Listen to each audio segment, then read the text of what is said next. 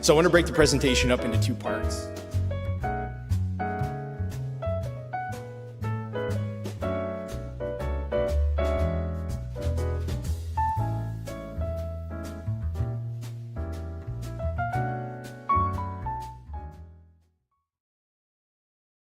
So I'm often asked, how do you pick the right people to invest in the sector? And I think one of the biggest things that I can suggest you do is relate to your own experience, whether it's in your personal life or your career, and think about those people or maybe yourself, those qualities that have made you excel, or somebody else who's excelled, moved up that ladder. Why did they do that? What made them successful?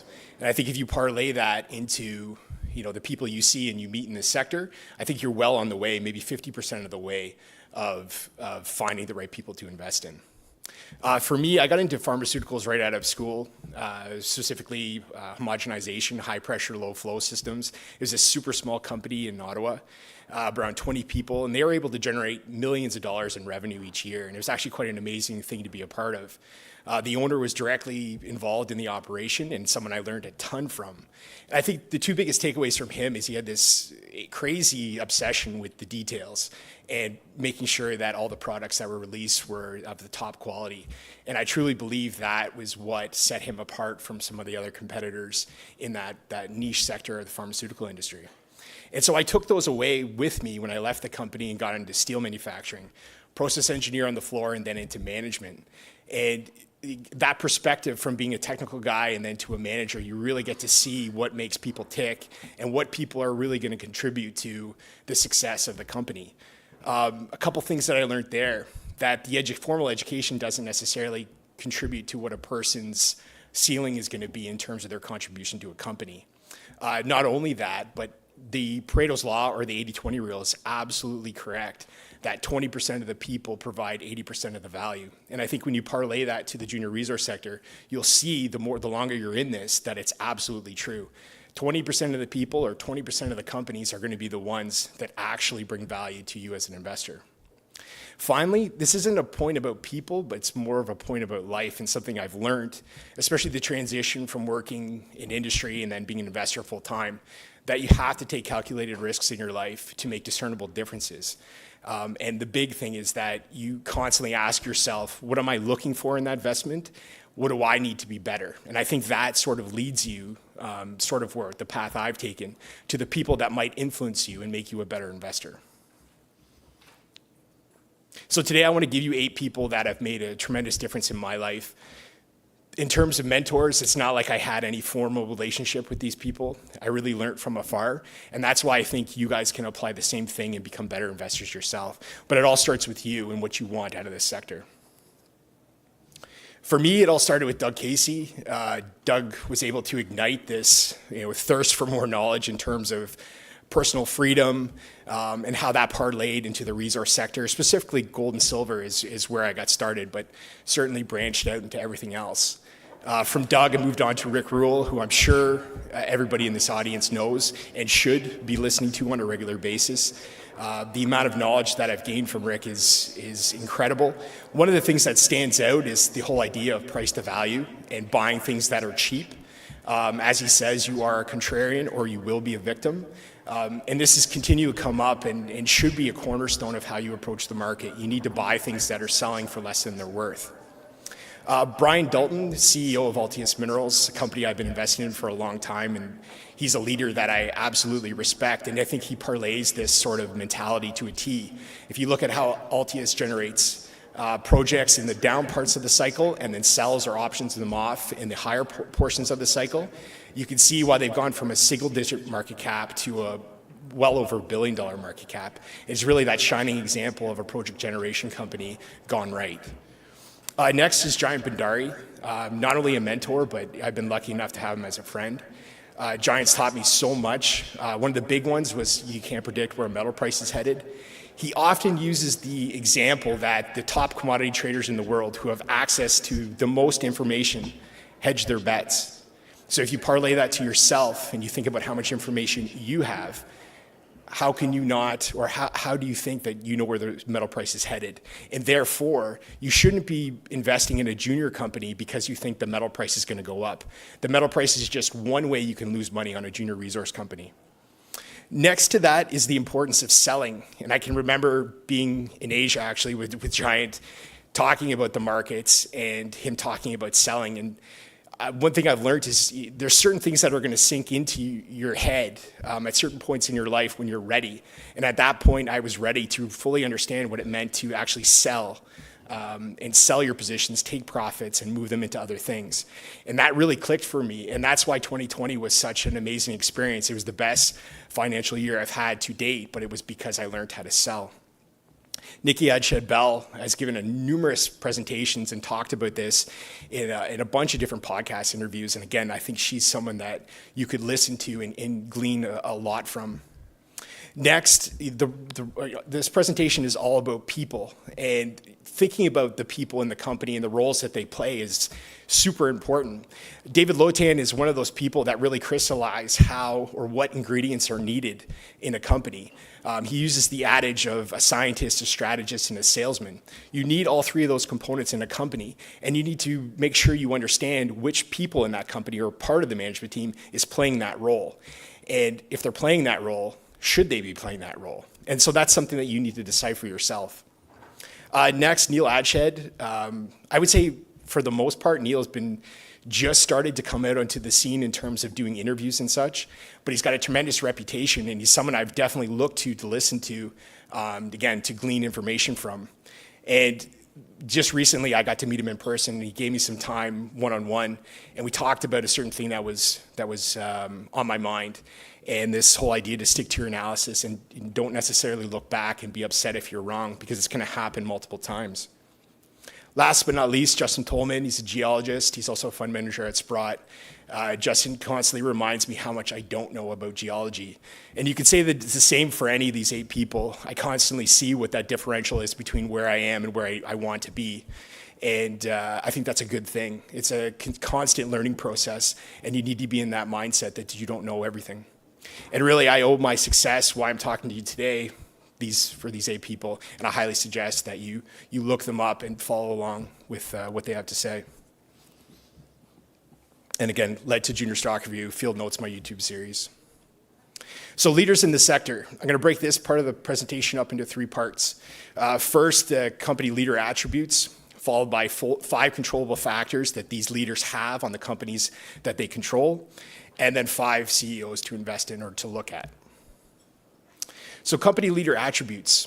More than ever, reputation has been a big thing for me, especially coming to these conferences. The fact that you're here today is a huge step towards you understanding better the sector and the people that you're investing in. I think the key point here is more than the good reputations is to stay away from the people that have bad reputations.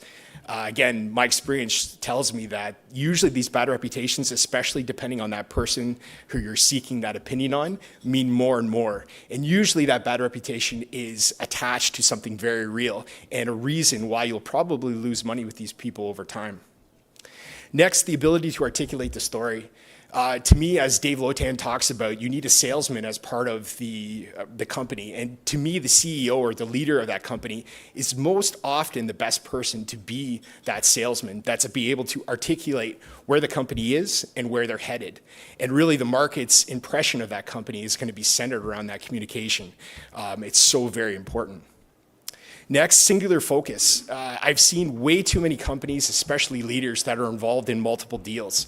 To me, in terms of who I invest in full-time jobs, to me it seems fairly obvious that you should have one focus. The guys that are in multiple deals, there's no way that you're getting 100% of their attention. Therefore, even if they are good, you're still not getting your best bang for your buck. Next, trustworthy and good track record. To me, if a person has a good reputation, usually they're trustworthy and usually they have a good track record. But I think you can look at what a person says, whether it's in a presentation at a conference, whether it's in a podcast interview or anything like that. I think you want to make sure that leaders or CEOs are doing what they say they're going to do. And if they don't do it, they have a good explanation of why they're not going to do it and how they're going to fix whatever issue that was brought up. They need to be clear on that. Next, with track record. Track record is one of those really great marketing gimmicks where everybody wants to say they were part of a discovery, part of an M&A transaction. Unfortunately, you're going to have to do more due diligence into it, and I really think that you should. And again, conferences are a great way for you to sort of weed that out, to see how much impact that person that's claiming they are part of the discovery or they're part of that transaction, that they are actually a meaningful part of it. To me, that's huge. And last, when you find these people in their certain roles, that their skill set and experience match the role that they're playing in the company. Case study, John Miniotis, he's presenting with me today, CEO of AbraSilver. To me, he echoes all of these, exemplifies all these attributes to a T. I've been invested with John since probably around 2018 when he took over CEO of the company, and really has been masterful in how he's positioned the company to get value recognition from the market. Right now, that investment going back to 2018 is around a 20x, and I think honestly it's just the tip of the cusp of this potential bull market we have ahead. And considering what AbraSilver has planned for this year on the exploration front and the development front, there aren't too many silver gold juniors that can produce the amount of ounces that they do already have in the ground and what they may have in the future. So 5 controllable factors to consider. So these are factors about the design of the company and how it's run that I think that you can judge the CEO or the leader by. So as the presentation suggests, the people are the big part. I think you can judge the leaders on how the people that are involved, how that's constructed, from the geologists to the engineers to the financial people that are involved. How does that fit with where that company is in their development curve? I think the contrast to that is that you want to see a payroll size and budget that reflects where the company is in their development. Does it make sense for a sub $10 million company to be giving over $1 million in salaries? I would suggest not, but that is something that you need to work out yourself. Next to that, the board of directors are supposed to act as the overseers, sort of the parent in the relationship. I think you want to see as many independent directors that don't have direct connections to the management team as possible.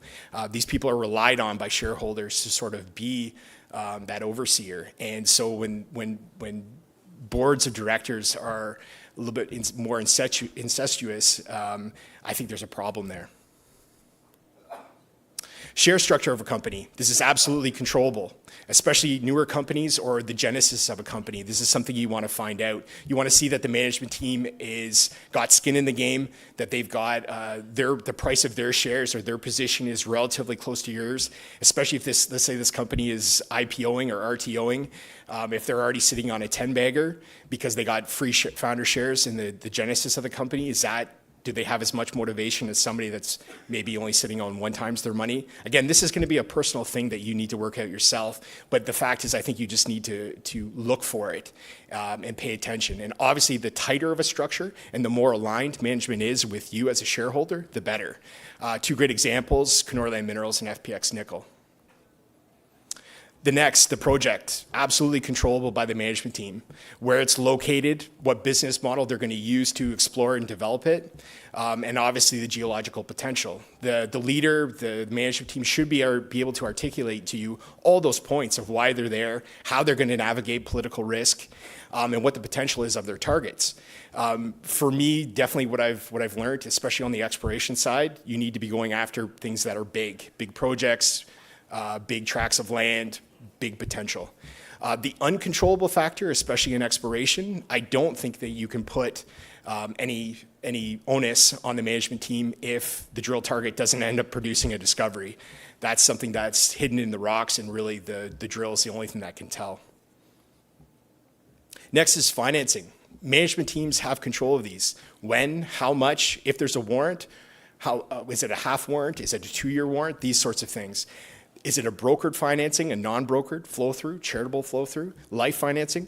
The management team should be able to describe to you why they've chosen the path that they have and when they've chosen it and at what price they've chosen it at. Is the financing attracting good, sticky money, smart money, high net worths, funds, maybe a good strategic partner in a senior mining company? These are clues, especially if the proximity to that senior company investment is relatively close to when you're looking at it, meaning in the last 6 months, the senior took a 5% position.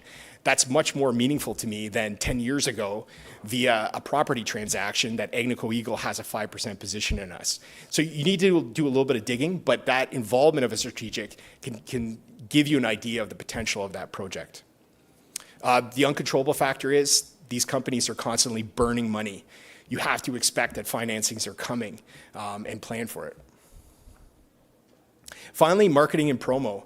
How a company presents itself, whether it's their website, their corporate deck, the conferences that they attend, the podcast interviews that they do. These are all ways that you can judge a company about how it's run and how they want to present themselves to the market.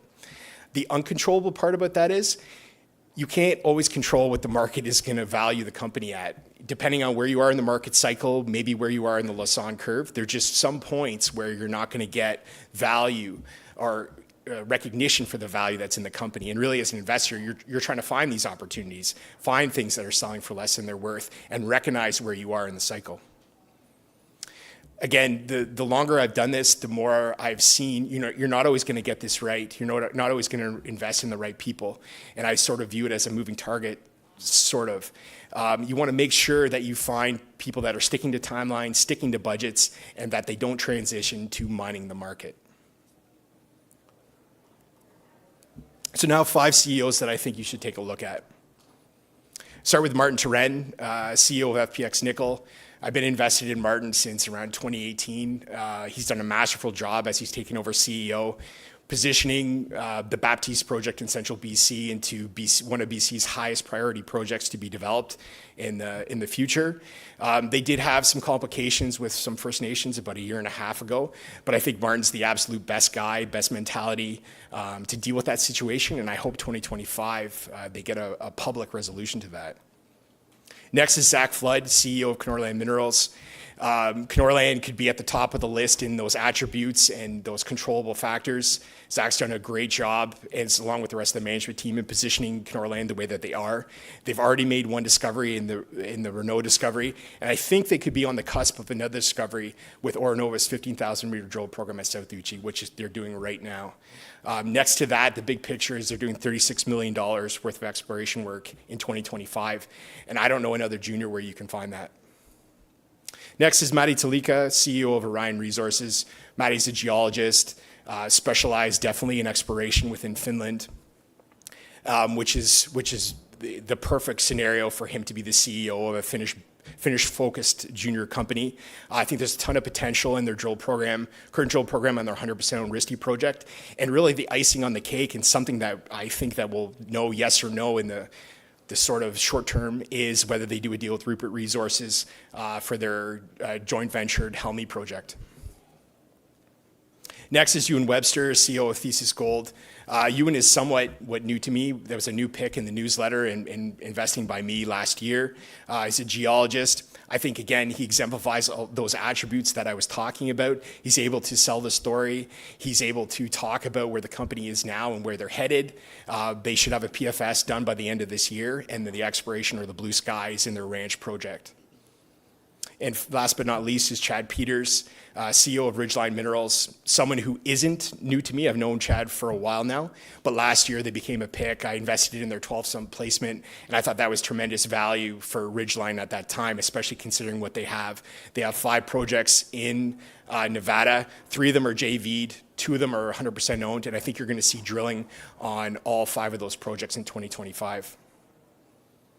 Cut through the noise, real analysis, real opportunities, real results. I hope you'll consider being a subscriber to Junior Stock Review. Last year we had an average weighted gain of over 150% for the portfolio, and I think 2025 is setting up to be an even better year.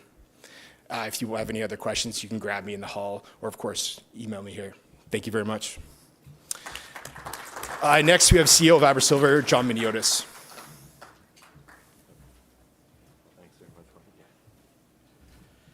Good morning, everyone. Thanks for being here. It's always great to be attending this conference. I've attended now for the past few years with Brian, and over that time period, the company has absolutely undergone quite a transformational phase. So today I'm really happy to walk you through some of those key milestones that we've been able to accomplish, and most importantly, walk you through some of the upcoming catalysts and why now is really one of the most exciting times for Abra Silver throughout our history. Of course, standard looking for disclaimers. Our key project is called Diablillos. This is a large-scale primary silver and gold project in the mining-friendly province of Salta in Argentina. This is quite a large-scale project now, and so Brian's been invested with us really from the onset, which was since 2019. At that stage, when we acquired this project, it was about 130 million ounces of silver equivalent, so had a good-sized resource. But our exploration team, based down in Argentina, has really done a phenomenal job for us, growing this on a very, very consistent basis. And so fast forward to where we sit today, we have a resource north of 250 million ounces of silver, so we've doubled that resource, and we've been able to achieve that with one of the lowest, if not the lowest, all-in discovery cash costs throughout the entire silver sector. So for every 11 cents we've spent on exploration over the last 5 years, we've been able to add an ounce of silver in the ground. And so really all the credit goes to our exploration team led by Dave O'Connor down in Argentina, who've just done a great job growing this project organically over time on a very, very cost-efficient basis. Now, last year was certainly a transformational year for us.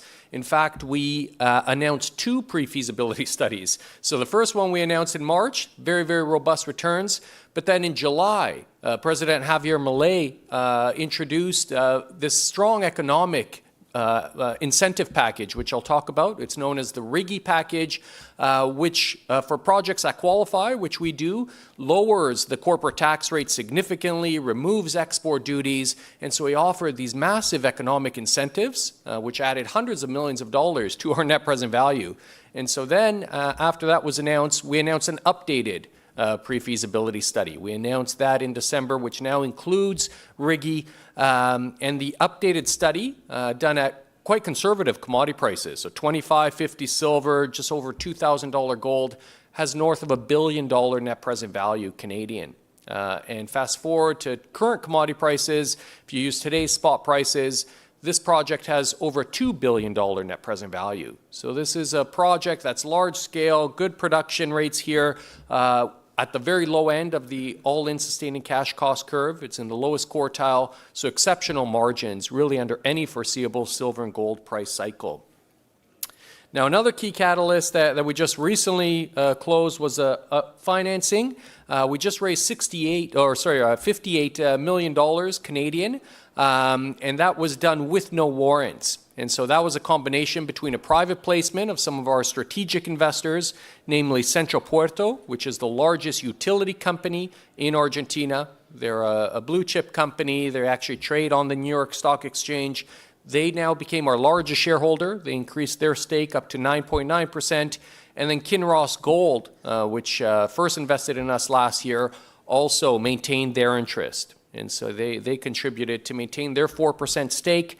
So that was the private placement, no brokerage fees, again, no warrants, so minimal dilution there. And then we also completed a $30 million bought deal led by National Bank and Beacon. Again, very, very favorable terms. And that allowed us to bring some large, well-known institutional shareholders as well as part of the register. So now we have a very, very clean capital structure. Even post-financing, over 150 million shares outstanding, no warrants, with all the cash we need to get this project to the construction decision.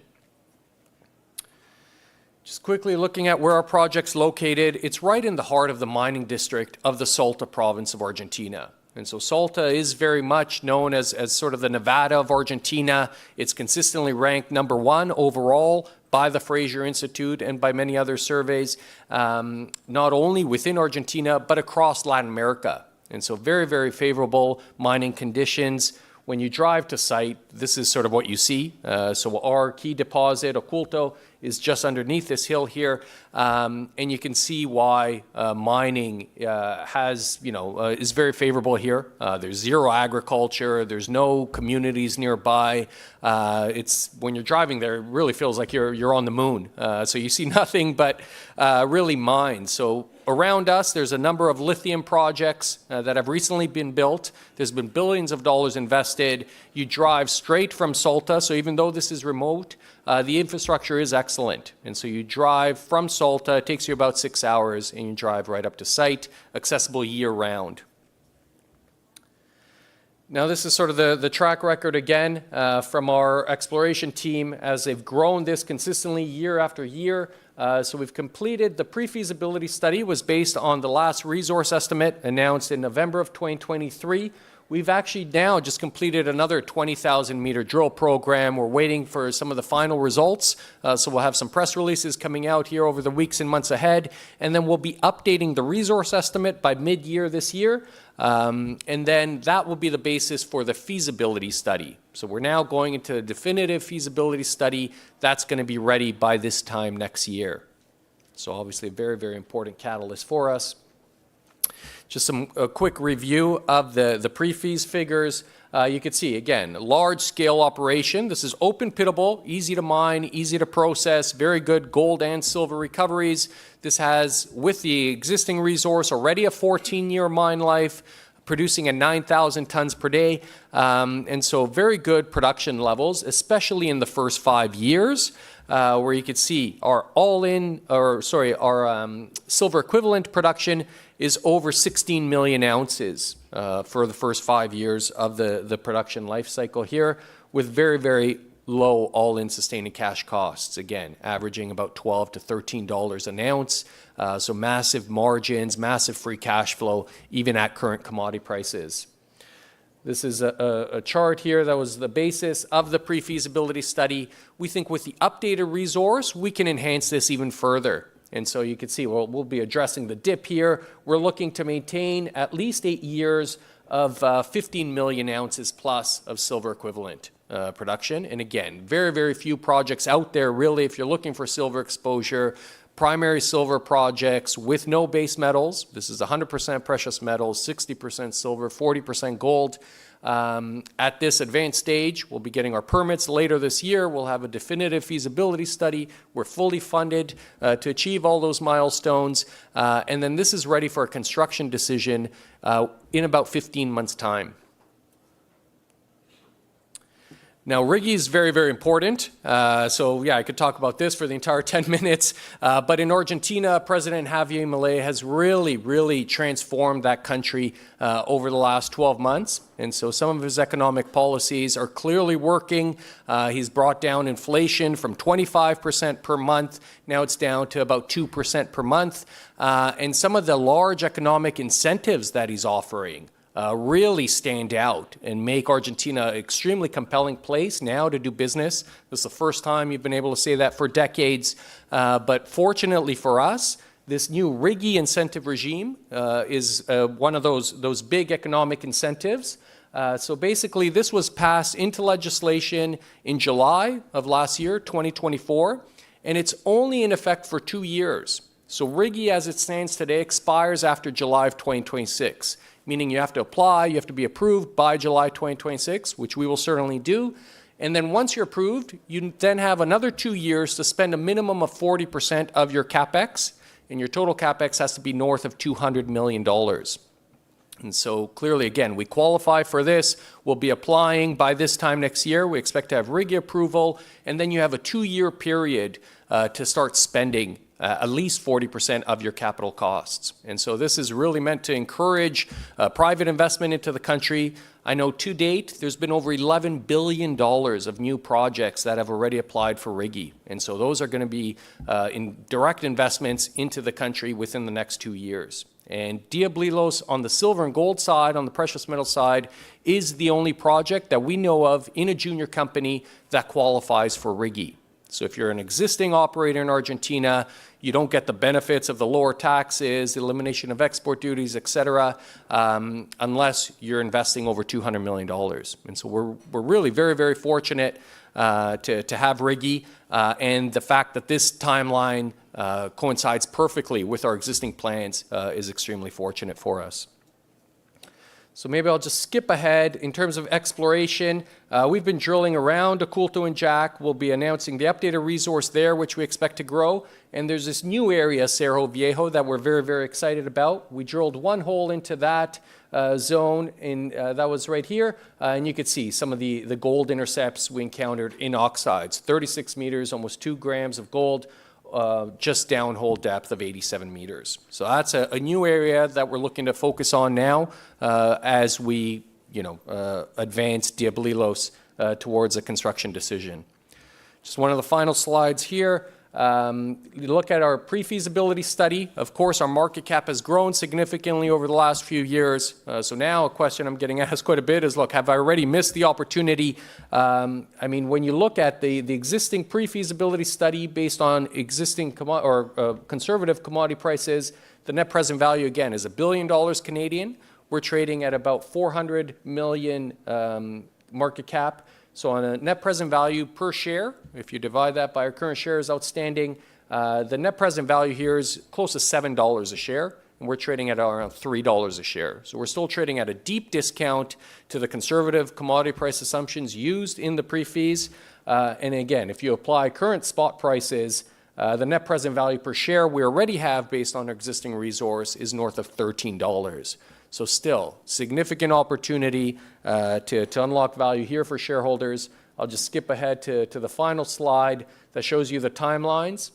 So over the next 12 months, you can expect a lot more drilling. We're going to be announcing a Phase 5 drill program shortly, so stay tuned for that. We're doing lots of test work to continue to optimize that mine plan, update a mineral resource estimate by middle of this year. We'll get our EIA permits in place later on this year as well. And then next year, really, by this time, completing a feasibility study, and then we're shovel ready to hit the ground with a construction decision by middle of next year. So really, really exciting opportunity for us. I think I'm out of time, unfortunately. But thank you, everyone, for your attention. And I think we'll be taking Q&A. Is it at our booth? At my booth, the AbraSilver booth, just down the hall there. So thank you very much, everyone.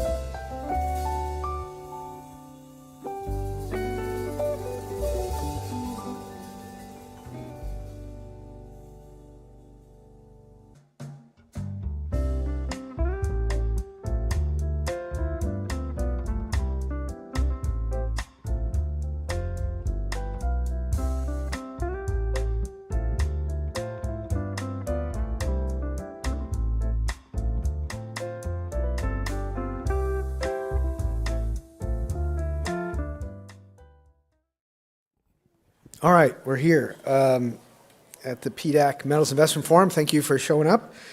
Yeah, let's get going. Today we've got three companies, and I'm sorry that Corex couldn't make it, but the guy from South Africa had a hard time getting his visa into this country. Don't ask me.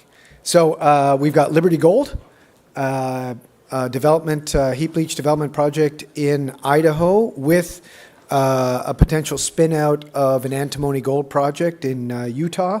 We've got Southern Cross Gold, probably, I think, the only ASX listed company in the Metals Investment Forum.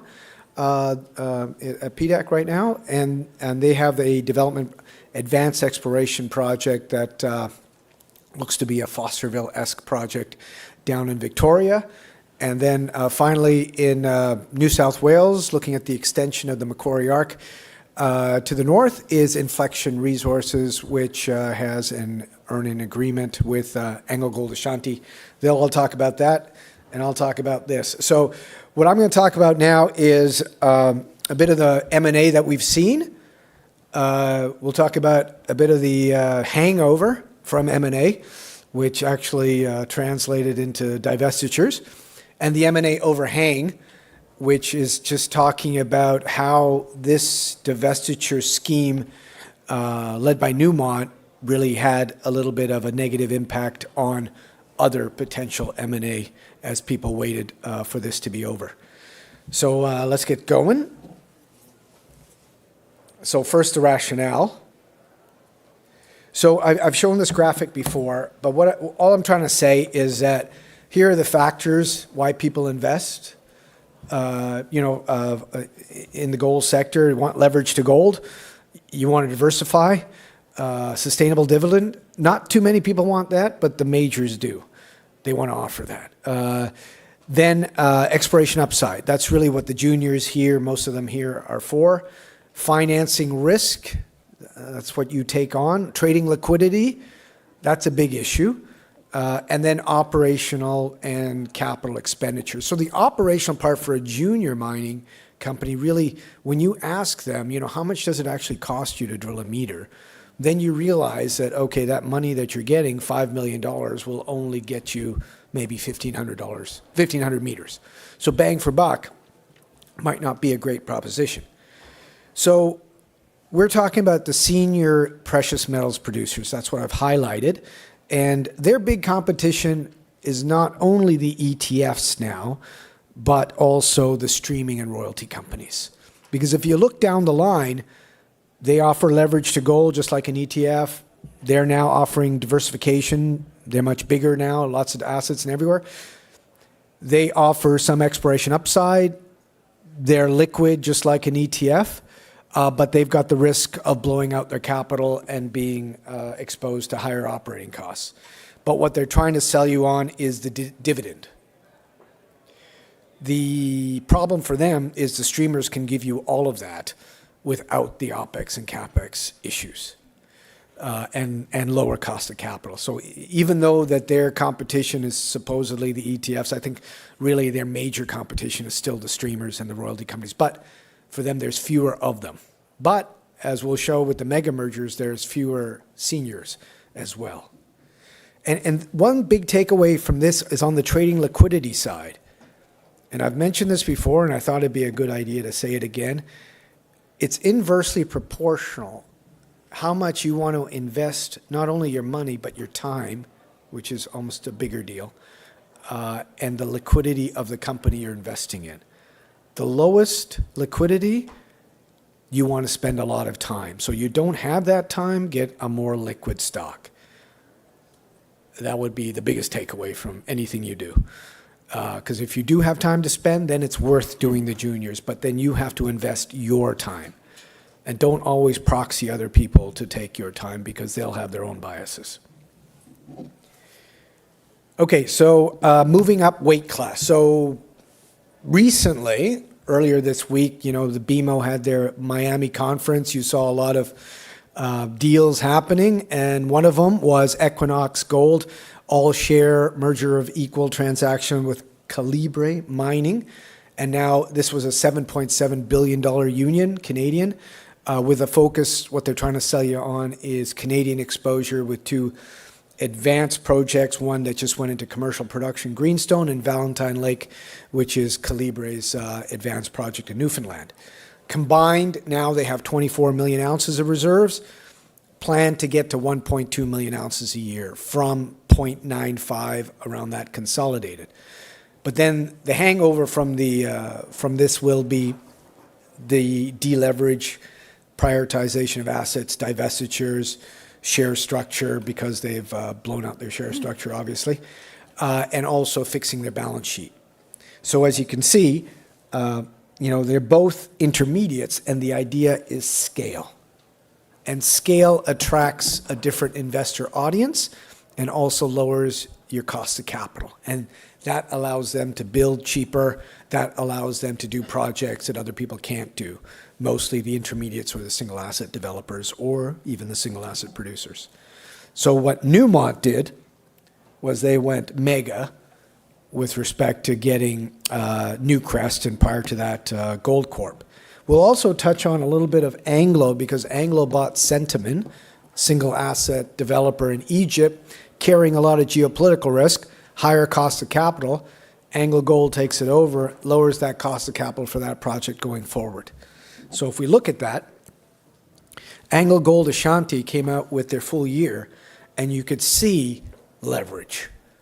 So that is $942 million of free cash flow, not revenue, from around 119. So almost a 9 times increase in free cash flow. And most of that, all of that, was the gold price. That's exactly what people are looking for. Very little had to do with sentiment at that time, because the absorption of that company and getting it onto their balance sheet took a little bit longer. So not much increase in sales volume, but the big deal was the gold price. So that 25% increase in the gold price got them a 9 times increase in their free cash flow. Will that keep going? Probably not. That's why, as you look at the share price, it did very well coming up to that time. It was up about 46%. Got up to a peak of US $33.60. And so, and that was the acquisition of Centamin, this $2.3 billion acquisition of Centamin, the biggest deal with that was the reserves. Because if they didn't have that, their reserves would be depleted year on year. They wouldn't have an increase in reserves. So the M&A masked the issue that they're not growing in terms of organically. And that's an issue for a lot of big companies. And AngloGold is not as big as Newmont. And you could see the other big thing is that the increase in their resource growth. So a third of their overall resource growth here was just the acquisition. All of that increase in reserves was acquisition. So that's what Centamin did for them. And so if we look at our example, our case study, let's say, is Newmont. So Newmont, the mega merger was closed in November 2023. It was a $28.8 billion Australian acquisition, which was announced in May, all share. And that consolidated, in terms of that ended up being $19 billion US. They also paid another $500 million of just integration and transaction costs over about 18 months. So if we look at the rationale, and this is the rationale, is the same for Equinox, is the same for Anglo, is volume. Because they have a hard time growing. When you get up to a certain amount of ounces, geology is just going to stop you.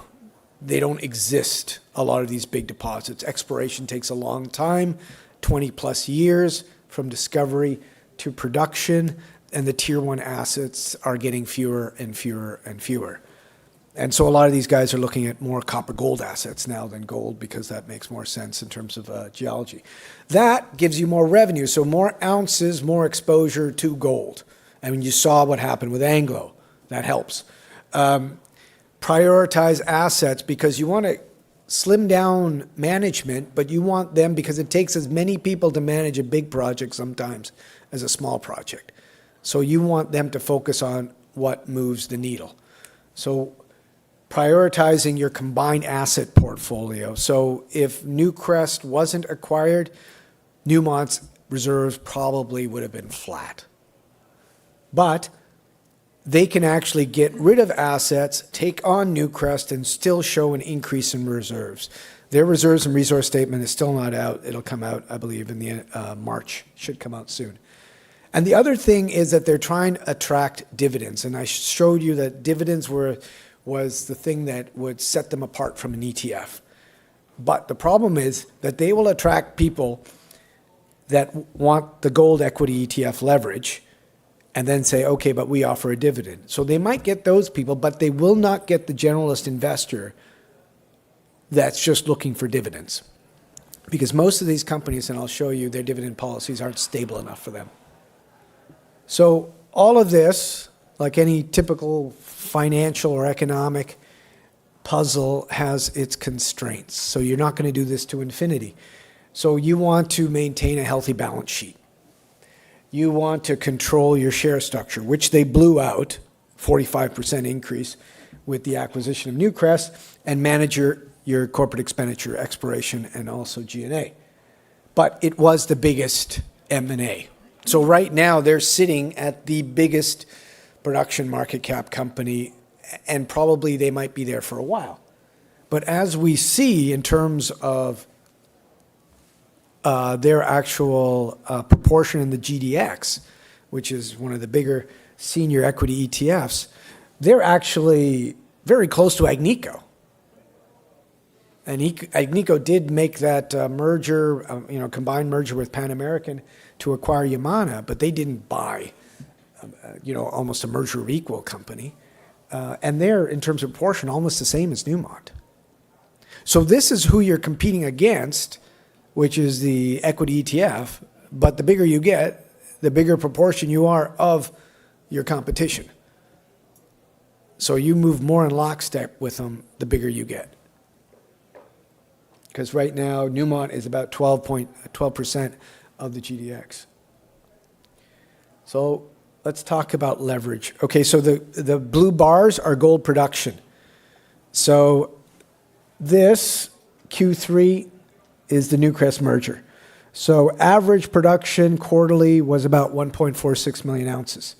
This would be the revenue generated, about $2.93 billion. 50% increase in revenue on a per share basis, a 12% increase. So still accretive because you increased your share count by 45%.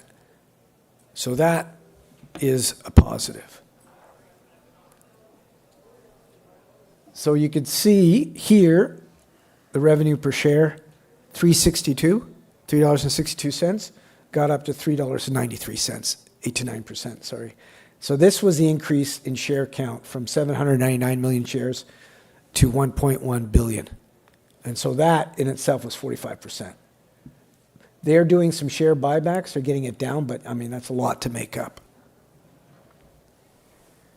So this is good to get an accretive metric like revenue per share. But again, 45% increase in share count really impacts the revenue per share because you only get an 8 to 9% increase in the revenue per share.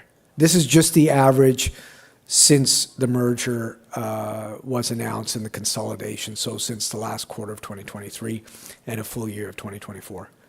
Okay, so overhead. So G&A. So Newmont peaked around 6% of their revenue at G&A. So post-merger, they've managed to cut. And then they're making more money, so the denominator has increased, but they've reduced the G&A such that they tried to maintain at 4%. So that's positive. This is a problem with attracting generalists. So this is your dividend policy over the last 4 years. So gone from 14 cents per share up to 55 cents per share, and now your long-term is more like 25 cents per share. So that can't attract somebody that's looking for a stable dividend policy. They have to show that for an extended period of time before they can attract that kind of investor that they're looking for. But you can see the peak of dividend payout was actually the first quarter post-merger, because that's when they increased the share count by 45%, and they had to reduce the dividend policy to 40 cents because they couldn't manage a 55-cent per share dividend policy with a 45% increase in the share count. And so the balance sheet. And so this is December 2022, end of year, December 2023, December 2024. Metrics like working capital, long-term debt, net debt. Reclamation is important because you're taking on more assets now with more liabilities. And then this is the value originally of the assets for sale, and that's the share count change. So you can see that their working capital went down 60% post-merger. Their net debt went up 174%. So this is what they had to try and fix. So the divestitures that we'll go through are trying to hit that and improve their balance sheet. So you can see here that post the end of 2023 to 2024, so they had a full year of the merger, they managed to increase their working capital by 213%. A lot of that was cash from sales from the divestitures. And their net debt was up, but increasing at a lower rate. Net debt was down by half. Very important. So they're working their way to clean up their balance sheet. So in terms of their share buyback, so here I showed you down here, 45% increase in share count. Their share buyback reduced their share count by about 2%. So not a huge impact. Most of the buying was in the tail end when they were going up. I'll show you that later in the share price, but they paid about $48 per share. They bought about $1.24 billion of shares in 2024. Okay, so we can talk about the rationalization. So as soon as they got the companies together, 13 operating asset core. So that G&A was going to manage 13 assets on 4 continents. So the big development projects, the growth for them now is in Australia. The Cadia project, Cadia is underground, Macquarie Arc, Tanami, West Australia, and Ghana, Ahafo North. And so what then they looked at and developed very successfully a short-term, high-octane plan of divestiture of not only their non-priority Tier 2 assets, but also those of Newcrest. And so this is a timeline. These are the assets sold, cumulative of what they sold. And you can see that they started off, what was easy was the Fruto del Norte stream. They sold that to Lundin Gold. Batu Ijau contingency payment that they had after the sale. And then they started selling assets. This is all inventory, no reserves here. Telfer in West Australia. Then Akyem was a big one, Tazijian. Then we had a whole bunch of knocked out here. Musselwhite, Eleanor, Cripple Creek, Porcupine. And that cumulatively, their target was $2 billion. They ended up getting over 4 because of the 25% increase in the gold price, increased sentiment for gold assets. And the actual operating assets, the things people were waiting for, the producing assets, were about 3.8 billion. Okay, so everybody keeps a number in their balance sheet. Assets for carrying value of any assets, of any operation. So they have the assets and the liabilities. So I took the net assets minus liabilities, what they were holding for their assets for sale. And so you can see these were all the operating assets. So Akyem was the one they sold at the biggest premium from the holding, from what they actually hold in terms of their cost.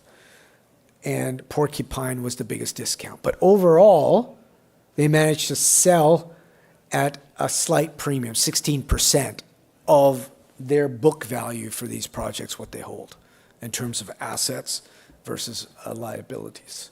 So that was good. So here's the divestments. And, you know, when I worked for Newmont, this is a long time ago in the 2000s, the first CEO that I worked for, he was an oil guy, so it was all about reserves, growing reserves, never sell production. But you can sell production if you're taking on production. which is what they were going to do with Newcrest.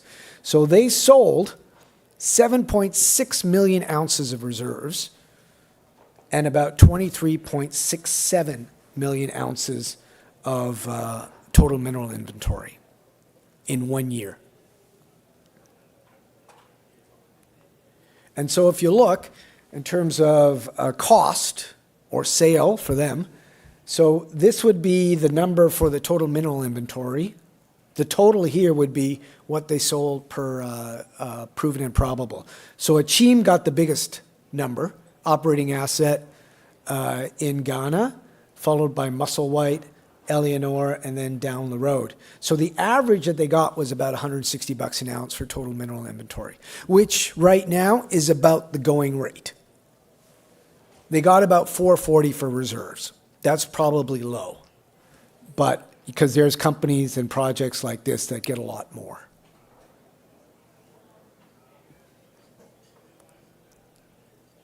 So with all that, what happened? That's what happened. So this is from 2023, end of 2023. The black line is Newmont's index share performance since the beginning of 2024. And this is the GDX, what they're competing against. So post-merger, they were basically in line until October 2024 when they announced their Q3 earnings.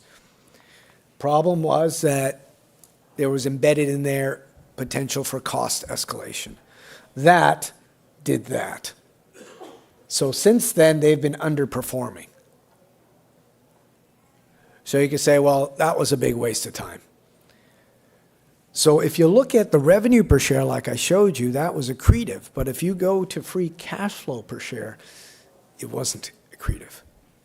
So this is their free cash flow per share average in the quarters up to 2020 before the merger per share.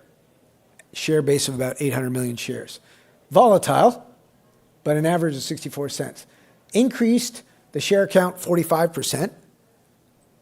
You have some negative free cash flow due to the consolidation. It's about 47 cents, so a reduction of about a third. Encouragingly, if they can manage and keep that up there, I'd be wanting to see a number going forward higher than it was before. That would be encouraging going forward after we have another year of consolidation. So these sort of graphics and this sort of data is what you also want to do in terms of the Equinox and Calibre merger. Look at this on a per share basis to see if it was really accretive and it made any sense. All right, I think I'm done. Thank you very much.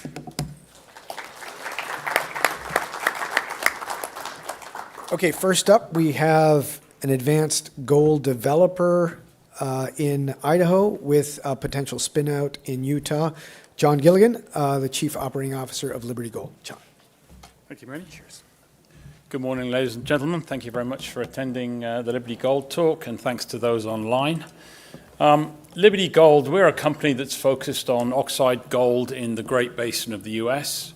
We like oxide gold systems because typically they're large scale, long lived, low cost to build, low cost to operate, and they uniquely show huge torque in value to the gold price. And I hope you'll learn a little bit about Black Pine, which is our flagship asset, in the next couple of minutes. I will be making forward-looking statements. That was the cautionary notes. Excuse me, back. I made a mistake here.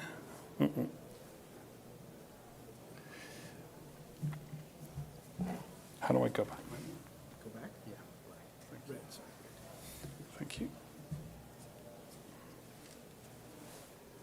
All right, here we go. Apologies, ladies and gentlemen. Right. We completed a pre-feasibility study on Black Pine, which is our large flagship asset, in late last year. And I'll take you through some of the details of that asset in a few moments. It is a run-of-mine open-pit heap leach project, technically very simple. and we believe we can develop this as the restart to a previous mine in an environmentally responsible way. We have $11 million of cash in the bank. We have long-term holdings from the major institutions, Van Eck, Franklin, Merckx, RCF. Wheaton are also are welcome to our register. They hold the 0.5% royalty on Black Pine, which is a very small royalty typically for these types of projects in the Great Basin. Last year was a transformative year for the company. We have been an explorer for many years and been very successful in discovering and then moving on oxide gold deposits in the Great Basin. We've made the decision that Black Pine's the one we want to build. So we released our pre-feasibility study.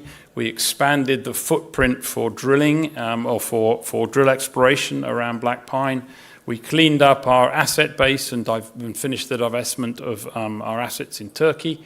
And we are now moving very fast down the road along mine permitting. 25 yesterday saw us submit the initial mine plan of operation to start permitting of Black Pine. And a week ago, we announced the bifurcation of the company based on some very exciting exploration news on antimony in our Goldstrike property, which we held as an oxide property in southern Utah. That will then be rifted off as a separate company, the gold with the antimony, to create a new U.S. critical minerals company. So some quick thoughts on Black Pine.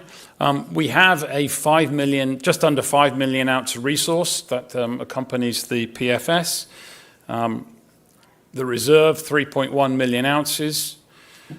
All of that is underpinned by some very nice high-grade mineralization sitting in the carbonate column that defines the ore body. 1.7 million ounces at a gram, that's just above a 0.5 cutoff. And these are high-grade lenses sitting in interlayer cake, if you like, in a carbonate column. And that really drives the economics of this project. This is a snapshot of the results from the pre-feasibility study. We declared the financials at $2,000 gold. So we have just over $500 million NPV, 32% IRR, 3-year payback on an initial capital of just over $300 million, which is a very reasonable entry fee. 2 million ounces, just over 2 million ounces produced over the life of mine, 183,000 ounces a year for the first 5 years for an AISC of just over $1,200. If you look at the bottom set of boxes, you can see the torque to gold price, current spot. You triple the NPV, double the IRR, and basically payback goes to a third of the original. So these things have massive response to rising gold prices. Very conveniently located, that big blue line is the I-84, so we're about 10 kilometers off that major highway. Salt Lake City is a couple of hours to the south, and Burley, which is the local town, is about an hour to the north. You can see the pits, Discovery, M, E, CD, and Rangefront, 2 large pits and some satellite pits. Relatively straightforward. The satellite pits are single phase, Discovery and Rangefront sort of 3 phases each. Very straightforward open pit. Truck to the heap leach facility. No crushing, no agglomeration. Single pad, shallow slope, flat, easy to build. Recovery plant at the base of the heap, and then site services is truck shop and maintenance shop. Power line exists. We have power to site already. We just have to put a substation in and tap off the line. The water wells exist. They are equipped and pumping right now. We repurpose that water for the mine site and take it out of ag production, put it into mining, and then put it back into ag production at the end of the mine life. Critical here is there's no new water draw on the basin. So from an environmental perspective, we're not creating any impact on water resources. That's fundamental in this area. Very attractive project. Low environmental impact. This is a very arid part of southern Idaho, so no streams, no lakes, no fish, no waters of the U.S., no trees, no timber values, no threatened and endangered species, no cultural issues. It's an extremely favorable position, and of course, it's a prior restart to an old mine. We front-end loaded the production schedule, so you can see in the first 5 years, we get years nicely above 200,000 ounces. That's for a 0.45 cutoff grade. Ore to the heap, 50,000 tons a day. We think going into feasibility, which is due to start at the end of this year, we think we can take that to 65,000 tons a day. So look for those production levels to increase as we go into the feasibility study. That midlife sort of dip where you can see the hashed bars, we've already identified something like 50% of that additional resource, and we've drilled it out. We'll finish drilling that out this year, and we'll solve that problem going into feasibility. Low strip ratio, 1.3. Strip ratio is fundamental to these assets to keep them cost under control. If you look at $9.11 on the bottom right-hand side, that's the total operating cost for this mine. To give you a perspective on that number, at spot prices, a gram of gold is worth $91 today. That means you get, for a 0.1 recovered of gold, you get $9.1. That tells you today 0.1 recovered is our break-even cutoff grade for this asset. That's why you can mine down to grades that give other people heartburn. Lots of upside on the exploration potential here. We have 40 square kilometers already permitted for drilling. There's an additional 30 around that hasn't been permitted yet. So there is going to be an ongoing exploration story for years at this site. We've got a clear plan for feasibility going forward for this year. We've got resource drilling. We'll finish our resource model by Q4, and then we will go into feasibility at the end of this year. This is the timeline for permitting.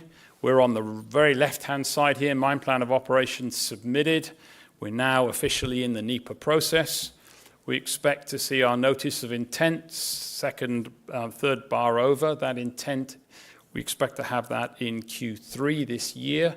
And that, at that point, we're 24 months from the decision notice. That decision notice we expect second half of 27, which means a construction decision late 27, build early 28, metal late 28. So we are 3 years away from construction, just under 4 from production. Exciting times for Black Pine. Finally, our Goldstrike deposit. This is the one in southern Utah. This is an arcuate mineral system in the middle where it says Goldstrike Main. We have a 1.2 ounce gold deposit that's well drilled.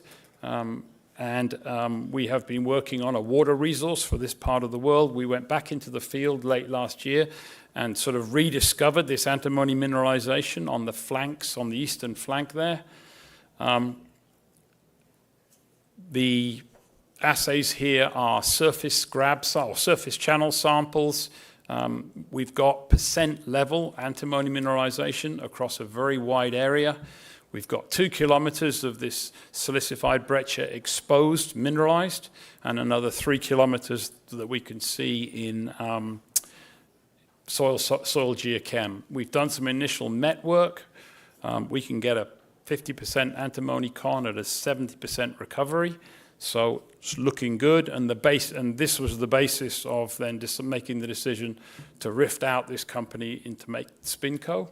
So first item, gold and antimony is going to form a critical metals company. We expect to put that to shareholders late in Q2 and form that company early in Q3. And it will then be a vehicle. We're already identifying other options to go into that, and that will be the vehicle to take this forward.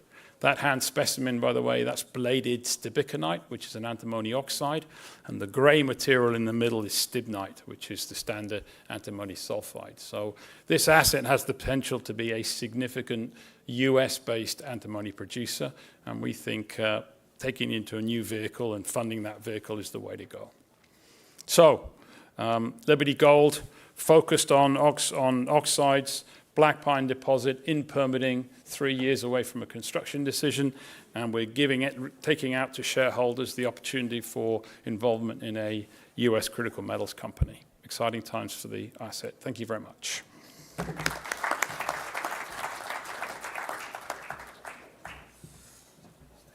Right, now we're going to move to the other side of the world. So we're going to move from an oxide heap leach, low-grade deposit with lower capital intensity to a high-grade, potentially underground project at Sunday Creek in the Fosterville area of Victoria. Mike Hudson, CEO. Mike.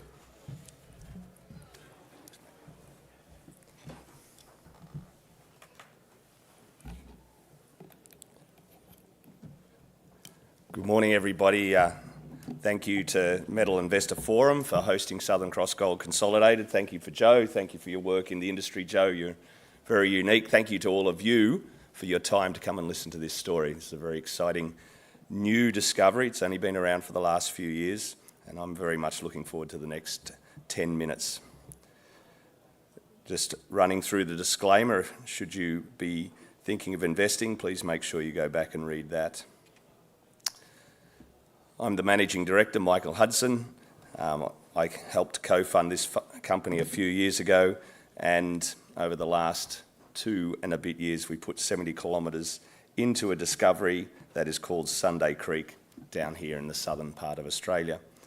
It's been rated independently by Richard Shoddy from Minex Consulting at the end of 2023 as one of the key 12 discoveries across all commodities in Australia. Since 2023, we've doubled the project, so it's certainly become more important than less important, and you can see some of the other key discoveries there in Australia. Just looking at the metrics, Joe, we are dual listed. So despite the accent, despite the only Australian listing here, you can buy this stock in Canada.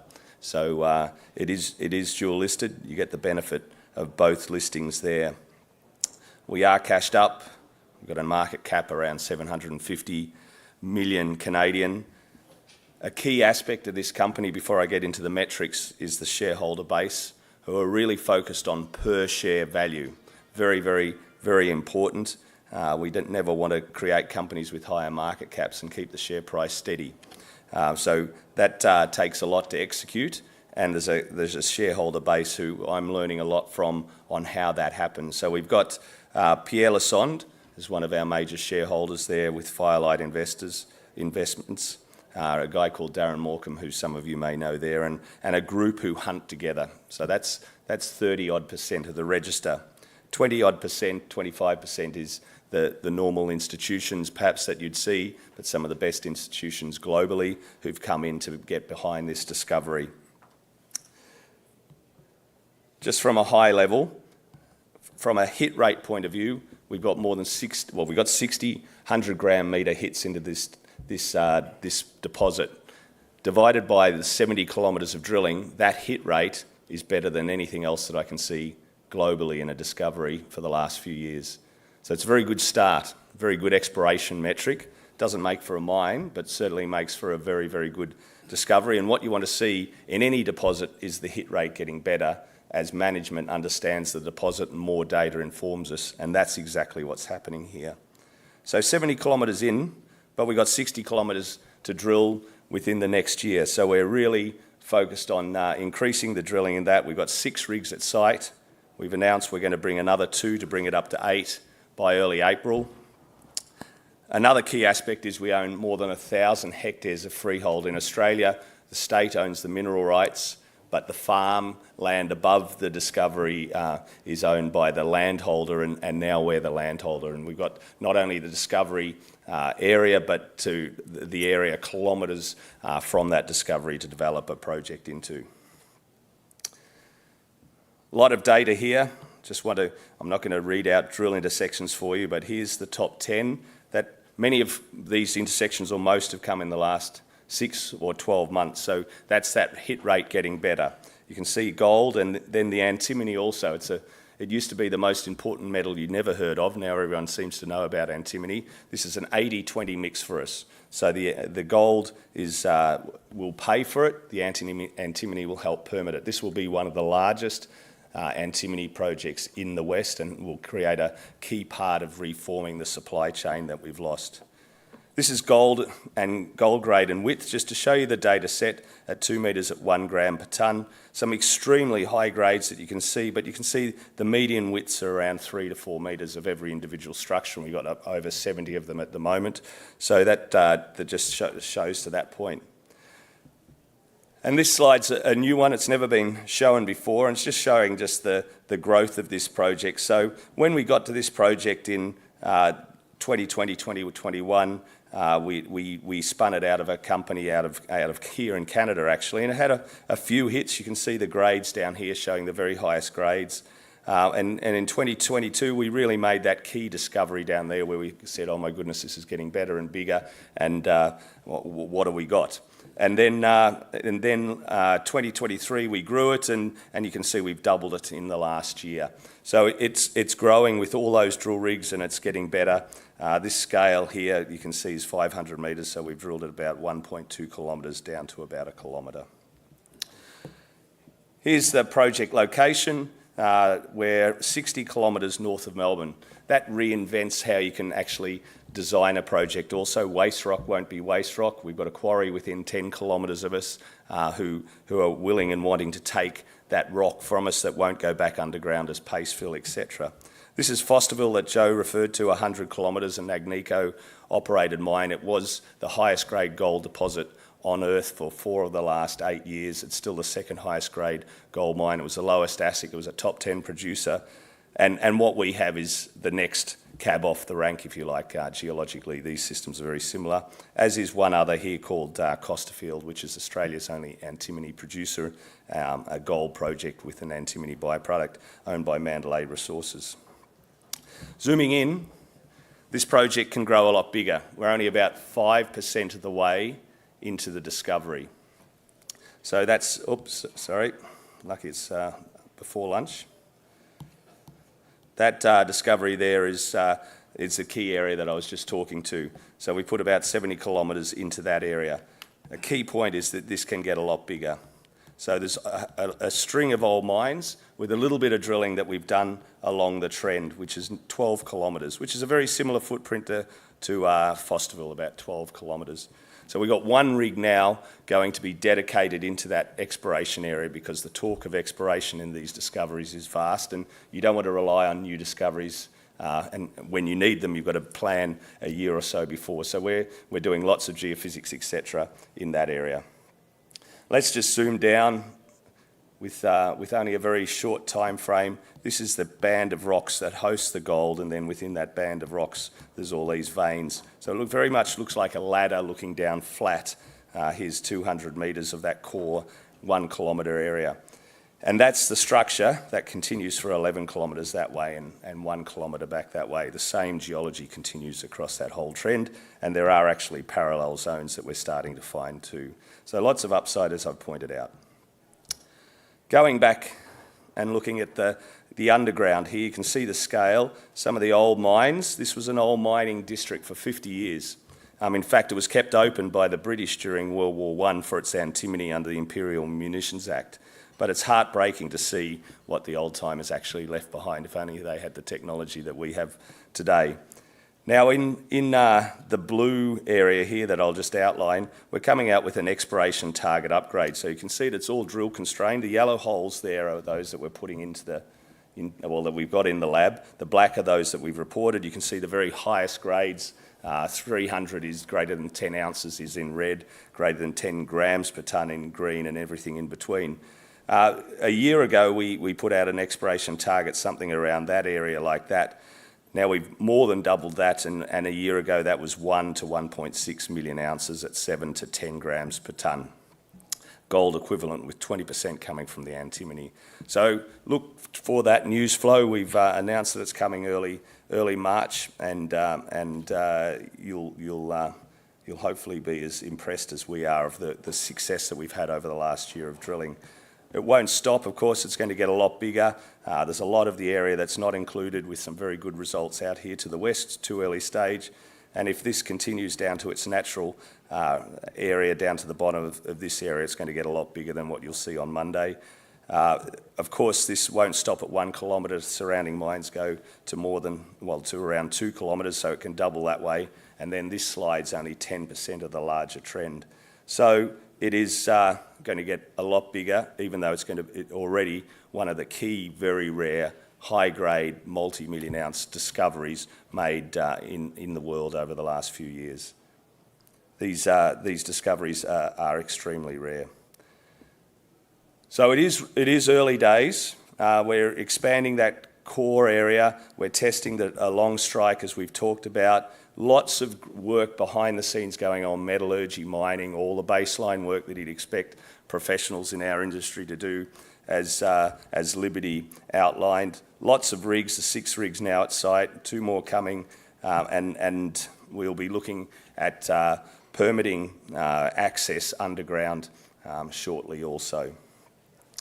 So one of the discoveries with the highest hit rate globally, we've de-risked it from many points of view, from the metallurgical point of view, large exploration upside, the antimony being a key part of it. Gold will pay for it, antimony will help permit it. A very good team. We've got Kenny Bush, Lisa Gibbons and Nick Mead here. We're just out the door, so please come and visit us.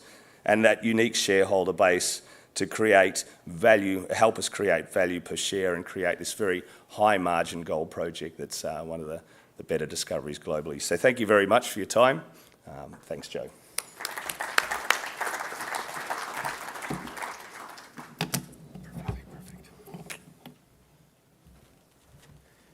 Right. We're going to stay in Australia, but now we're going to do copper and gold in the northern edges of the Macquarie Arc, where we have big deposits like Cadia and that, which is now operated by Newcrest, with Inflection Resources, with Alistair Waddell, the CEO. Alistair. Thanks, Joe. Good morning. Thanks for attending the presentation. I'm going to speak to you about Inflection, and as Joe says, looking for very large copper gold deposits in New South Wales, Australia. We're listed here on the CSE and also in the US on the OTCQB and also in Frankfurt. I will be making lots and lots of forward-looking statements, so please bear that in mind. So what are we doing? We're exploring mining-friendly New South Wales for very large copper gold deposits in a belt of rocks called the Macquarie Arc. We're located about 4.5 hours drive west of Sydney. And we're going to talk a little bit about a partnership we have with AngloGold Ashanti, who's basically funding pretty much everything that we're doing there in New South Wales. I'll talk a little bit about our land position. I think we are, in fact, the largest holders of exploration licenses in the state with over 7,000 square kilometres of ground. And I'll talk a little bit about our strategy, how we go about exploring such a big portfolio. Just a little bit on the capital structure, just over 100 million shares outstanding. About a third of the companies in retail hands, about a quarter of the companies held by the management team. And we've got a strong institutional support from Crescat and RCF and a couple of others. But the statistic I always love to quote is about 62% of the shares are held by 10 individuals or individual groups. I won't dwell on the team too much, but the theme is a very technically driven story. There's a lot of geologists. I think there's 8 geologists in the core team. I'll just draw your attention to a couple of names. Fraser McQuarkendale, one of our directors. He was the global head of exploration for Newcrest Mining until the acquisition by Newmont. Stuart Smith was the former head of copper exploration for Teck. Dr. Douglas Haynes, who was the chief geoscientist for Western Mining, a very successful Australian mining group that was involved in a number of very big discoveries, including Olympic Dam, one of the world's biggest copper gold deposits, and more recently involved with the discovery of the Kamoa deposit for Friedland in Idaho. And then what are we doing over in this part of the world? Well, we're exploring this belt of rocks called the Macquarie Arc. And this is host to some very, very big mines. And if you look at the map there, that sort of grey unit at the bottom, that is the Macquarie Arc. It's a belt of volcanic rocks, host to Cadia. This is Australia's largest gold mine, big copper gold mine, big block cave operation owned by Newmont. And the other couple of big deposits in the belt are North Parks and Cowal. This is owned by Evolution Mining. And The key thing to note on this particular slide is our land position there in the orange. That's our exploration licenses. And that pale orange color, that is a blanket of younger sedimentary rocks sitting on top of the prospective geology, masking the northern extension of that belt. So we're exploring through cover, but we're looking for something very large and potentially very valuable, this northern extension of this belt. And this is what the terrain looks like. It's a beautiful place to explore. It's got excellent infrastructure, but it's really fairly barren lands in many respects. It's sort of bushland, cattle stations or big commercial farms where they grow grain or canola and things like that. So it's an easy place to operate, and more importantly, makes a very cost-effective exploration. We're not dealing with seasonality here. There's no need for remote camps and things like this. You can pretty much drive anywhere you want to go and work year-round, but we've just got to deal with the cover that's masking the underlying geology. And this is probably the key image that explains the opportunity in many ways. You can sort of see that simplified geological map on the left-hand side showing the location of the mines or land position. And on the right is a magnetic map showing the extent of the belt where it disappears under the cover. So this was a regional magnetic survey flown by the government of New South Wales to encourage investment in mining exploration, and it demonstrated that the belt continued under that blanket of sediments. And this is where Dr. Douglas Haynes came in. He essentially built an interpretive geological map, extrapolating the known geology outcropping in the south all the way under that blanket of sediments to the north. And in doing so, he identified about 36 very large targets he considered analogous to the big deposits further to the south. And that was the opportunity. These were all on open ground when we started this in 2018, hence being able to acquire this through essentially staking. And this is a simple cartoon of the geological model, sort of 3D model. We've got the blanket of sediments sitting on top of the much older prospective volcanic rocks. We're exploring these alkalic porphyry systems. They call them pencil porphyries in this part of the world. They're very essentially skinny, intrusive bodies, vertically very extensive, but very narrow in essentially diameter. But they've got very unique characteristics and in terms of their geochemistry and also their halo. So you have a sort of core zone of mineralization in a very simplistic manner, and out border that you've got sort of concentric zones of alteration, which is very distinctive and what we use to explore.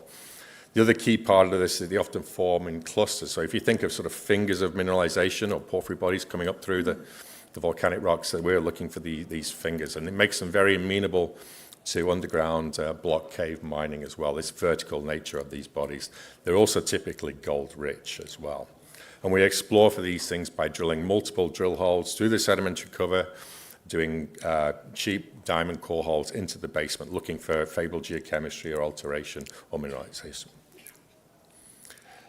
So with this strategy and the land position, we're able to attract a partnership with AngloGold Ashanti. And this is one of the key things here. It's a 4-stage deal. We've been operating this since the summer of 23. And phase 1 is a $10 million, these are all Australian dollars, prospecting phase, doing lots of short drill holes across the whole portfolio, looking for these geochemical signatures underneath this blanket of sediments, testing big geophysical anomalies.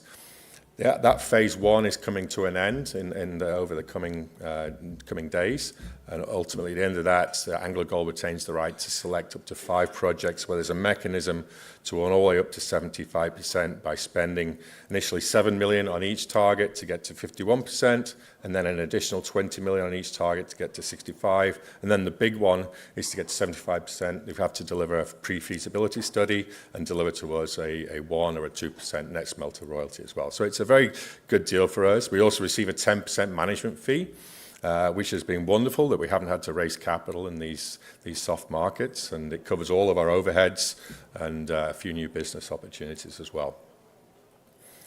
And this is just to give you a sense of the spread of our target portfolio there. So they extend over about 250 kilometers from north to south. We have a few projects outside of that as well, but for the most part, the icons in the red are the AngloGold targets that we've been systematically working through as part of that phase 1 $10 million program.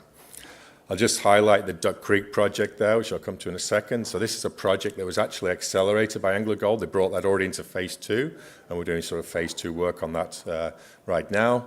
And also in the southern part, the belt at the bottom of the screen there is the Trangie target as well. And this is a target, we put some news out a couple of weeks ago now, where we had some very promising early stage drill results from shallow drilling as well. And this is our Trangie target. So it was a geophysical target. So the map on the left is a magnetic map. And we're essentially drilling a magnetic high, following up a very shallow drill hole there, where we, in that sort of scout prospecting phase, we got 10 meters at 0.4 grams per ton gold.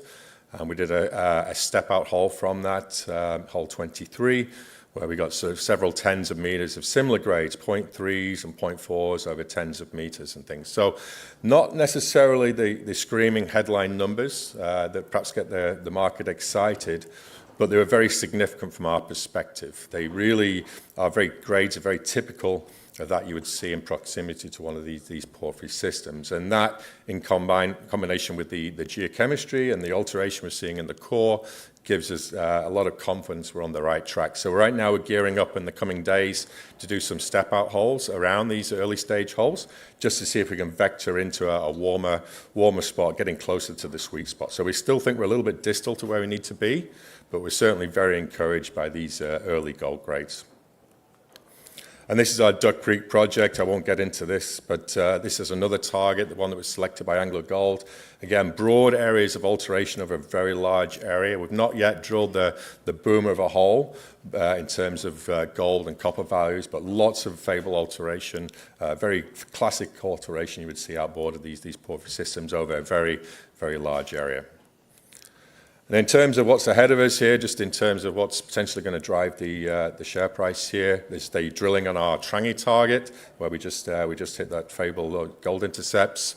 Obviously, further work on our Duck Creek project, see if we can vector into where we need to be to find one of these porphyries. And then the end of phase one is coming up in the coming days as well. And this is where AngloGold retains the right to select up to 5 projects or 4 additional projects from where they are today. So there's quite a bit ahead of us here over the coming weeks and months. And with that, I'll just sort of wrap up. So it's really, we're focusing on a fabulous mining-friendly jurisdiction. We're looking for something brand new. We're looking for very, very large targets, all about the scale of the price here. We're looking for something massive, gold-rich, in a great jurisdiction. Obviously, we're funded by AngloGold, so we're not out raising capital. We're going to keep things nice and tight. And then please watch out for the drill results from Trangie, which will be coming out in the coming weeks to come. With that, I will leave it there. But if you have any questions, we're located just outside the door and be happy to speak to any of you. Thank you very much.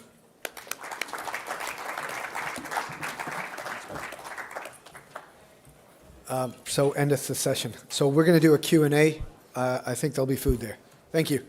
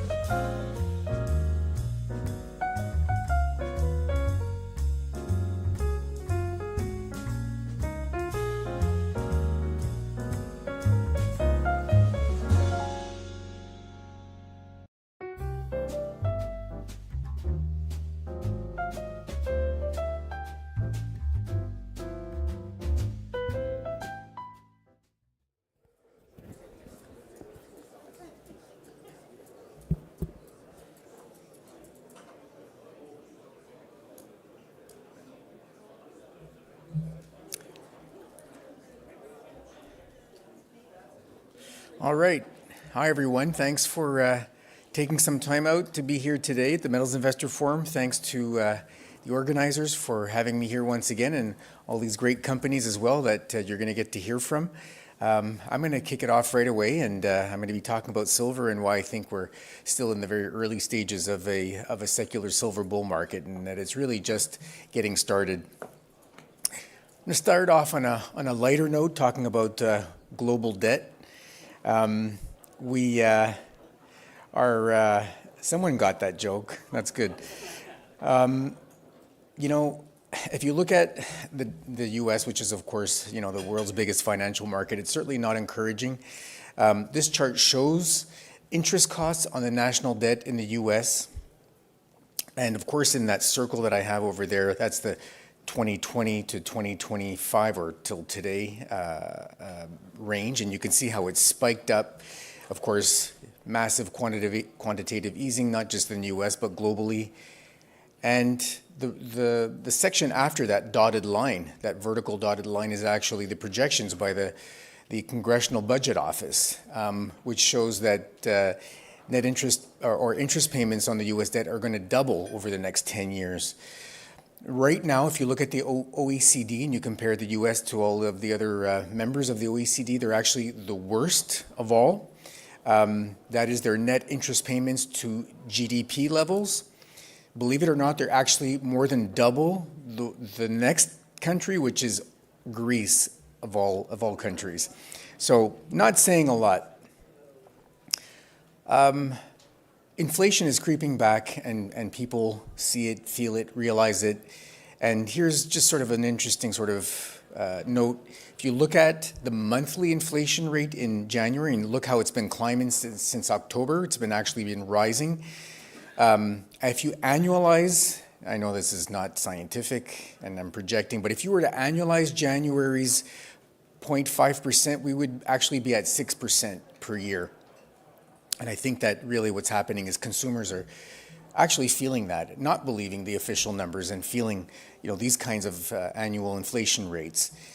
This shows us the 5-year break-even inflation expectations. We're actually back to a 2-year high at 2.65%. This is from early February.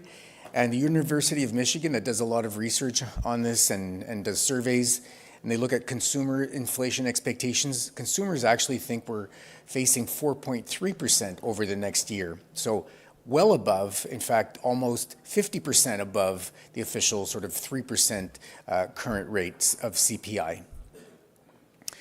This chart shows us $100 back in 1913 and what it would take to spend today to buy the same basket of goods. Well, you can see what happened in 1913. We know that the Fed was established, and then you start to see the rate rise considerably in 1971 or so. Does anybody know what happened in 1971? Well, gold window was closed, exactly. So look at what happened in terms of the rate of inflation from that point. And if you look at the last 5 years, which was in the earlier chart, look at what happened in inflation since then. So not only was it a lot sharper from 71 onwards, it's gotten even sharper in the last 5 years. So what cost you $100 in 1913 would cost you $500 in 1974 and $3,200 today. So it's no surprise that Costco now sells $100 to $200 million worth of gold and silver every single month. People are really starting to clue in. This, I thought, was an interesting chart. It's global reserves and how gold now exceeds the euro in global central bank reserves for the first time ever. The black arrow at the top shows how, and in fact, if you look at the two arrows, they show how that red section in the middle is getting narrower and narrower, and that's US dollars as central bank reserves. About 20 years or so ago, I think that the US dollar was about 60%. We're now right around or below 50% of reserves are in US dollars. And most of the gain, especially in the last 5 years and even in the last, say, 10 or 20 years, has actually been gold. So we've seen central banks move more and more away from fiat currencies, in fact, and more towards gold. In the last 3 years, we've actually seen them buy 1,000 tons of gold each and every year for the last 3 years, which represents almost a quarter of all the gold sold was actually physical gold was going into central bank reserves. These are the kinds of things, and this is the kind of environment where you're hearing and seeing things that you would have never thought 10, 15, 20 years ago that you'd be hearing, and especially from more mainstream and elite kind of contributors. The first quote is from Scott Bessent, who's now the U.S. Secretary of the Treasury, and he said this, I think this was the middle of last year, "We're also at a unique moment geopolitically, and I could see in the next few years that we are going to have some kind of a grand global economic reordering, something on the equivalent of a new Bretton Woods." Again, not the kind of thing you'd expect to hear from a guy who's about to become the Secretary of the U.S. Treasury. And just recently, in Fortune magazine, an article by Greg McKenna said, adjusting the bookkeeping on America's gold reserves could add $750 billion to the U.S. Treasury overnight. Now, he's saying this because Scott Bessent has been saying that they're going to start to look at the asset side of the U.S. balance sheet and start to monetize some of these assets. He didn't specifically refer to gold, but other than that, and probably some land and some real estate holdings, some physical things, that's one of the few ways they could start to bring more value to the U.S. balance sheet. And you have to ask yourself, why would you do that? Also, I mean, one of it could be to help generate credibility. The other could be to help perhaps back printing of more currency. So I guess we'll have to see how that plays out. An interesting point is that now we've got Trump back as president, and to look at what the implications might be for the dollar. At least we have one prior mandate from him. This was in 2016-17 for 4 years. And in the run-up to his election, the dollar rose. And then about a month or so after inauguration, we started to see the dollar index fall. And over the next year, it fell 11%. And I think we're going to see the same kind of thing happen this time. We've started to see that play out. The chart on the right shows the few months leading up to the election. And we've started to see the dollar index peak at around 110. We're at about 106, 107 right now.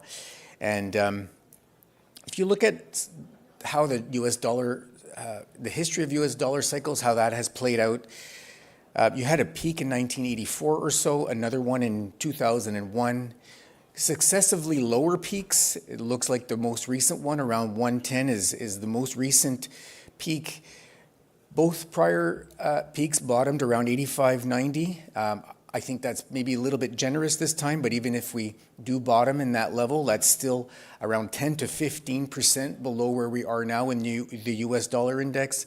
That wouldn't surprise me. We could get there potentially pretty quickly. So certainly something that is worth thinking about, and how that could be bullish for precious metals.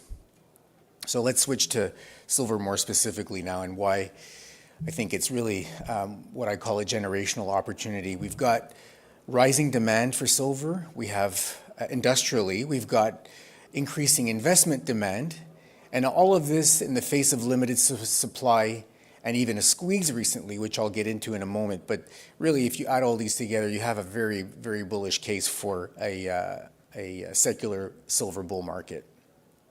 So this is silver mine supply. That's the blue part of the chart of the bars. That yellow arrow, that line, is not very steep, but that's because of the range chosen on the left.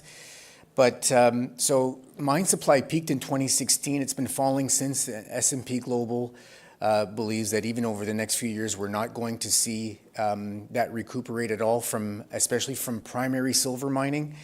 So bullish again for silver prices, given that demand is rising and supply is falling. Economics 101, we see that silver demand has taken off since 2020, and we're in deficit. ever since 2021. Last year was the same. We have the Silver Institute saying that we're going to see deficits persist for several more years. They actually think we're going to reach a new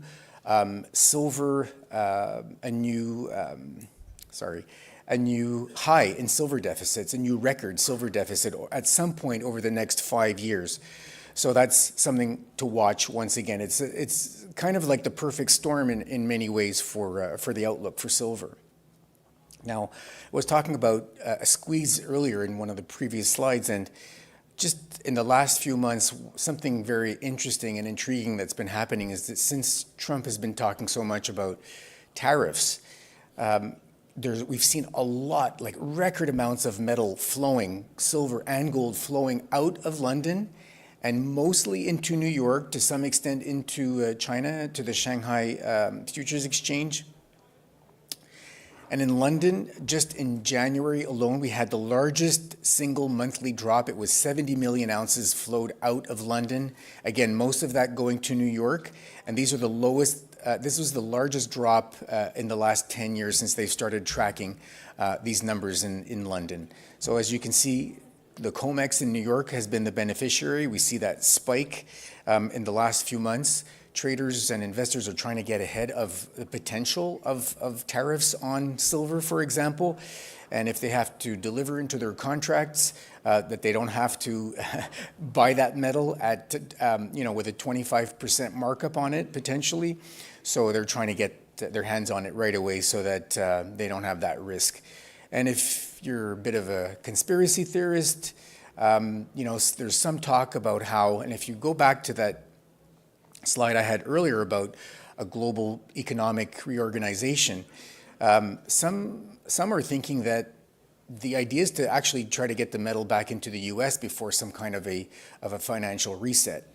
I don't know. I guess anything's within the realm of possibility these days, the way things are going, but that's something to consider, I guess, as well.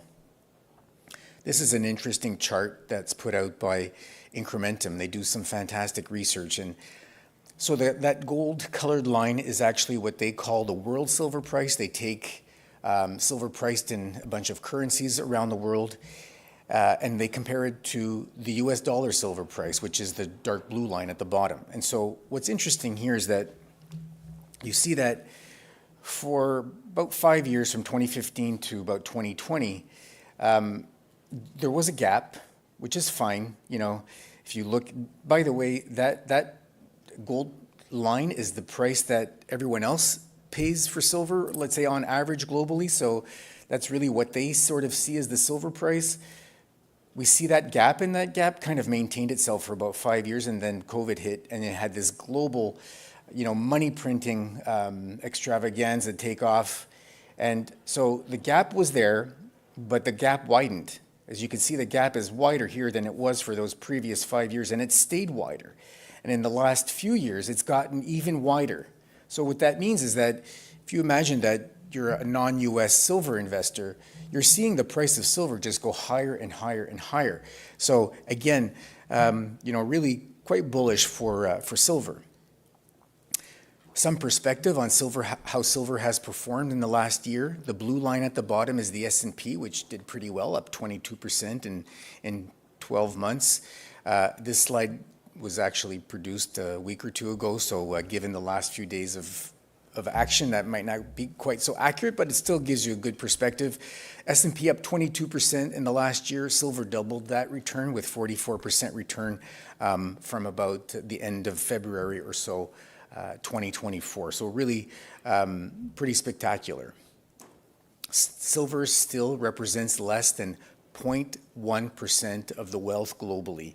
If you look at when silver spiked to $50 in 2011, it was still less than 0.07% of the wealth globally, and we're at about half that level right now. So if you imagine that, silver, if everyone still continued to own silver to the same extent as they do now, and silver were to double in price without anything else moving, it would still be at about less than 0.07% of the wealth globally. So the upside potential is really pretty tremendous when people start to get interested.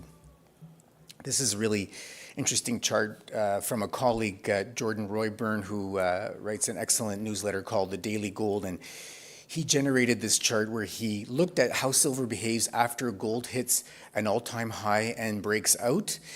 And so all of these lines are analog. So these previous times gold did that, and these are the silver price gains in that scenario in these different prior breakouts.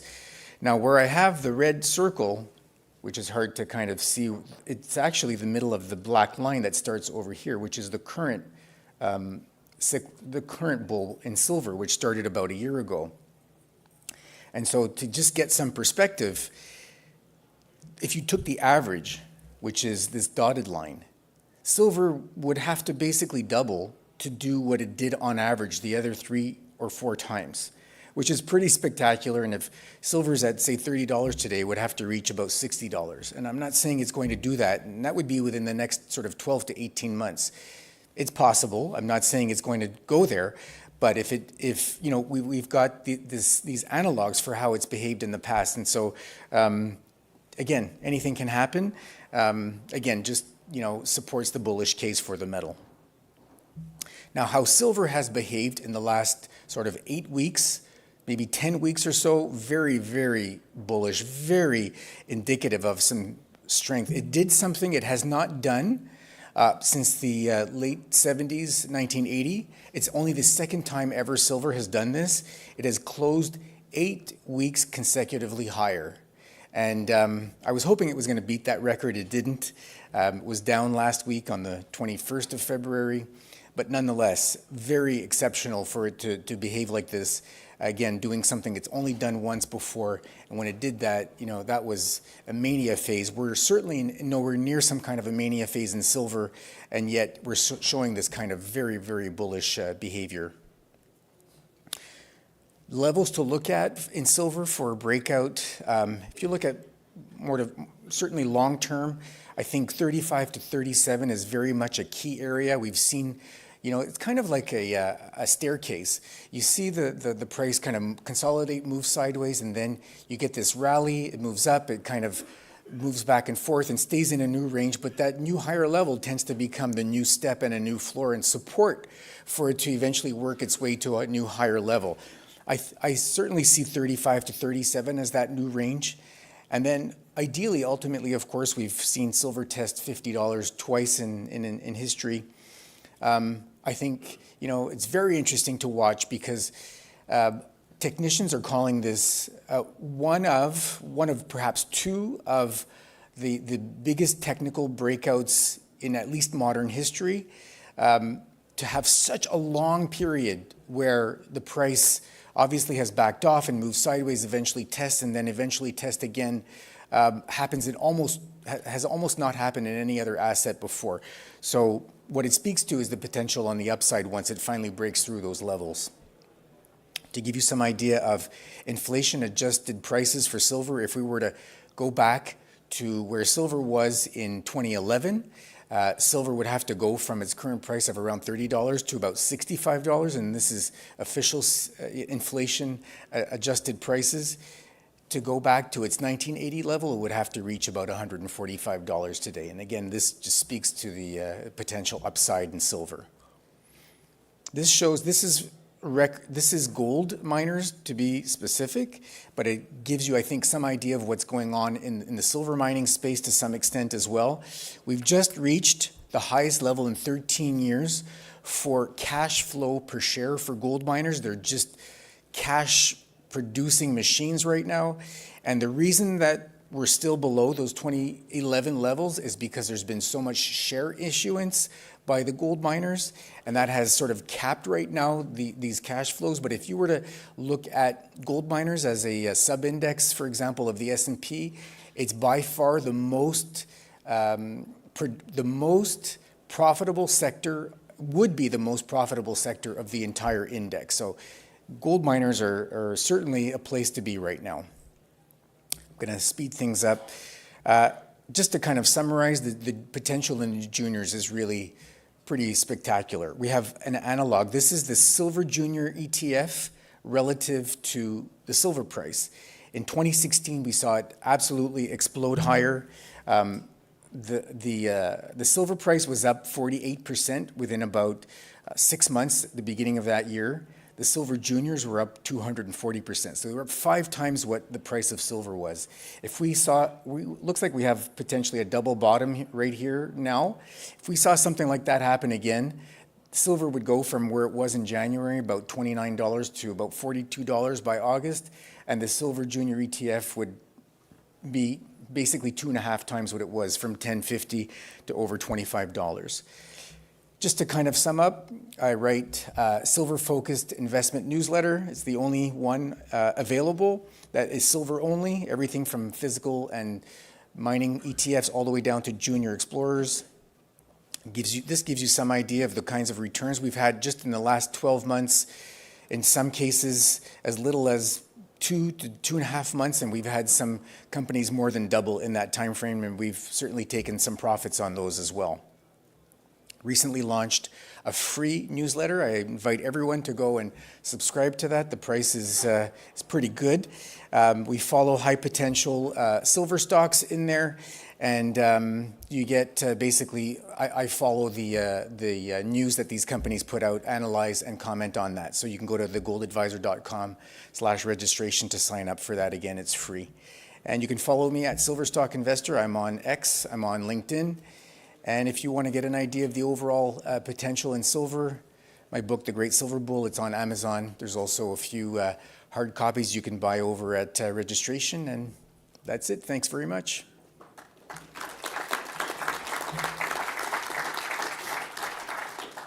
So the first company we have up today is Outcrop Silver and Gold. Ian Harris, who is president, will speak to you and tell you about their project in Colombia that is a clear standout.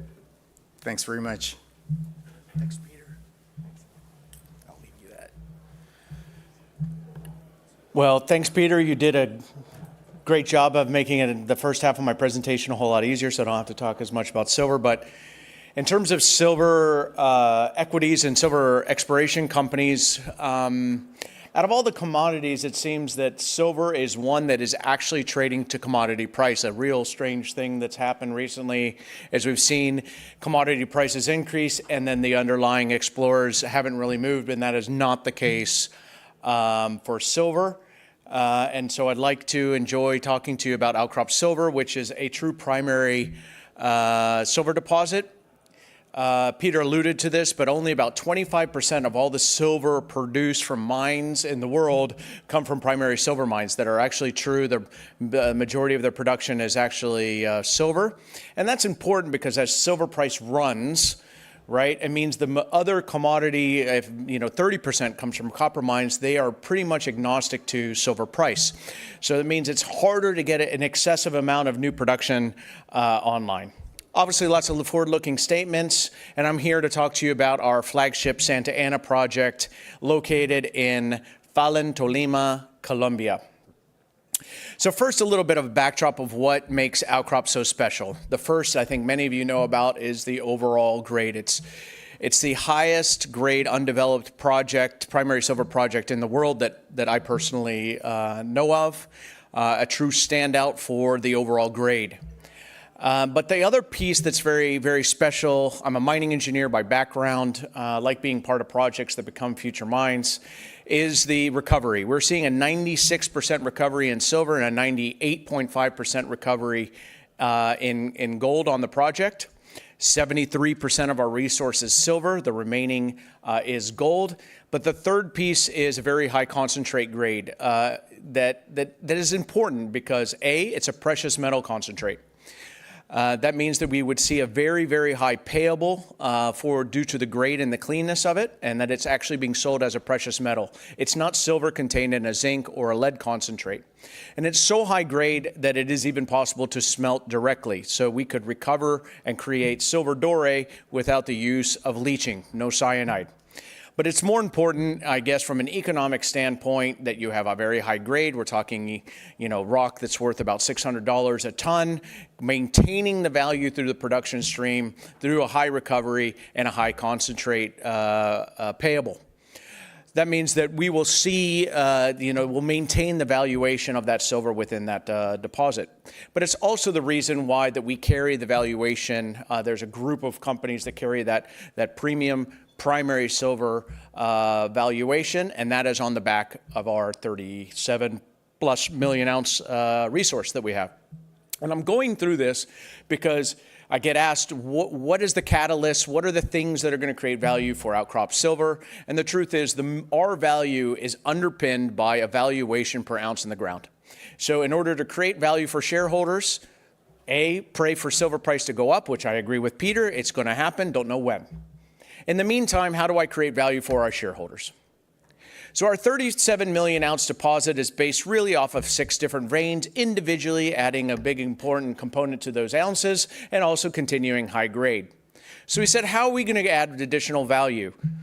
Last year in April, we started with 1 drill, moved to 2 drill, and it was focused on testing additional targets, finding more veins to add more resources. And that puts me in a very comfortable position today because 2025 is focused as we hit those targets. Now we know where the ounces can come from, and it's about resource drilling. We have a 24,000 meter program that will be about $12 million Canadian. But I know that $12 million can double, quadruple, hopefully, the value that it can create in increased resources with our goal of doing an updated resource to be released in Q1 of 2026. Looking at the deposit, you can see the majority, the green lines are where our resource is from. It's mostly in the northeast. Last year, we took big step outs, testing a lot of new areas. And you can see the idea is to take green, which is our current resources, add more veins to that resource, and continue to backfill.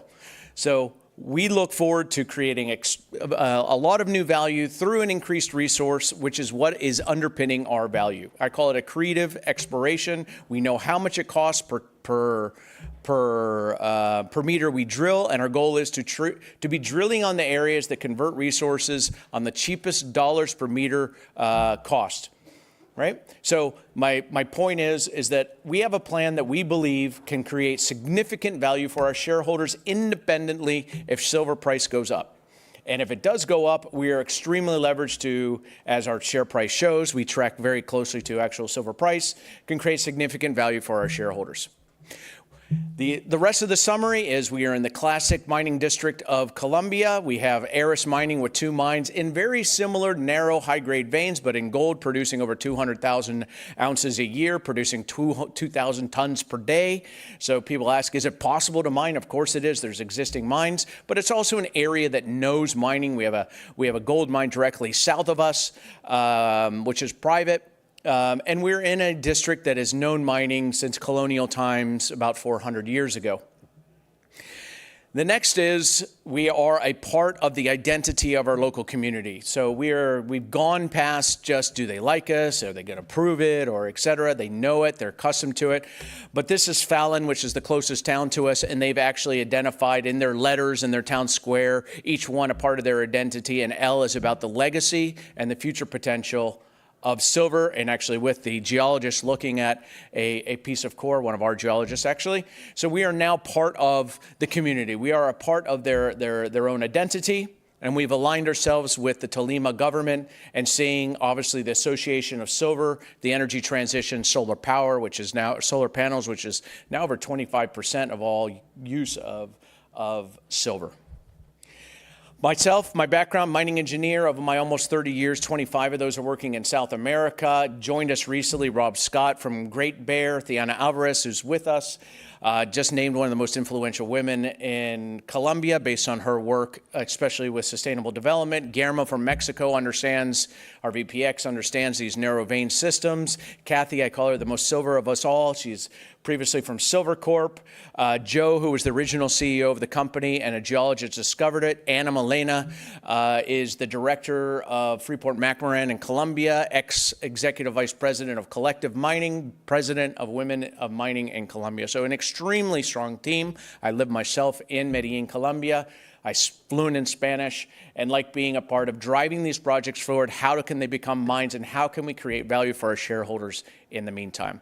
And then the other big news is last year, Eric Sprott increased his position to 19%. He went from about 11% to almost 19.9% ownership within our, which I think he believes in the direction that we are going. So in summary, we know where our valuation comes from. We know we're leveraged to silver. We're primary silver, high grade, high recovery, high quality concentrate, established resource, and we know how to create value even if silver price continues to move sideways.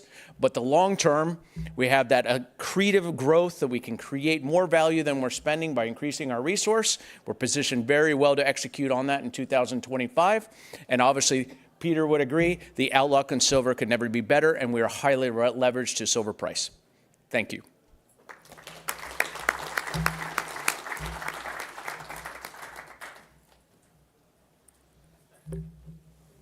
Ian, thanks for that great overview of Outcrop.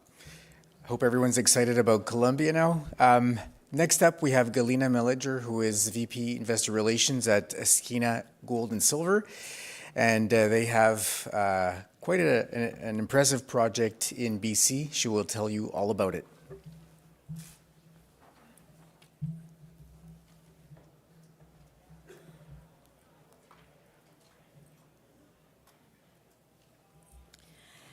Thank you, Peter, and good afternoon, everyone.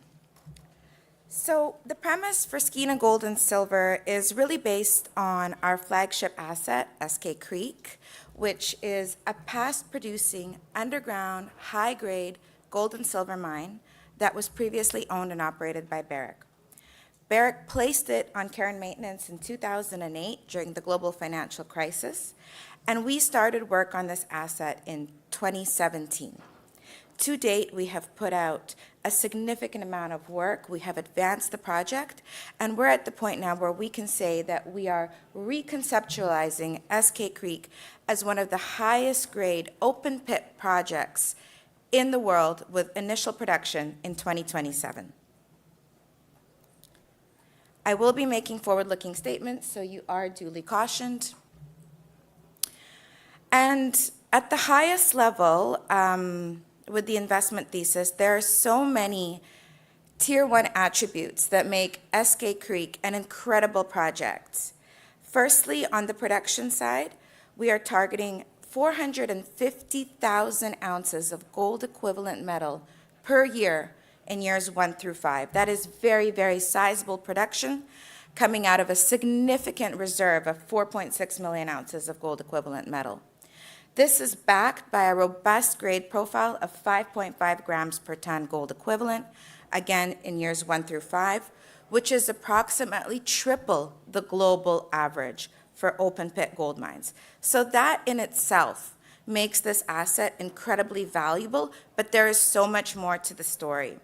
The costs are incredibly robust, bottom of the industry cost curve. This will be a significant cash flow generator.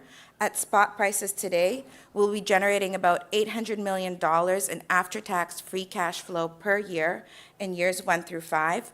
If you're an EBITDA person, that's $1.3 billion in EBITDA per year. There's a significant silver component, hence I'm speaking on the silver panel, and we are fully funded to see this project through to production. So one of the biggest milestones in 2024 was the announcement of a financing package with Orion Resource Partners for a grand total of $750 million US, which is about 1 billion Canadian, against a projected initial capex of $713. The equity component was the smallest piece. There is a gold stream for $200 million, which we are drawing down on this year in tranches of $50 million to fund the development activities in 2025. There is a senior secured loan component with a coupon rate of SOFR plus 7.75% and a 1% standby fee, no break fee, meaning that we have optionality and flexibility to replace this financing packet, this debt package with a lower cost of capital. And there's also a cost contingency in the same shape and form as the gold stream. We just did a bought deal this week for about $83 million Canadian, and the purpose of it was to substitute the future use of the cost contingency. The project is located in the Golden Triangle. If you're not familiar with the area, it's known for very high-grade deposits. It's absolutely no coincidence that all of our majors are in close proximity. We are working alongside the Tahltan First Nation. They consider themselves to be a mining nation because of all of these amazing world-class projects and operations in close proximity. And being a past producer, we have significant cost savings in place. I will speak to the tailings facility that Barrick kindly permitted for us to save us $150 billion off the CapEx, as well as there is hydroelectric facilities 17 kilometers away from the mine that allow us to source electricity for 6 cents per kilowatt hour, whereas the comparison is other mines are paying 60 cents per kilowatt hour. So when you put it all together and you go, okay, the Skeena advantage is ultra high grade and a very low cost of power are the key contributors for being a significant cash flow generator. We put out a definitive feasibility study in late 2023 as well. At spot prices today, the NPV is north of $4 billion after tax, 67% IIR, and 0.7 years payback, meaning that once we get up and running, we will pay back the initial capital cost of the project in about 300 days based on the cash flow that we will be generating. So phenomenal economics. And again, I will draw your attention to the cash flow and the EBITDA, because when you look at valuations, you can apply a conservative multiple of, say, 5 times to your EBITDA of 1.3 billion, you get to a market cap of 6 billion. You can apply a conservative multiple of 8 to your cash flow, get to a market cap of 6 billion. So that gives you an idea in terms of how we think about valuation as compared to a market cap today of 1.5 billion. So a significant discount to what we should be worth. The production profile is front-loaded. We did that on purpose. The grade and the ounces are elevated in years 1 through 5. We know that we have opportunities in later years to backbolt satellite deposits to even out the profile in years 6, 7, and onwards. Right now, we are in the formal environmental assessment application phase. And the thing to note here is that a couple weeks ago, the government of BC put out an announcement that they were expediting 18 projects, 4 of which were mining, to offset the negative implications associated with the Trump tariffs. And within that announcement, Eskay Creek was top of the list. So it gives us and our shareholders confidence in the timelines that we've put out, knowing that we have bureaucrat support and government support to bring this project on stream. Just in terms of scale, to really appreciate how desirable this asset is, when you look at the highest grade open pit mines in the world, in years 1 through 5, we're second from the top, remarkable. And even life of mine, 3.6 grams per ton, we know we can get that number up. So truly a unique deposit. And in terms of size, there's 4.6 million ounces in reserves, 80% in the proven category. We know we're going to get that 4.6 number up higher as we incorporate value-add elements into the mine plan on the other side of the EA. But overall, a very desirable asset. Now, the reason why I'm talking on the silver panel is because the value split is 65% gold and 35% silver. But because of how big Eskay Creek is, that 35% byproduct credit on the silver actually makes it one of the largest primary silver mines in terms of annual production. So in years 1 through 5, we're going to be producing 9.5 million ounces of pure silver off the byproduct credit versus life of mine of 7.7. And if you love silver, if you know the silver space, you know that's a lot of silver, especially against the backdrop where there is a significant scarcity of silver-dominant asset. So 88 million ounces in silver reserves, again, is very, very meaningful. We love the silver story because it gives us an opportunity to further propel our re-ratings going forward. And it's also a very meaningful byproduct credit on our unit costs. So this slide is everything because it comes down to valuations. We get asked the question all the time, what are you worth? And it's actually very simple because there's not a lot of single asset companies that will be producing 450,000 ounces of gold equivalent metal. And so the one we can really look to is Lundin Gold with Fruta del Norte. They're a cash flow story, we're a cash flow story. We have similar operating parameters in terms of size and scale, and they're sitting at a market cap of about $10 billion Canadian. You can look at PNAVs at spot prices today, we're about 0.4. And we know with a world-class asset like this, as we get closer and closer to cash flow, which is about 2 years away, we can get to 1 times NAV on the gold, and we can get to 1.2 times NAV on the silver. So the upside opportunity that's ahead of us that's really compelling is fourfold from where we are today. Very strong capital markets profile. We're 75% institutionally held. We've got new generalists entering the name just recently. For example, Helicon started speaking with them in September. Now they own north of 10% of the company.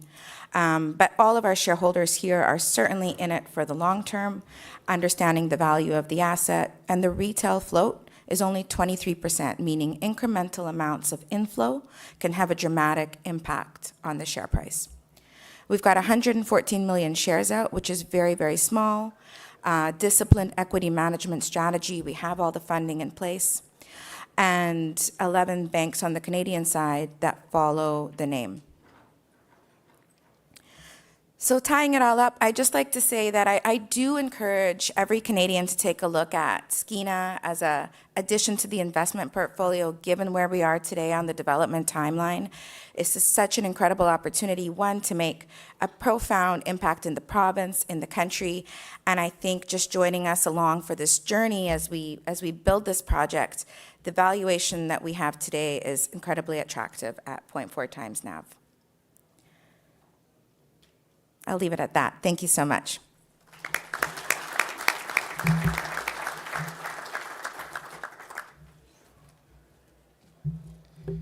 Thanks, Galina. That's a pretty good overview of Skeena and some very compelling metrics. Next up, we have Rob McDonald, who is VP Exploration at Southern Silver. And they have assets in Mexico and outside as well, and you'll hear all about that.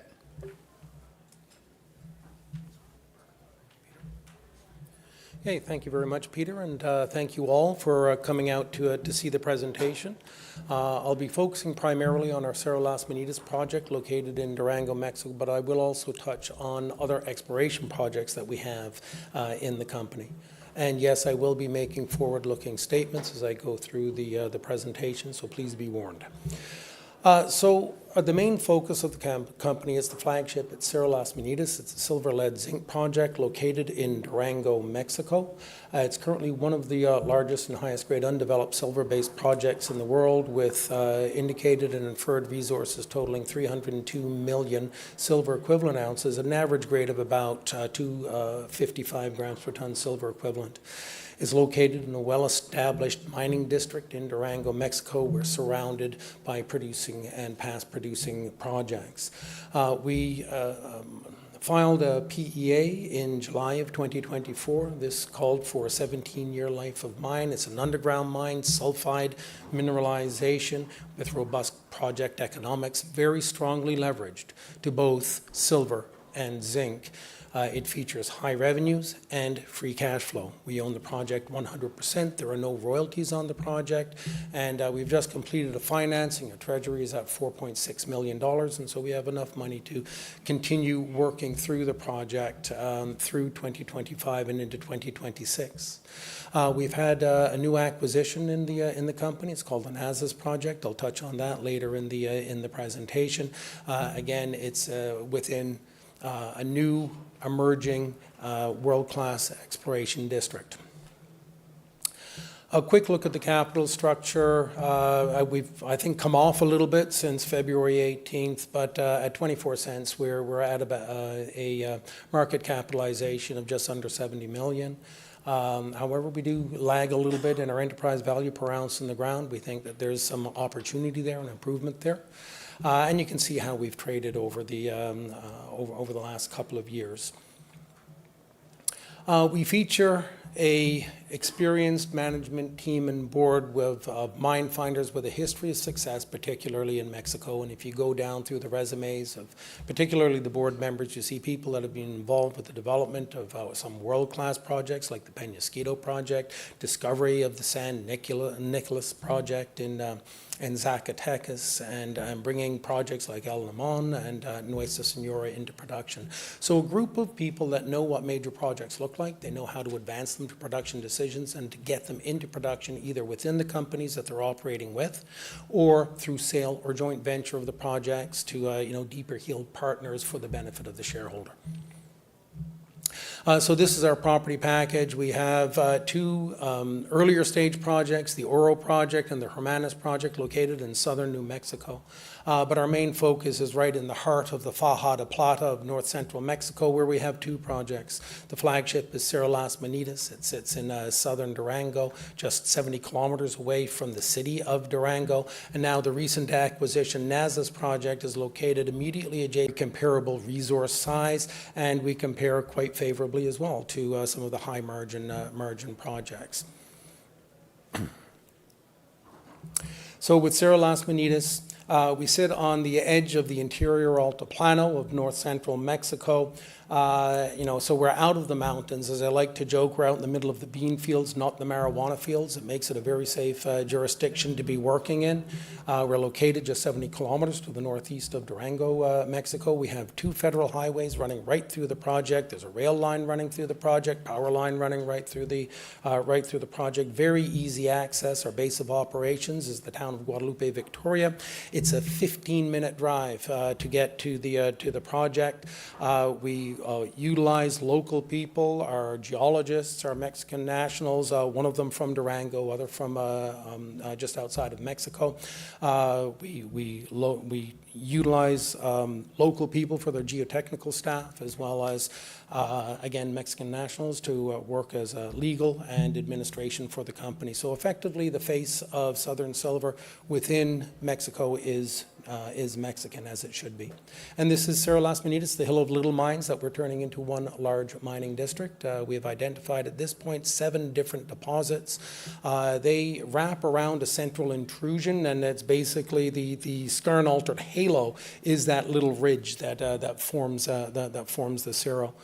It provides, the potential for, sort of hub and spoke type opportunities with multiple different headings and portals feeding into one centralized milling facility. And here's my geology slide. You have a central intrusion in that pink or purple color, and the distribution of the mineralized, the known deposits currently around that central intrusion. Most of the mineralization is localized in the skarn-altered halo around the intrusion, and you get some mineralization localized in adjacent structures, like you can see on the right graphic with the blind El Sol Las Victorias, as well as that little bit sticking out in the Mina Labacona target, as well as probably later structurally controlled mineralization. So we filed a PEA in July 2024. This is what it looks like: 17-year mine life, life of mine production 11.4 million ounces silver equivalent. Years 1 to 8 is 14.4. The all-in sustaining costs at 13.3. Initial capex $388 million. This provides an after-tax NPV at a 5% discount of $501 million, with an after-tax internal rate of return of 21.2. I would also note that the PEA prices are $23 silver and $18.50 gold. So we are certainly seeing on the precious metal side much higher prices these days, and projections, if Peter is to be believed, to be going much higher in terms of the precious metals. And again, just rendering of where some of the exploration opportunities are with the project. On the west side, we were focused on the west side of the Cerro first off, and we drilled that down to about a kilometer below surface, mineralization to a kilometer below surface. On the eastern side, it's only been drilled down to about 500 meters below surface. So not only do you have gaps in the current block models and mineralization that may wrap around the north end of the Cerro, but you also have a deeper projection of mineralization is sort of in that 500 meter to, or potential for mineralization extending in that 500 meter to a kilometer below surface. So we think that there are, millions of tons available for future exploration on the project to potentially upside the current PEA model. So we have, further opportunities, mine life extension through exploration. I've just reviewed that. There's other engineering opportunities that you could tighten up within the economics, and that would help the project. And in the meantime, we're working on our ESG and permitting, looking at the pathway to production as we work through baseline studies and social engagement and other features. Very quickly on the NAZAS project, as I'm running out of time here, it's located immediately adjacent to the Pitarrilla deposit. It's only 15 kilometers away. The vendors are the same project generators that identified the initial Pitarrilla project, and so it's Perry Durning, Bud Hillemeyer at La Cuesta. These claims were explored around the same time as Pitarrilla, but then after Silver Standard decided to sell Pitarrilla to Endeavour Silver and pull out of Mexico, the project was returned to the vendors, and then we've had an opportunity to look at it last fall and decided to take the jump into this, what we believe is an excellent exploration play. We've got 5 claims totaling 2,200 or just under 2,200 hectares. High potential for oxide gold silver, mineralization near surface, structurally controlled epithermal veins, a little bit deeper, structurally controlled, porphyry-related mineralization, as well as adjacent replacements. Now, of note, Endeavour Silver is focused on the manto, so it's a replacement-style mineralization that occurs in the very same stratigraphy that we have located on this project. And we may even have a little bit of an advantage in that there are some up-thrown blocks, down-thrown blocks, so we have that entire stratigraphy that is represented at Pitarrilla, and on this property, and some of it coming out to surface, and various bits of it coming out to surface. Excellent exploration potential. We have a vast database, a number of different targets to follow up. We're now in the process of permitting and getting ready for drilling, and we would hope to be drilling in Q3 of 2025. We also have the Oro and the Hermanas project, but I've run out of time, so I'll just move into the last slide.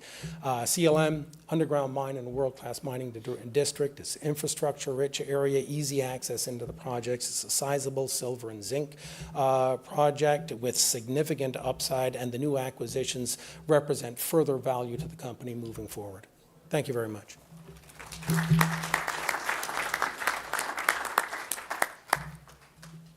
Rob, thanks for that great overview of Southern Silver. Last up, we have David Cole of EMX Royalties. Not specifically a silver company, but lots of very exciting projects and an excellent generator of projects and value. So I'm going to let David tell you all about it. Peter, thank you. Thanks very much, Peter. As Greg McCoach invited us to attend, and he wasn't able to make it. I really appreciate the fact that Peter was able to squeeze us in here. And I can convert all of the financial measurements into silver equivalency if you'd like. So I always like to know how many shareholders we have in the room, but I've recognized some of you guys. Yeah, thank you very much for your support. We continue to execute nicely, and we'll talk more about that right now. So here we are today with more than 140 royalties in the world, another 100 properties in addition to that part and parcel to our business model. We sell those projects off and keep royalties. We've been doing that robustly for over 2 decades, giving us exposure to over 4 million acres of mineral rights worldwide, and a nice diversified mix of gold, silver, copper, lead, zinc, and molybdenum in terms of production cash flow at this point in time, as well as some prospects that are tied to sulfide nickel systems and their associated metals. I'll go through and talk about the producing royalties here real quick. Leeville Gold with some byproduct silver in Nevada, operated by Barrick through Nevada Gold Mines. That asset has been performing really nicely for us over the last couple of years now, paying over $4 million per annum at that point in time, and that is in USD. We are a Canadian company, but we do report in USD, so the numbers I'll give you are USD. Gold Bar South is a small royalty paying nicely for us, a few $100,000 a year. There's some key discoveries going on in Arizona, and the real reason why you want to own royalties long-term is discovery optionality. Of course, we like that current cash flow, and that can enable us to continue to build this portfolio.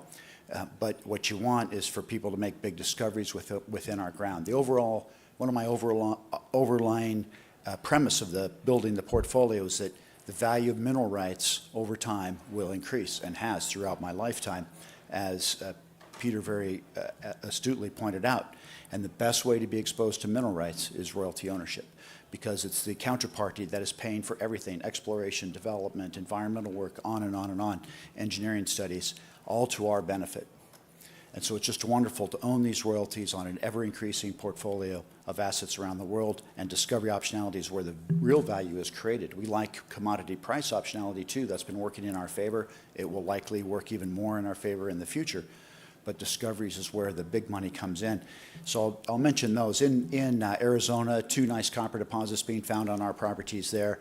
One at Arizona Sonora's Park Salyer discovery within the Cactus system overall, and the other one, South 32, is advancing a major copper, zinc, silver deposit where we have a royalty, which is the lateral extension of the lead, zinc, silver deposit they have at Taylor in Arizona. I would watch for news on that one. That's a sleeper within the portfolio that people have not recognized. Moving to South America, Caserones, dominantly copper and molybdenum. That's paying us $10 million per annum approximately at this point in time. And Lundin, who is the operator there, has increased the amount of money they're spending on exploration, increased the number of drill meters they're putting in there, and advancing high-grade discoveries within the pit at depth, expanding the mine life, and then also advancing a new sulfide discovery next door at the Angelica project. So we're very, very pleased to have Lundin on that property. They recently purchased 75% of it, and aggressively exploring and advancing. It's already a multi-decade mine life. This will become a mine district where we will have a royalty for fractions of a century or more. Also on the discovery side, the very nice silver gold deposit at Diablillos in Argentina, where we have a 1% royalty. They've been coming out with some nice press releases. We're super excited about that. We bought that royalty quite inexpensively, and it's great to see them advance that with more discoveries.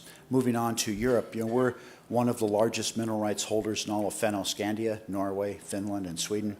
The Viscaria mine, which is iron, gold, and copper, will be the next one to come into production within the portfolio. That's located in the Kiruna district of northern Sweden.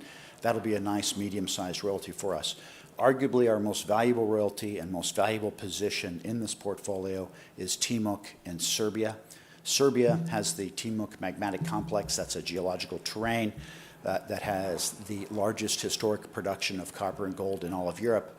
And Zijin, the Chinese mining company, has done a fabulous job at advancing those resources and making more discoveries. And there's something special going on there that I'm going to zero in on here on this presentation. Balya, that's a nice silver, lead, zinc royalty that's paying for us a little over $1.5 million a year. Gediktepe is a silver and gold oxide zone, gold and silver, that's paying nicely, but does have a short mine life. So we expect those dollars to tail off whilst they're developing the sulfide at depth, which is copper and zinc and silver, will come in over time. So how does that look with respect to our cash flows? We have more money coming in the door every year. The 24 number there is for the first 3 quarters. We're really proud of the fact that we've been able to build this portfolio and enter the zone where we now have distinctly positive cash flow for 8 quarters, and there's no looking back. That's coming from a mix of nice assets, which I just reviewed with you, and a mix of metals, copper, gold being the dominant, with strong contributions from lead, zinc, silver, and molybdenum. So the key thing here is that some of these assets we have purchased and have gained scale to the company. Those are performing nicely, and others we have generated for a de minimis amount of money, such as Timok in Serbia, where I'm into that asset for $200,000 and it's already paid $12 million. It's just a great example of near infinite return on invested capital, and it's the blend of buying royalties as well as generating them that's been able to put us in this situation today where we have these strong cash flows coming from around the world. And right now, the 2 kingpin assets that drive our net asset value that the analysts have highlighted, and National Bank Financial now has a robust analyst report on us with a strong target price over $3, close to $4 per share. And H.C. Wainwright also, both of those guys, H.C. Wainwright's target price is $7, by the way, USD. Both of those guys value our Timok royalty the highest, but these are two world-class copper assets. Caserones, copper and moly, operated by Lundin, as I said. Timok, copper and gold, operated by Zijin. They've done a fantastic job at getting metal out of the ground, and these two assets alone are worth a multiple of our current share price, according to the analysts. To back that up, we have strong cash flow coming from Gediktepe. As I said, the oxide zone there has a short mine life, but the sulfide will go on for a decade into the future. Leeville's been paying for a long time now. Gold and silver, Balya's paying nicely.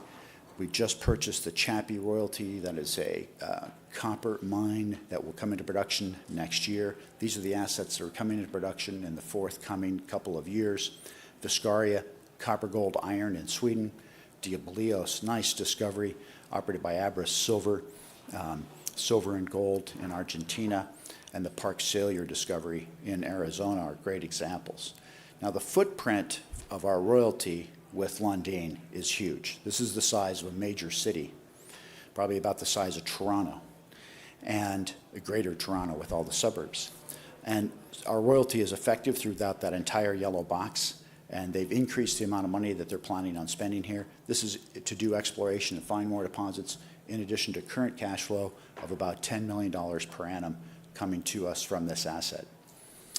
Let's move on to Timok. This is a world-class asset, world-class district, major discovery made, one of the biggest, most exciting discoveries in my lifetime in the business. And they're now in production on the upper zone, and the lower zone is a large deposit, 2.5 billion tons at close to 1% copper equivalent, that is on our royalty boundary and is plunging towards another royalty we have that's roughly 3 times larger.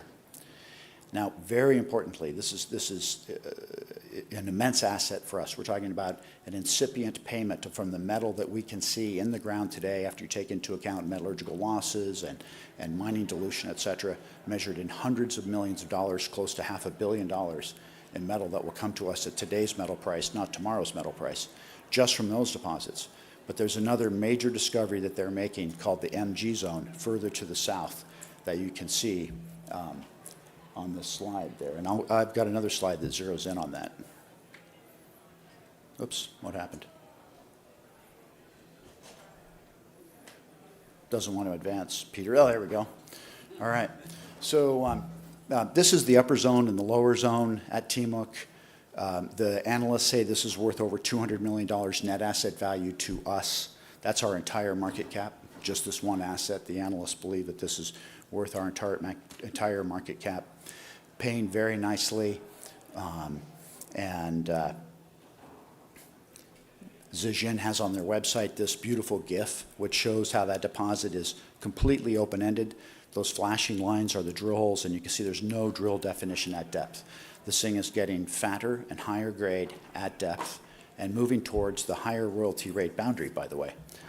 But that's great news by itself. But now let's go 7 kilometers to the southeast. Zijin, in their last quarterly report, announced that this is a major high-grade discovery and that they will give us details within the next reporting period, which is any day now. We can see on the high-resolution satellite imagery, and we've been to the field to verify, there's a dozen drill rigs turning within our royalty footprint. I've only seen a dozen drill rigs turn on one discovery a couple of times in my career. Those are major assets today. So this is something to keep a keen eye on. And there's a question and answer session coming up, right, Peter? So yeah, look forward to seeing you there, and you can ask all of us hard questions. I thought these talks were just fantastic, a very good group of folks that you brought together here, Peter. And with that, I'll finish it up. Thank you.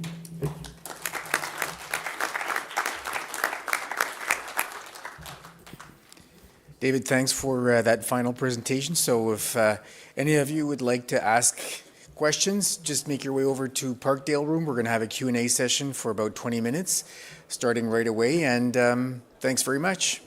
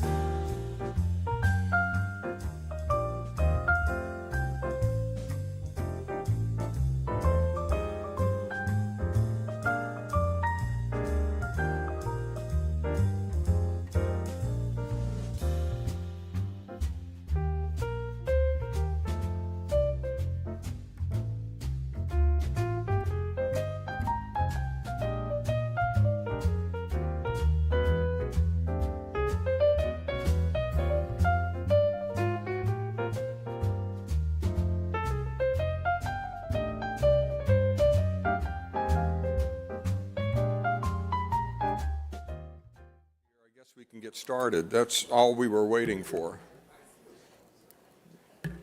Good to see. Good to see everyone here. You can see from the title of my presentation, Metals and Miners, Still a Generational Opportunity. The title of my presentation a month ago in Vancouver at this show was, It is a Generational Opportunity. In the 30 days or so since that show, it's amazing, gold gained $200 an ounce. And then over the last week or so, it's lost about half of that. So it's been an interesting ride. It has forced me to update my presentation a couple of times since then. But let's go into what's happening, or what I think is happening.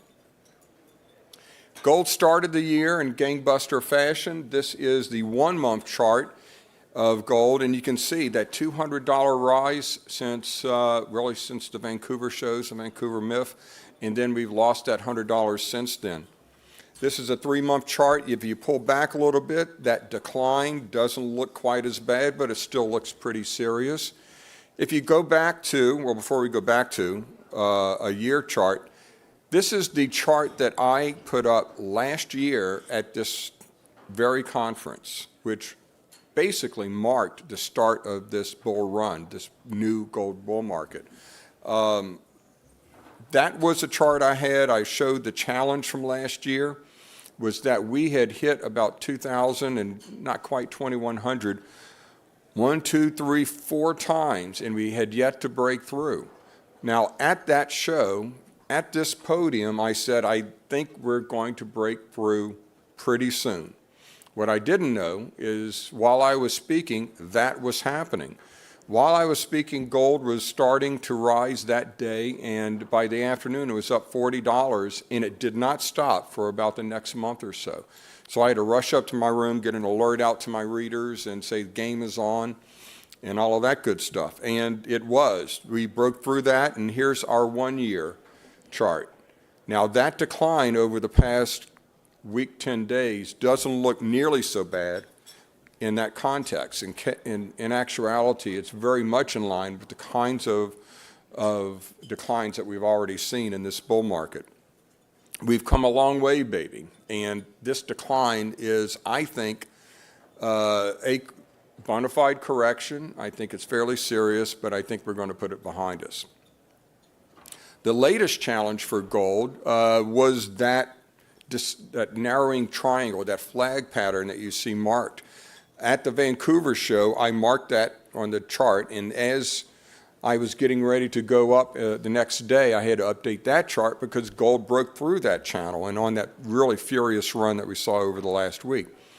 What I really want to point out here, though, is that 200-day moving average. That's right about $2,600 right now, a little bit below that. That's the support, and that, if you look at this being a significant correction, in fact, we have a couple of times tested the 200-day moving average in this bull market, this 1-year-old bull market. Never has that 200-day moving average been so far below the current price, though. So that's kind of the support. That's what we could test very likely and still have this bull market very much intact. But I don't think we're going to get that far. But still, all said and done, this has been a furious rally over the last month, and we were due for a correction. We have to take some of that froth off the market, and that's happening right now. So let's look at the long-term driver. If you've seen any of my presentations over the past month, year, 4 or 5 years, really, this is the thing that I've been talking about. We're in the end game of a 45-year-long trend of ever easier money. And I won't get into all of the details on that, but this is the big thing. This is the U.S. national debt. Familiar chart, a lot of people use this. The debtclock.org, $36.5 trillion. This is about a week old, 4 or 5 days old, so that's a much bigger number. The important thing to note is at the bottom, those circled numbers. In 1980, when Paul Volcker started lowering rates, and he started this 45-year trend of ever easier money, he could raise rates to over 20% to kill off inflation because the debt to GDP ratio was only about 34, 35%. So he had the tools to do that. Now, Powell can't do that because of that other circled number. And right now it's 123. It's been as high as 135% debt to GDP recently. The bottom line is Powell just does not have the same tools in the toolbox. What happens when you have debt as large as it is now is that even a small increase in interest rates is extremely leveraged to that large number. So if you increase rates as much as the Fed did during this last hiking cycle, which arguably was the harshest hiking cycle in history, then you get numbers like we're getting now, $1.1 trillion in interest payments just to service the debt, more than national defense.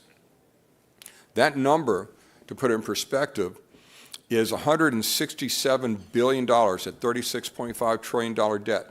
$167 billion just since last month's MIF, and that number is a few days old. That's a run rate of $2 trillion a year in the deficit. It's also 2.08 trillion more than last year's MIF. So good luck to Doge. They are running right now at about we can actually see it on here. They're running this on that debt clock, the Doge clock, $133 billion. That's not 1/15th of the deficit that we had over the last year and the run rate that we have right now. So that brings up the brick wall that's blocking the Fed from not only raising rates any longer, but leaving rates at this level. This is why Powell is so desperate to cut rates, because right now he's paying $1.2 trillion a year just in interest payments, and that number is rising. Another reason is this. A lot of that debt was rolled over when we had zeroed interest rates. Yellen was floating the U.S. debt with bills, short-term Treasury paper. That paper is rolling over right now. $10 trillion this year has to be rolled over at current interest rates. That's going to massively increase the amount of interest payments we're going to have. So that number that I just had is going to rise precipitously.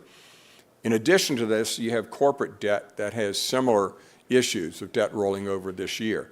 This is a year where I think it all happens. This is where all of the chickens are going to come home to roost, and this is why the Fed has been so desperate to cut rates. Now, let's look at the short-term driver. Cracks are spreading in the global gold market. We've seen that happen over the last month. That has a lot to do with that furious $200 rise that we saw in the gold price. The physical gold market is really stressing right now. Some people say it has to do with tariffs, but I think it's a lot more. Massive amounts of gold and silver flowing from London to New York. And again, everyone thinks this is due to tariff threats, but the evidence really is pointing to a lot more. Extraordinary gold flows. These are the gold stocks on the COMEX. You can see they've soared to basically pandemic levels. A tremendous amount of gold has flown from London to New York in that time frame over the past couple of months. Swiss gold exports have absolutely soared. This is kind of a byproduct because what's happening is these 400-ounce good delivery bars, the central bank gold, has to be melted and recast into 100 kilogram and 1 kilogram bars to go to the COMEX. That happens in Switzerland. So this is a sign of those tremendous gold flows. Gold deliveries. Now, this is a thing that argues against tariffs. I can understand gold going from London to New York because of the fear of tariffs. But there's been a surge in deliveries on the COMEX. These are the people who are taking those futures contracts and actually standing for delivery. In other words, they're not rolling over the contracts, they're not settling for cash, they are taking the gold. The key point here that a lot of people miss is of that huge amount of gold deliveries, A good portion of that is simply a receipt. In other words, the gold is still staying on COMEX. How much is actually coming off of COMEX and being physically taken away from COMEX, we really don't have a good handle on yet. But still, these are extraordinary gold flows. This is not ordinary. And now, an audit of Fort Knox. Here we see in an interview Secretary Bessent claiming that all of the gold is in Fort Knox and it's audited annually, and any senator, if they want, can go look at it. As I said in this tweet, this post on X, well, that's news to simply everybody. There has been no decent audit of gold in Fort Knox for decades. The supposed look-see into the vaults in 1974 was a farce. Really, they didn't count the gold or anything else. So the gold needs to be counted. It needs to not only be counted, it needs to check on all the encumbrances on it. Who actually owns the gold? So this is really interesting, and it's part of the bigger picture.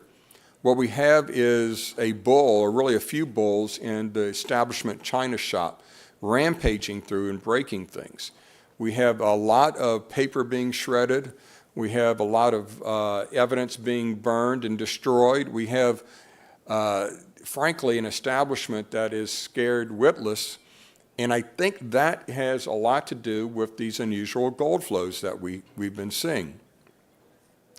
Some possible explanations for this: the huge central bank gold sales of the 1990s. This is something we had a hand in exposing back in the 90s when we published something called the Gold Book, written by Frank Veneroso, a brilliant market economist who did volumes of research, tremendous research, and published this seminal work, the Gold Book, that explained and revealed how thousands of tons of central bank gold was being loaned to bullion banks, who then immediately sold that gold, took the proceeds, put it in treasuries, and used that as leverage for more speculative investments.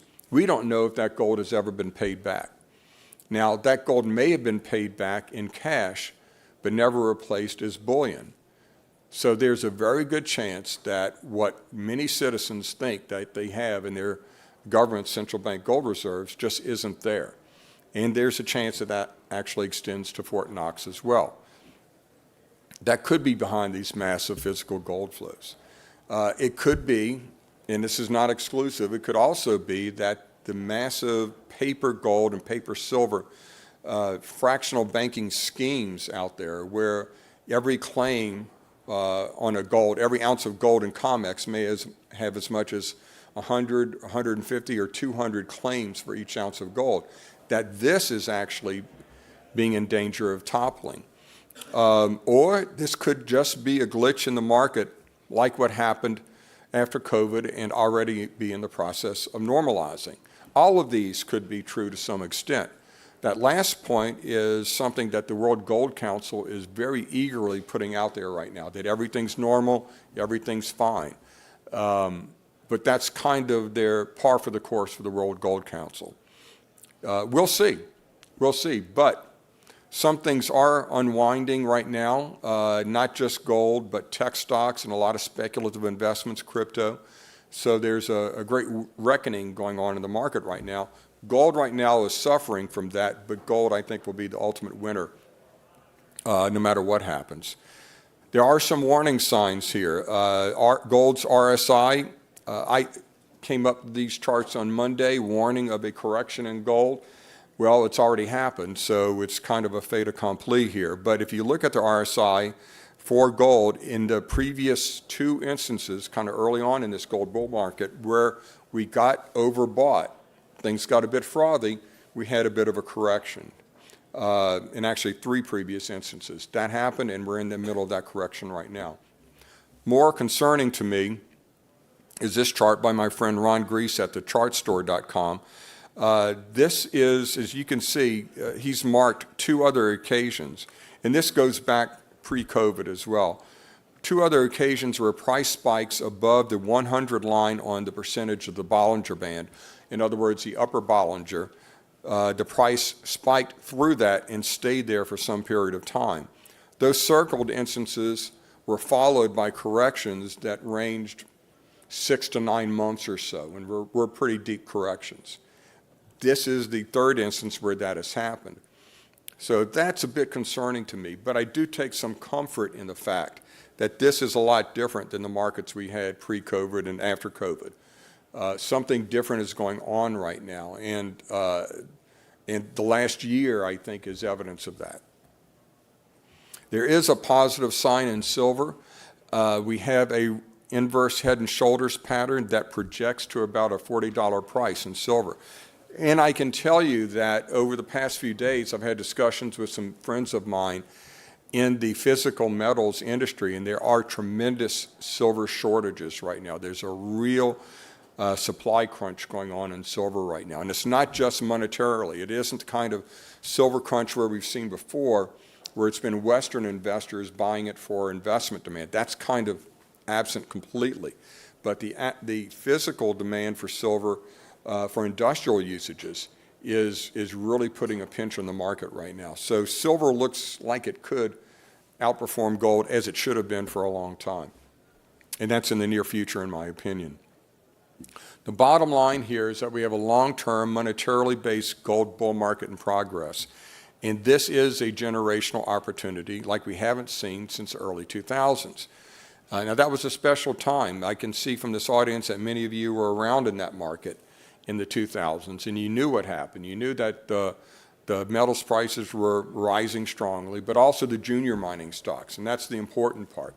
You were able to get leverage, and that rising tide lifted all ships. So even your losers didn't lose much, if anything at all, but the winners were going up 3, 4, 5 times, 10 baggers and even 20 baggers and more. So that was the kind of environment where it was very easy to build wealth very quickly. We've had a tremendous reaction in the metals. We're actually at a better place now than we are in the early 2000s, because right now gold is at historic highs. Back then, it took a lot of courage to believe that gold was going to set new price records. We're there right now. So all we're missing are the mining stocks. And with the kinds of earnings that the big majors are getting, I think it's only a matter of time before this filters down to the juniors, especially when you consider the fact that all of these other speculative markets are in trouble right now. The tech stocks, the AI thing, and Bitcoin are all in trouble right now, and I think you're going to see some speculative money looking for other opportunities like we provide in this sector. So what kind of potential are we looking at? I marked 3 historic bull markets in gold before the one we're currently in. The early 70s, where gold went up 5.6 times. The later 70s, when it went up 8.2 times from trough to peak. The 2000s, it went up 7.5 times from trough to peak. And if you mark the bottom in this market at about $1,050 thereabouts, and you figure that we're going up 6 to 8 times from there, but when all of this eventually gets resolved, then you're looking at a $6,000, $7,000, $8,000 gold price. I will caution, though, that it's not going to be, although the last couple of months and the last year have been quite extraordinary, it's not going to be a straight line. We've come a long way, and we will have some setbacks along the way. But at some point, if this is the kind of major secular bull market like we've seen 3 times before, that's where it's going to end up. And of course, timing is always the tricky part. So gold stocks, there's still a generational opportunity. This is the GDX divided by gold, the ratio of the GDX senior mining stocks index divided by gold. And you can see that from the end of last year through the first week or so of February, the gold stocks were leveraging gold very strongly. That was very encouraging. And now, of course, we have that correction. It's leveraging gold again, but to the downside. That's the opposite side of the coin. So we're paying for that leverage, but we are seeing leverage with the mining stocks, and that's important. So it's still a generational opportunity. That's all I have to say for you today. We will have a Q&A session in the Parkdale room following this. So if you have any questions from what I've talked about here, please come. But this is, I'll end it with this. This is a truly the kind of opportunity, or even better than we had in the early 2000s. The companies out there will provide the kind of leverage to the metals. It's only a matter of time, and you really need to find the better stories out there. And there are a bunch of them. There's a lot of value. It's a target-rich environment.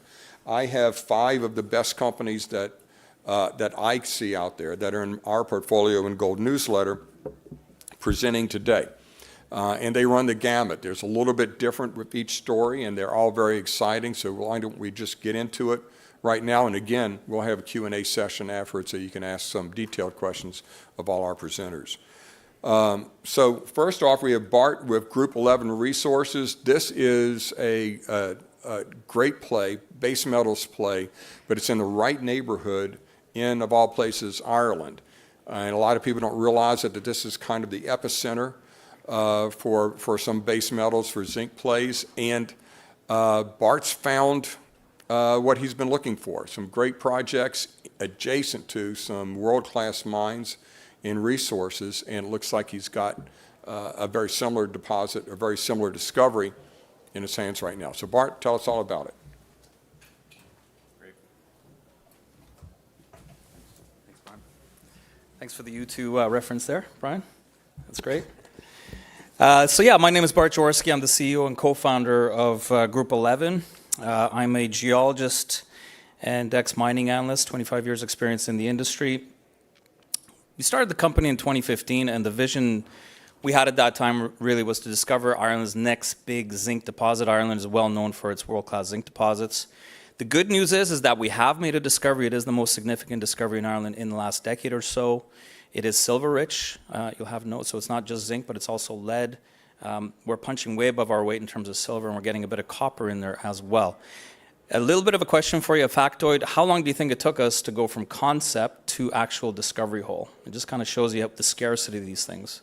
It took us 7 years, 100 drill holes, and about $20 million to get there. So it was a long, long grind, but worth it in the end. We are Glencore owned. We're also Michael Gentile owned. So we have an interesting relationship with Glencore in that, a bit of a trifecta really. They are our next door neighbor, they're our largest shareholder, and they sit on the board. And that's Gatlin there that you see. He's a lawyer, but also a geological engineer based out of Toronto. Michael, that was big news for us a few months ago. He was our second largest shareholder for a number of years, and only just recently decided to come on the board, which is fantastic news. He's a great guy, has a big following, and really, really pleased to have him on the board. Basically, he thought, you know what, you guys are matured enough. The discovery you've made is looking real. I'm happy to join the board now, so it's fantastic news for us. We also have Dan McInnes, who's a geologist, longtime mining executive, Mag Silver Association. Brendan Cahill, who's a lawyer, longtime mining executive as well. Alessandro Battaglia, who's a chartered accountant, longtime mining executive, associated with the Lundin Group of companies. David Furlong there, he's the co-founder with me, Irish geologist, Mark Holdstock, Dr. Mark Holdstock, who's actually helped discover some of the largest zinc deposits in Ireland. Great to have him on the team as well. And then Janine Webb over in Vancouver as our CFO. A little bit about the team there. Cap structure. So what's the market cap? We're roughly 40 to 45 million market cap. What's the cash position? We're 2.7 million, but we're just finishing up a $2.5 million financing. So we're well cashed up. Like I said, Glencore and Michael Gentile, about 17% of the company each. Our share price performance has been good. We've outperformed a good few of our peers, I guess. This is a 15-month chart. The news release that really did it for us was that number one on the left-hand side there. Basically, we had the discovery. We started to step out 160 meters, 5 holes, all mineralized. 4 of them were all gangbuster grades, and the market really started to pay attention to us. And that allowed us to raise $3 million late 23. That really paved the way for a transformational year of exploration, which we've had. So let's get into the discovery. It's called Ballywire. It's in the south of the country. It's within the Irish ore field. So that circle there, those green stripes are the main mineralizing trends of Ireland. And I'll just zoom in on that area. So the first thing to note is that everything you see in blue there is Glencore. Everything in yellow is South 32. Our central ground is called Stone Park there. And actually this is a deposit that we have called Stone Park. 5 million ton deposit, roughly 11.3%. It's pretty high grade, especially relative to the global average of zinc deposits out there right now, which is about 6% zinc and lead. But this is the interesting thing. It's right beside Glencore's Palace Green deposit. So the two are basically neck and neck with each other. And we do have an interesting target that it looks like the lookalike. It's the lookalike to Glencore's Palace Green deposit on the south side of the Limerick Volcanic Complex. So this is a bit of an aside. It's a conceptual target, but I think it's one of the best targets in Ireland to find something that could be really, really huge, because we already have 50 million tons between Stone Park and Palace Green, basically facing us on the opposite side of this circular volcanic feature. Geology identical on the north side and the south side. The only difference is the north side's seen a lot of exploration, whereas the south side has seen none. And we were really the first guys to start drilling this target. So we did a bit of drilling there before Christmas. We'll have news out on that hopefully by the end of the quarter. So that's a conceptual target. The actual discovery that we've made, however, is here on the 100% owned ground that we have. It's at the intersection of two mineralizing trends, the Palace Green corridor and the Rathdowney trends, where those two meet basically, is that yellow box that you see there. And note that it's only 20 kilometers away from Glencore's Palace Green deposit, so i.e. within trucking distance. Very important to keep that in mind. So now I'm going to just jump into that yellow box. This is basically as it was back in 1997, just to demonstrate. There was no drilling in the green area. That's our target horizon. There was, however, a historic hole here. These guys came very close to making this discovery. They got 2.5 meters of 6% zinc and lead with a 0.5 meter slug of massive sulfide, but they kind of followed it in the wrong direction. There was some drilling there. Those open circles are holes that were too shallow to have hit the target horizon, so they're meaningless. They came back again, got some copper-silver numbers in 2000. 2008, they did one last hurrah. They drilled a hole, got some good results, but again, nothing to offset the great financial crisis. They got wiped out, and this all became open ground for many, many years. And we came along in 2016, 8 years later, and we basically drilled our first hole 3 years after we did some homework. We got 3 meters of 4%, not too bad. That was actually some of the best holes we've ever got. Up to that point. And 2 years after that, this is where we first started to hit a bit of fire. 3 meters of 12% zinc and lead with 48 grams of silver. And in that, importantly, was a 0.5 meter slug of massive sulfide, just like that hole from 97. That got us excited because we thought, wow, what if those two are connected? They're 1 kilometer apart. That would be exciting. So let's drill 300 to 400 meter step outs and see the lay of the land. So the first hole, it actually hit okay mineral, but nothing great. Again, second hole is okay, not great. Third one started to get a bit better, and then bang, we got our discovery hole. 60 meter zone, in that was 11 meters, or roughly 10 meters of 10% with 100 grams silver. So fantastic hole. Within that was 2 meters of 41%, nearly 400 grams per ton silver. So really, really nice. And then basically we drilled all up and down the section. Every single hole hits massive sulfide mineralization. The best was that 60 meter step out to the northeast, which got another 10 meter zone of roughly 9% with 50 grams. Within that was 2.5 meters of 30% with 160 grams. So again, we're really punching above our weight for the typical Irish type zinc deposit, by the way. Typically in Ireland, you get 0, 30, maybe 60 grams per ton of silver. Here, we're consistently getting between 50 and 150 grams per ton. And I'll show you some of the better kickers, actually, they're yet to come here. So we stepped out again, another 80 meters, and we hit one of the best holes ever, 18 meters at 10%, not 100 grams per ton now, but 250 grams per ton silver, a little bit of copper showing up.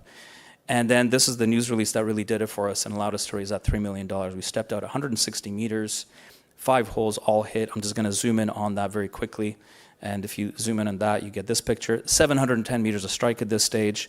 And we're getting grades like 10 meters of 8% with good silver, 3 meters of 8% with good silver, 5 meters with 12% zinc and lead, again, good silver. And our headliner was 11 meters of 9% with really good silver. So just fantastic grades. The other key thing that we started to realize at this stage is, hey, this is a very well-behaved system. It's not all over the place. It's not multiple horizons at different orientations. It's not folded. It's not faulted. It's just well-behaved. It's all one horizon at the base of the reef, at the base of the Walsroshan limestone, or the reef as it's called. So it makes it predictable for exploration. Great. It's going to be great for tonnage in terms of putting an MRE together, because we don't have to Swiss cheese it. And obviously for mineability in the future, it's going to be much more simple. So that's fantastic. Again, that's 710 meters of strike. And basically, that's how it was in April, 700 meters back to the plan view. We ran some gravity, found some anomalies. We projected the massive sulfides, and that really gave us the wherewithal to step out 930 meters with one rig, 530 meters with another rig. Very gutsy move, because these could have been duds. But lo and behold, we got 5 meters of 5% here with a half an ounce. And here we got the best silver kick in the last 60 years within Ireland. 1,400 grams per ton silver, as well as 6% copper, which we knew was a feeder. And to the north of that, we suspected there'd be a lot of massive sulfide, which there was. So the key point of that slide is now we're talking 2.6 kilometers of strike. And basically, I'm just going to fast forward to November. That was April. There was a lot of news flow in between. At this stage, we started to discern a flat-lying zinc-rich massive sulfide zone. That's that red body, as well as the higher grades. We got some of the best massive sulfide ever. We got 8.7 meters of 24% and 85 grams. And then the most recent news release, just to catch up, is just a few weeks ago. We plugged that 270-meter gap, and we got 15 meters of 11% with 122 grams per ton with a bit of copper. So if I look at the cross-section, I got 30 seconds left, but I'm going to tell you we've got a heck of a copper-silver target in here, because if you look at this, our zinc zone, the red stuff, basically there's a lot of copper-silver showing up in the feeders, and we know that's coming from down below. That's data point number one. Data point number two, the stratigraphy of the area says that 100 meters below us should be the lower limestone shale, which just happens to host 3 copper-silver deposits in the neighborhood.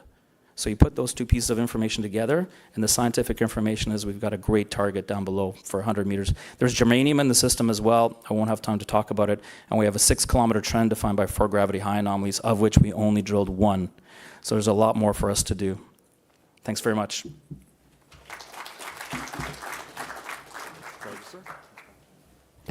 Yeah, Bart kind of flew through that, but the bottom line is this is a major discovery, and the deposits around it are worth many, many times this company's market cap. So a very exciting discovery, and we've come a long way. Been watching that story for a few years now, and finally they're on the way up. Next company is an example of a recipe, a formula that works in the junior mining market. If you get a lot of money put in the ground on good targets in the right location, great things happen. You know, I've been recommending, or had been recommending, A-Mark for years from this podium, because they had more than their market cap being put in the ground each year on great projects in a great location. Chad Peters is going to tell us about Ridgeline here, where they have about the same amount of money as their current market cap being put into the ground in Nevada by really good partners, and some big discoveries that I think are on the way. So Chad, let us hear about it.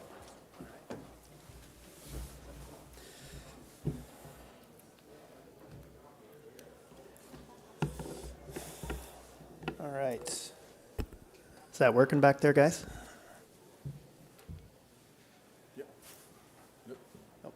Perfect. All right, thank you guys. Appreciate it, Brian. You've been very patient following the story for a long time now. So this is going to be a really big year for Ridgeline. We are what I'd like to call a hybrid explorer. So we are a mix between a prospect generator and your classic exploration company. We have we're totally Nevada focused. We have three deals between Nevada Gold Mines and South 32. So excellent partners. These total US $60 million in potential expenditures, and Ridgeline retains 20 to 25% fully carried interest all the way to commercial production on all those deals. So I want you to really remember that as we're walking through this. That carried interest is pretty big for us. So our cap structure, we just closed a 4.1 million raise at 15 cents with a half warrant at 25. Great shareholders participated in that. Point out, groups like Merck Investments, Paul Stevens, Rick Rule, Extract Capital, really great long-term shareholders. I personally own 4% of the company. Management owns about 8%. Founded this company out of my garage in 2018 in Nevada, and I put about $180,000 of my own capital into the company. So this is my only venture. Very motivated to make it a success, and I think this is the year where we're going to see that success really come through. So when I talk about a hybrid explorer, I just want to briefly hit on why this model matters and why it works. We have an exploration pipeline that we are constantly bringing in with early stage assets, staking, acquisition, et cetera. And what we've been able to do is ink these 3 deals with these great partners. This allows us to participate in future discovery while seeing a bunch of money being spent on our projects, all while trying to minimize dilution. On top of that, we have our own 100% owned assets that we are advancing ourselves. I want as a shareholder, anyone that looks at the company to go, okay, I love the downside risk that's protected by these deals, but at the same time, I always want to offer that kind of 100% blue sky. You drill a great hole, you can see where the stock goes, right? So last slide, we'll talk about that business model. Really what I want to hit home, across these gold bars here, this is the potential spend by each of our partners. The blue bars represent what Ridgeline has invested in these assets over the life of each project to get them to a point where we option them off to these majors. We've spent about $9 million. Potential return and spend is $60 million US across all the projects. That's incredible leverage especially in what has been a very difficult market to see money going in the ground. So we retain these fully carried interests all the way to commercial production, which means we don't get diluted out of a discovery if one's made. Last year, $4 million US was spent on our projects, primarily by Nevada Gold Mines. This year, we're going to see about $14 million US being spent on our projects. So that is an incredible amount of money being spent on our projects. We're going to be funding about $1 million of that ourselves on our own 100% assets. So what I'm going to do, I've picked one project. We have 5 that are being drilled this year, so I strongly encourage you to come by the booth. I'll walk you through them all. I've picked one project that Ridgeline's drilling, and I've picked one project that's being funded by a partner. And we'll get into that right now. First, we're going to talk about the Ridgeline project. Here is a map of Nevada. You have our 3 partner deals here, here, and here. And we're going to be drilling Big Blue starting next week. This is a porphyry copper play. We staked it ourselves. Past producing porphyry copper mine in the early 1900s. It produced 94,000 pounds of copper at 6.2% average grade. Now that's small. We're talking about some guys out there with like a donkey and a pickaxe, right, whacking away at the side of the hillside. But if that were in production today, it'd be one of the highest grade, if not the highest grade copper mine on the planet, right? I think maybe Kamoa-Kakula might be a little higher grade. That's an okay deposit too.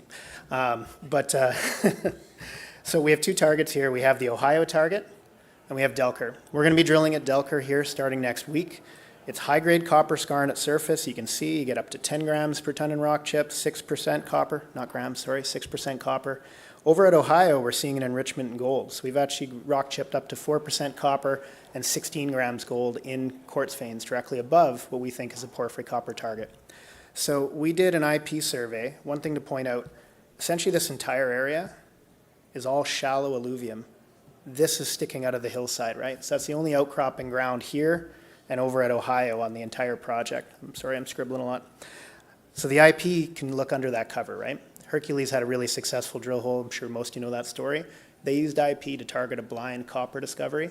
Their stock went from a 30 million market cap to over 400 million at its peak. What we have here under Delker, you have what looks and appears to be a porphyry signature, which gets even stronger to the south, which is then bleeding up into this historic mine right here. We've rock chipped up to 15% copper here. We're going to be drilling right across that anomaly right here starting in a week. Now the goal is, can we hit over a 200-meter wide corridor? Can we get high-grade copper skarn that is transitioning into a porphyry system at depth? We'll answer that porphyry question by stepping back and drilling right into the guts of that anomaly. Now, if we step a few hundred meters to the south, you can see actually we got into the old mine, which probably was kind of dangerous. Probably shouldn't have done it. But that old mine, turn that around, that's what they were mining, was high-grade copper skarn. Now, if we go 500 meters to the south, look what's happening to that anomaly. It is getting bigger, it's getting stronger, and we're also starting to see the Ohio target start to get really exciting, right? You're starting to see that anomaly poking out, high-grade copper and gold on one side, high-grade copper through this corridor. So if we can go out and drill this, prove our concept, this would be an incredibly exciting opportunity, big discovery for the company. It's 100% owned, no royalties, no work commitments. This is all Ridgeline. Now, we're not looking to just go and do a deal on this immediately. We believe that we can announce a material discovery here, which would then allow us to advance this thing to a hopefully much higher market cap than where we sit today. So that's one project that we're drilling this year, starting in a week. Now I want to show you our Salina project. We just had a press release last week that's very exciting. That is a typo. It is not 100% RDG. Well, technically still is, but South32 is earning into 80% ownership of the project by spending $20 million US over an 8-year period. We're the managers of the project. We get 10% of every dollar spent. We're going to make about $500,000 this year on spending alone, or just on management fees. So the reason why you should be excited about Salina, we actually made a pretty significant silver discovery called Chinchilla Oxide back in 2020. We've drilled up to 32 meters of 300 gram silver equivalent, including up to 6 meters of 1,100 gram silver equivalent in chinchilla oxide. Now, that just in pure metal basis, that's about 6 meters of 480 grams silver, 18% lead, zinc, and 0.1 grams per ton gold, just to give you an idea of kind of the distribution of metals. We've always maintained that the chinchilla sulfide target is the Taylor deposit analog, right? We're all looking to try to find the big CRD. Well, the Taylor deposit in Arizona was a $2 billion takeout by South 32 back in 2018. We believe that we have the next Taylor analog. We've been pushing it for a while. Now we have that exact group that's developing Taylor, helping us find one now in Nevada. So this MT anomaly, which chases deep sulfides, it's a very effective technique for finding these deep sulfides under cover, sits right here. It's 2.5 kilometers, or it's 1.5 kilometers wide, sorry. We drilled a hole in 2020 that drilled right into the top of the anomaly, hit up to 3 meters of 600 grams silver equivalent, similar distribution of metals to the chinchilla oxide discovery, did not have the cash to go in and drill deeper. We also didn't have the MT results that suggested we should continue drilling deeper as well. We now know that we have an incredible target here. Thrust faults are bounding the system. Fluids have already been flowing up and feeding into chinchilla oxide. So what's down here at depth, right? Chinchilla oxide is an oxide deposit, obviously. We think the sulfide target at depth is where we want to be.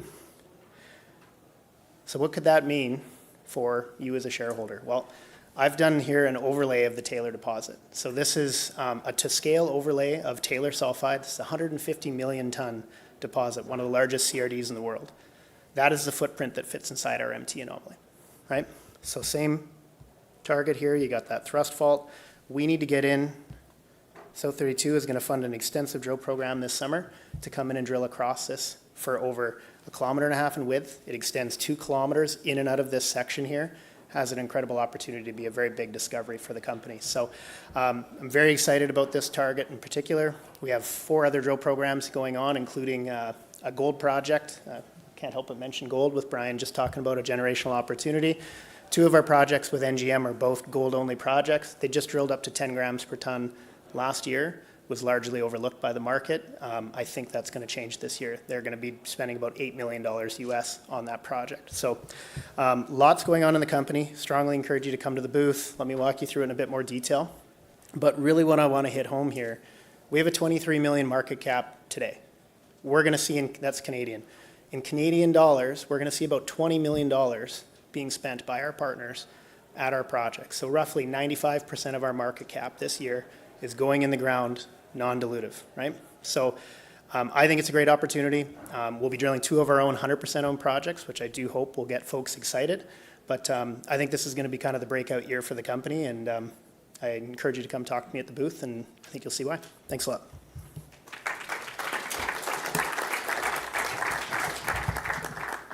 Thank you. Thank you, Chad. So exciting near-term discovery story, drill hole plays, lots of potential there, and as Chad said, he only talked about 2 of the 4 that are being drilled, and very exciting projects. Now we're going to shift gears a little bit and move from discovery to actual value, to companies where discoveries have been made, and this market is interesting in that we have metals prices at these tremendous levels, but a lot of companies that have made really significant discoveries are not valued anywhere near prices that reflect where the market is for those metals. Delta Resources is a company I discovered about a year ago, and it has made a discovery. It's fairly early stage, and we're going to talk here about value, tremendous value. You're going to see what they discovered and how ridiculously low that discovery is valued in today's market. So Andre, tell us all about it.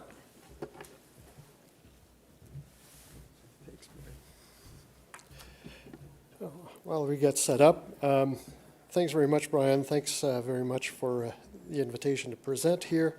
And well, we'll get it. And thank you for believing in us as much as we believe in this project. Hi, everyone. My name is André Tessier. I'm President and CEO of Delta Resources. We've been in the business, I guess, Delta's been since 2019, June 2019, and we made this significant discovery in 2022, right next to the Trans-Canada Highway near Thunder Bay, Ontario, and we've been exploring this project ever since. So this is who we are. We are a Canadian explorer exploring right here for gold in Ontario, one of the best jurisdictions in the world. We trade under DLTA on the TSX Venture. We have 134 million shares outstanding. We're trading 16, 17 cents with a market cap of about $20 million Canadian, with a cash position of $5.6 million. Currently, management and insiders own about 20% of the company. Institutions is about 14%, and the rest is mostly retail. I'm going to be discussing the Delta One project, which is our flagship project right here in Ontario. As you can see, the Delta project is located 50 kilometers from the port city of Thunder Bay. We are an easy 45-minute drive right to our discovery.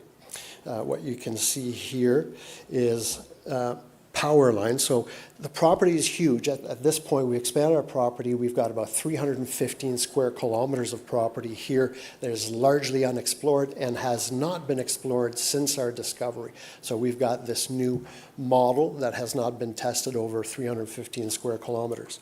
The discovery is right here, right next to the Trans-Canada Highway. I'll show you just how close. We currently have two power lines, one to the north, one to the south, and there is a third power line called the Waseega transmission line that is high voltage that is coming up in the coming years. In terms of infrastructure, there is nowhere better that you would want to be. This is as a crow flies. We're looking towards the north. We're on a drone. The Trans-Canada Highway, that's the problem with Verify. That's the Trans-Canada Highway is located right here. And if I had to draw the surface expression of the deposit, it would be right here. You can see some drill pads just to the north. Those are drilled underneath the Trans-Canada Highway to get to the deposit. So a few things you'll notice here. One is there's not very many trees. This is northern Ontario. There used to be trees. Most of it's been logged right now. We're actually sitting on a topographic high. So again, in terms of location, it couldn't get any better. We are, the infrastructure that is there, the proximity to Thunder Bay, the fact that this is an environmentally disturbed area means that everything should be accelerated and those costs should be very reduced. So we're going to go underground now. We're looking towards the north again. We're going to go underground to take a look at what the deposit looks like. So the deposit at the end of 2023, we did with about 25,000 meters of drilling only, we did an internal calculation. So it's not a resource estimate per se, but it was done in the same way. And at the time, the mineralization extended over 2.2 kilometers. We've now extended it to 2.5. At the time, it was from surface to 250 meters vertical and up to 150 meters in width. Again, this is right from surface. Using the state-of-the-art component, again, we can't call it a 43-101, so I'll call it a gold inventory of anywhere between 1.2 million ounces and 2.2 million ounces, grading anywhere between 1.05 to 1.3 grams per ton gold. This was done by capping all of our values at 10 gram and using a 0.3 grams per ton gold cutoff grade. We have since expended the deposit, but we have yet to renew this model. Now, what you'll notice as well is that there is a high-grade core in this deposit, and I'm going to flip this model to show you the surface view of the deposit. And what we have at surface is what we would call a starter pit that would basically have a zero strip ratio because it's right at surface. And you can tell the grades there are probably going to be in the neighborhood of 1.7 to 2 grams per ton gold. Just to give everybody vertigo, we're now looking towards the east, and this is about 150 meters wide, and you can see just some of our newer intercepts at depth. This was drilled in 2024. This is what the mineralization looks like. In my opinion, there's two major ingredients for large economic deposit, one of which is the system has to be long-lived. The mineralization looks like this, so we have a stockwork of mineralization, and we recognize a very minimum of 5 to 6 generations of veinlets into that deposit. And what that means is that the mineralizing processes were operating for a very long time, for a protracted amount of time, which gives the deposit the chance to become big. We are here, the location of the deposit, we are in the Shabandowan Greenstone Belt. We are in a crustal scale structure that marks the northern boundary of the Greenstone Belt, which is also gold endowed. I'm going to zoom in quickly to the deposit itself. So in between those two lines is the mineralized structure. All the rocks within that area are very intensely altered, and every rock type is mineralized. Again, that is another indication of a large system when your alteration system is very large around it. What you'll notice here, and I'm not going to go into too much detail, but the pink horizons here, those are dikes. They are intrusions that you can see are very spatially related with the gold deposit in red on this slide. But also, we think now, genetically related. And those dikes look like this. So the upper image here just shows the types of dikes that are very fresh, so barely even altered. But when you get into the mineralized zone, this is what they look like. So they are bleached, they are altered, the textures are completely destroyed. Again, this is a sign of a system that's very strong, very intense, and in our case, protracted. Now, it leads me to our efforts right now. So we started a 10,000 meter phase of drilling in mid-January of 2025. We unfortunately don't have any assays yet, but I can show you the very latest of what we've discovered so far. The objective of this new drill program is to show just how big this system can be. So what we did, I'll bring your attention to two drill holes here, drill hole 119 and 117, that are respectively almost 800 meters deep and 600 meters deep. And this is what we intercepted at depth. So we are now at about 550 meters vertical in this intersection here. And I just put this slide here as a reminder of what the intrusion looks like when they're not mineralized.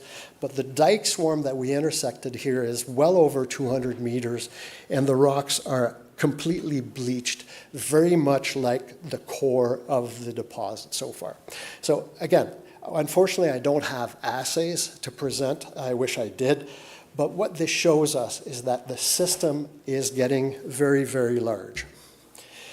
We've already had analysts that suggest the deposit looks very much like the Canadian Malartic deposit in the Val-d'Or district of Quebec in terms of geological setting, timing of mineralization, alteration, the size. Well, we hope we'd get there because Canadian Malartic is about 17 million ounces of gold. And this is just to give you an example of where we are now. So this is the longitudinal section of the Canadian Malartic deposit so far. And this is all of the drilling that's ever been done at Delta so far. And that latest intercept I just showed you is about located right here. So we're getting there. We're starting to show just how big this deposit can be. So the takeaways here is we are in one of the best jurisdictions in the world. We are right next to infrastructure, 50 kilometers away from a large center in Ontario. We have all the ingredients for a major gold deposit. We've already proven nearly 2 million ounces. We are drilling right now. So far, we've got about 35,000 meters drilled. We have another 10,000 meters before the summer, and we will reevaluate coming. So we have the money in the kitty, we're ready to do this, and we're ready to prove this. Thanks very much.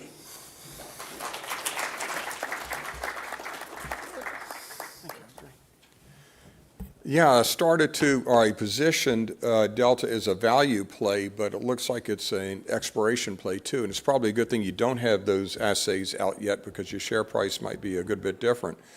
But now we're going to talk a little bit about discovery and value again. A-Mark has been a company I've been following for a few years, and the formula has worked. It has resulted in a major discovery, and Diane Nicholson is here to tell us why there's much more to come and why this still represents an extraordinary value. Thank you, Brian, and good afternoon, ladies and gentlemen. It's a pleasure to be with you here today. So, A-Mark, our goal is to discover, develop, and transact the next generation of high-value copper-gold deposits in our home province of British Columbia.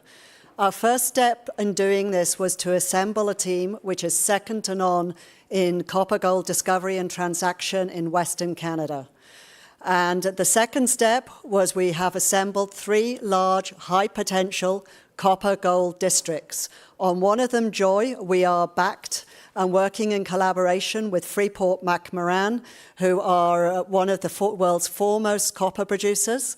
On another one, Duke, our funding partner is Boliden, the integrated Swedish mining smelting group. And on the third large district, Ike, we are self-funding that project. The deals and the agreements with Freeport and Boliden give us access to up to $200 million of non-share dilutive financing. For that, those entities can earn up to a 70% interest in our projects. We had an absolutely tremendous year last year. We spent over $23 million drilling. We drilled over 29,000 meters across our 3 projects, and the team delivered. We have discovered one of the most rich, if not the richest known copper-gold porphyry in British Columbia. It's known as Aurora. It is located in our Joy district. And this morning we announced yet another discovery from the Joy district known as Twins. So Freeport to date, and one thing I should say first actually, A-Mark operates all of these districts for both Freeport, Boliden, and we operate our own district, Ike. So Freeport to date, to the end of last year, have invested approximately $33 million in our Joy district. We have drilled over 36,000 meters with them. We've done extensive airborne and ground surveys. All of that work culminated in the discovery of the Aurora high-grade deposit and the Twins discovery this year. We'll talk mainly in this presentation about Joy and those discoveries.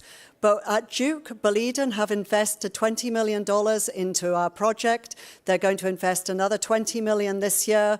A-Mark is known for its credible, systematic exploration approach. The Duke exploration trajectory for us is a couple of years behind that of the Joy.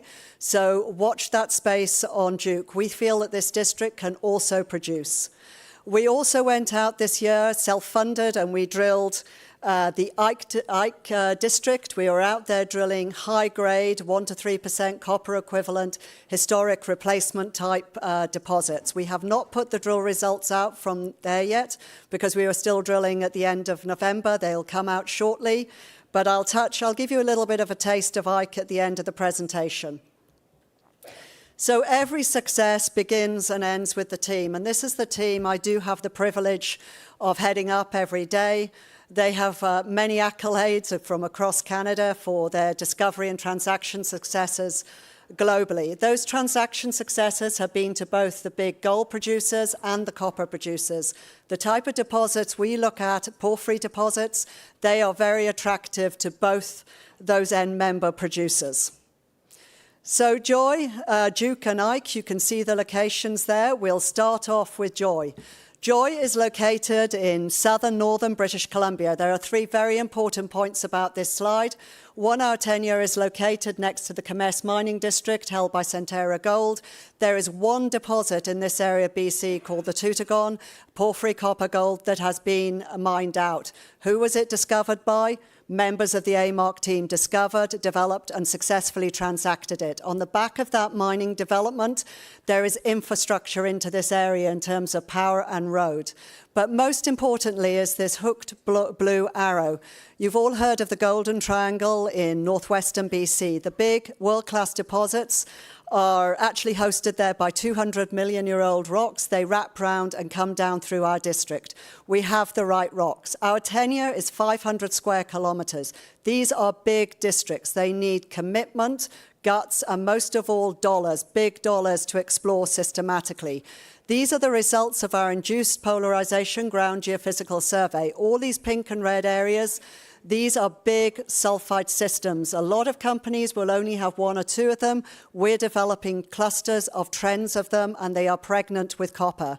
The last one we got to drill this year was the Aurora deposit, which is hosted in the Northwest Gossan. That's where we made the big discovery. It was last for logistical reasons. Just before I leave this slide, I want to point out the grey shaded area. That's a property we've acquired the right to earn 100% of recently. This is what Northwest Gossan target looks like. It's 5 to 7 square kilometres of Gossan or rusty rock. Nobody had ever drilled here. We did ground and airborne surveys. The first 2 fences of holes that we announced in January took our market cap from about 35 million to 160 million. It was a great month for us. We put out fences of holes, and we knew we had high-grade intercepts over 600 metres width. Those drill holes, they reside in this big sulfide system, which is 4 square kilometres. It is underexplored. We will be back out there on the ground this summer with Freeport doing further work. This is a zoom-in of our discovery, 20 drill holes initially into the discovery. The 4 sections of drill holes we put out this morning, these are, ladies and gentlemen, incomplete sections. We got here at the end of the season. We were staying at the Kemess mine camp. They had to invite us to leave in mid-October because they needed to winterize the camp. But these sections are all showing that this deposit is open to expansion. Red is copper, gold is yellow. This is one of the discovery section we put out first. 57 is the discovery hole. We have high grade. Look at our news releases. We put out intervals sample by sample by sample. Every sample hits high grade gold, 1, 3, 4, up to 8 grams per ton gold. We have strong copper, 0.4 to 1% copper on a sample by sample basis. Strong silver. This leads to 1 to 3% copper equivalent. This grade comes in at or near surface. It is vertically consistent. It is laterally consistent. As we know it at the moment, it is a flat-lying ore deposit. These are the kind of grades. I'll let you look at the gold and copper columns. The only mine that's been mined out in the Tutagon is the Kemess mine. It was 0.63 grams per ton gold and 0.21% copper. You can see why this ignited people's interest in British Columbia and further afield. The grades are very, very good, and the sections continue. The other discovery we put out this morning, this is Canyon. We put a short hole in the other year. We pulled an intercept out of about 0.11% copper equivalent. Now, this would not have lit your hair on fire, but, for us explorationists, it was very interesting. We put a long hole in, and we've drilled straight into a copper-gold porphyry system. This is, I haven't got time to talk about this, but we're expanding the Pine historical deposit. Canyon is another discovery we've made. So in this district, this has changed the concept of exploration across the Tutagon. We now have our high-grade starter pit. We've got expanding historical deposits. We've got other discoveries. We've got a pipeline of deposit targets to drill off. And we haven't even scratched the surface in exploring most of this district. This is an incredibly potential district, and there's a lot more to come out of it. Very, very briefly, with Boliden, we're in central BC. It's a copper-gold belt. We've been working, drilling off the moderate-grade but valuable Duke deposit, and we're now going out into our 700-square-kilometre district. Systematic exploration again to come up with those drill targets. This district is 1 to 2 years behind in its exploration trajectory compared to Joy. Watch this space. We expect that district to produce as well. Our third district is the Ike. It's located in southern British Columbia. This is the heartland of copper production in the whole of Canada. What should impress you but on this slide is the amount of infrastructure. We have power, we have road, we have access to rail in comparatively short distances to our project, which is anchored on the Empress and Ike deposits. This is what the terrain looks like. We have made a fairly significant copper, moly, silver, Ike deposit. It's porphyry discovery a couple of years ago. But where we've been out drilling this year is the higher grade Empress and Empress East deposits. Why were we out there? This is the kind of grade that was pulled out in those old deposits. 70, 80 meters, 1% copper, multigram gold, moly and silver. That translates at reasonable recoveries into 1 to 3%. These are not the same thicknesses at Aurora, but they are very good grades and very good intervals. This is a cross-section through those two historical deposits, Empress and Empress East. We were out there drilling in November, expanding those deposits internally and laterally. There is a gap between them called the Empress Gap. It's 1.5 kilometers. You can see some shallow historical holes and one long hole by a former proponent. They hit copper and gold, and what they're telling us is to keep drilling here, keep going. Those two historical deposits, we could join them up, and if we do, that's another great discovery in the province of British Columbia. So to summarize, we have a great team. We know our jurisdiction. We have great partners which we're working closely in collaboration with, which give us access to a lot of funds. They've already funded us to the tune of $55 million. We are making very significant discoveries. We are unlocking that shareholder value and that value for our transaction partners. There's a lot going on in this company, and we're looking forward to a very, very productive 2025. Thank you, ladies and gentlemen.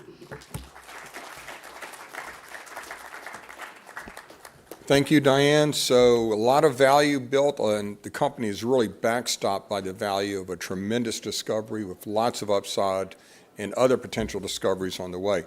While we're talking about value, our next and last company, we've saved the best for last, Mal, is a discovery or a company that I've started following a few years ago because of the great value that it had.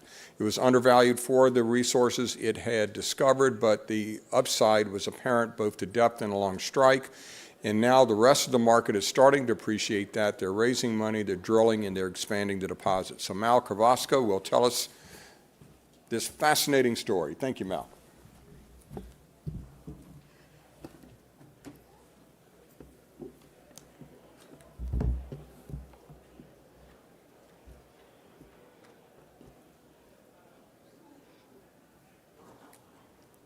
Thank you. Thank you, Brian, and thanks everyone for sticking around to hear about Nucor Gold. Please do note that I will be making some forward-looking statements today. So just at a very high level, who are we? Nucor Gold, we are advancing the Enchi Gold project in Ghana. This is a proven team with a track record in the industry and one that has very strong alignment with its shareholders. 15% of the equity is held by management and board. Our Enchi Gold project is underpinned by economics. We put out the results of a PEA mid-last year that highlighted the development potential of an open-pit heap leach mine, but importantly, longer term, the project benefits from district-scale exploration. In terms of that management team, it is led by Luke Alexander, our president and CEO. He is a mining executive with over 20 years of experience in the sector, and notably, he's well known for having spent 12 years in London in institutional sales, having built very strong relationships in the industry.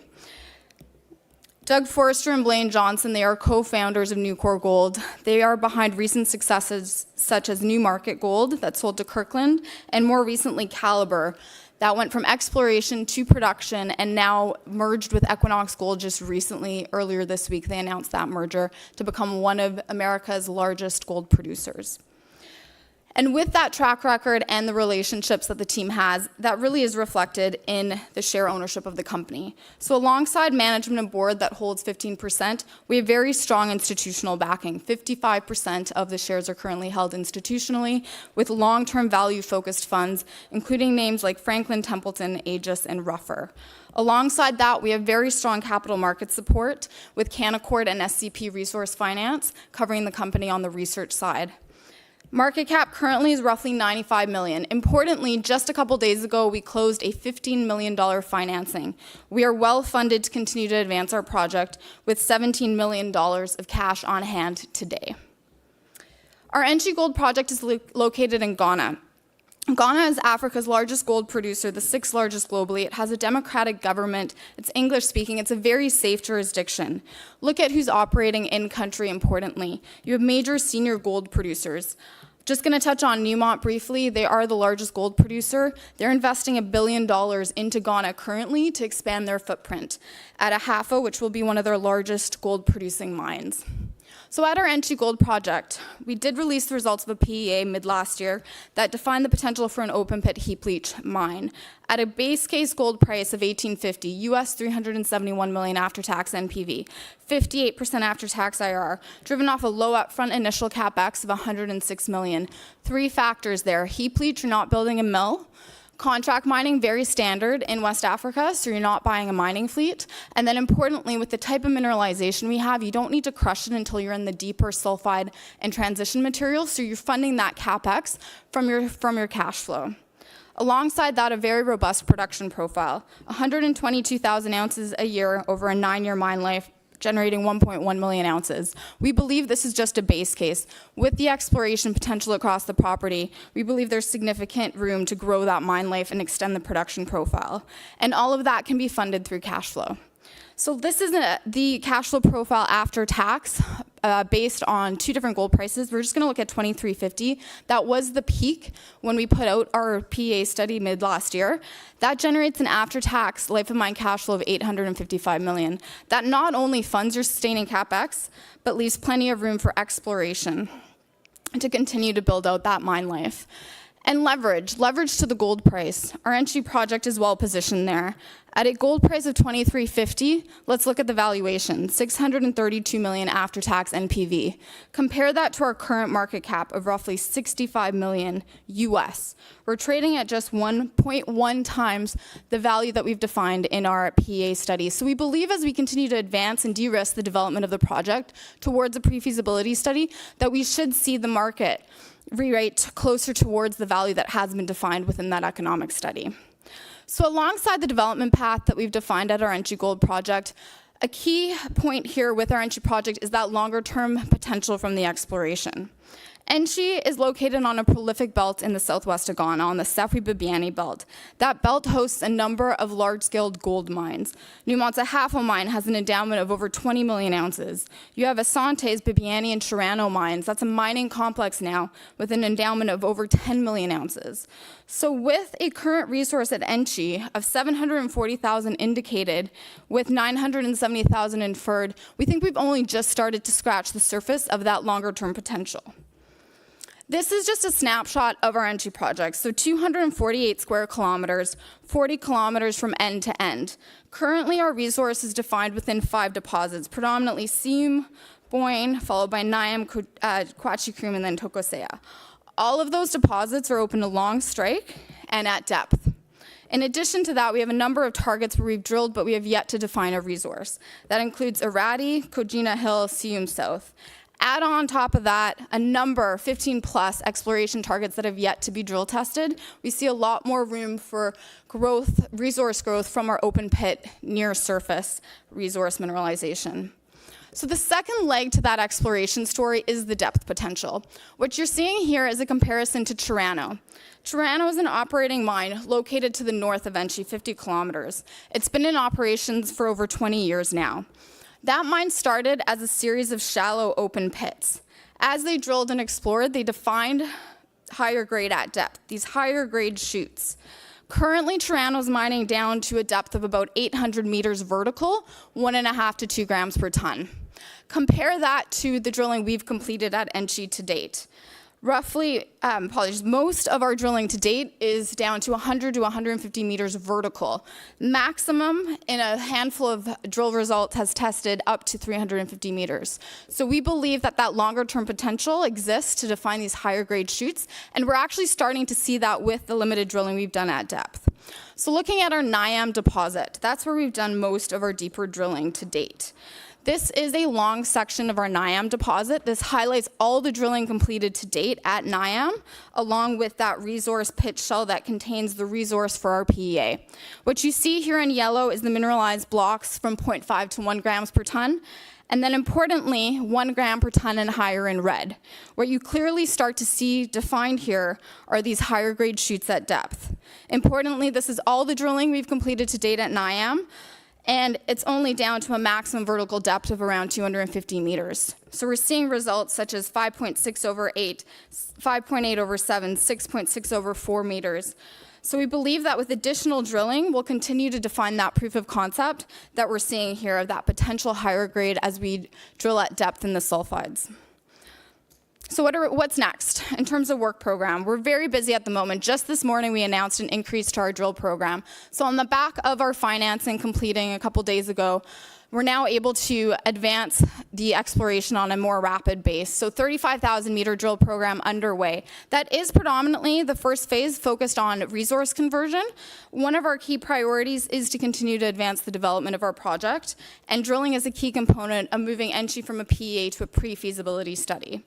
In addition to that, now with that 35,000 meters, we're also going to be looking at completing some drilling on earlier stage exploration targets, along with drilling focused on defining potential at depth. But importantly, with the drilling that we have completed to date, we're seeing really strong success. So we, as of right now, have released just over 10,000 meters of the drill program.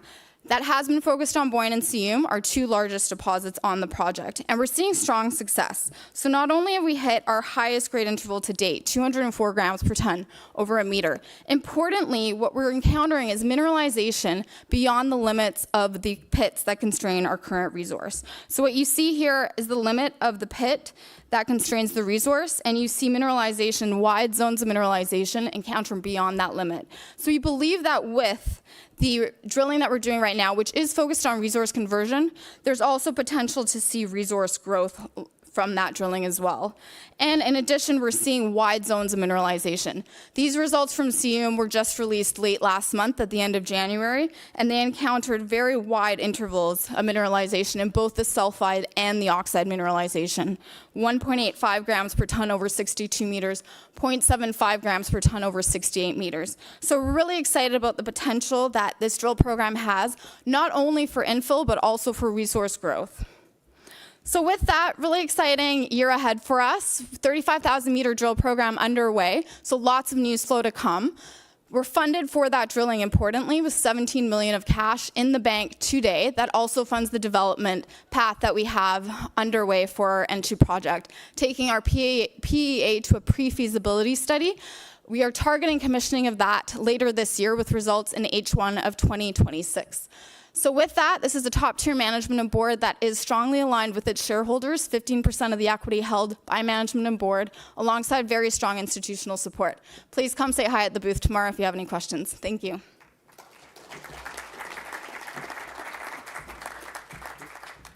Thanks, Mal. So great value and great news to come, a lot more value to be realized at Enchi. We are now going to conclude our block and go to the Parkdale room for Q&A. So if you have any questions for me or any of our company representatives, please head on over there. See you there.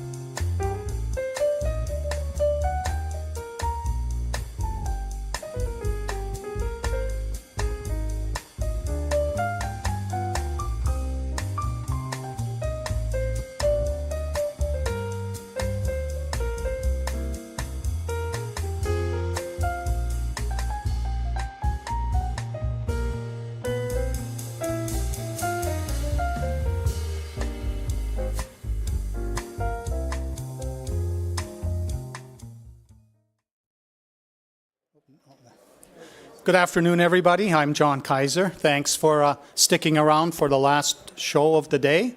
My title is The Golden Bridge Away from America, and it's about gold and the mystery. Why is gold at $2,900 and nobody seems to care about our sector? And there's been some explanations offered, and I'm going to talk about why they don't really wash. So this graphic here shows you the gold production, annual gold production going back to 1845. And you can see how it's grown particularly well during the last 20, 40 years. But this is, blue line, is $35 gold in 1934, inflation adjusted to the present, where it should only be $860 if it were just serving as an inflation hedge, as many people say that is its true role. Today, gold's above ground gold stocks were $20 trillion. It was this at the end of, at the average price of last year. And now we have gold parked right up here. And yet there seems to be this expectation that it's going to crash back below $2,000 and wipe out the real price gain that's happened since then. So this number is critical. After gold was released from its prison and popped up and then stabilized here and went sideways for more than 20 years, it has now risen, and this is where gold should be inflation adjusted. It's way up here, and that's an 85% real gain. It was about 150% in real gains in 1980, and it unleashed tremendous supply from the mining industry because what had become high-hanging fruit suddenly became low-hanging fruit, and the mining industry went to town and started mining it. Now, we're back in an uptrend, but now we've got this question. Oh, by the way, in this period, 3.5 billion new ounces were created on top of the 3.2 billion that had been accumulated over time immemorial. And so there's now 6.7 billion ounces sitting around there somewhere in vaults, a little bit fabricated into golden teeth and stuff like that, and fair amount into jewelry, but it's all sitting there not being useful, such as other precious metals like silver and platinum. And here you can see how even back here, I created this index at the start of 2020, how the gold producers have lost their superior role as a proxy for gold. And even now, they're struggling to catch up. This gold producer index is a key thing you have to watch, because it's when the gold producer index blasts through the gold trend line, that's when you know that the public believes that the gold price is sticky. But it's still lagging, and you can see the hesitation. And every day, there's a little $40 drop in gold, even though it's like 0.1%. You can see my screen of the juniors and the producers go red. This market is terrified that this gold price can't last.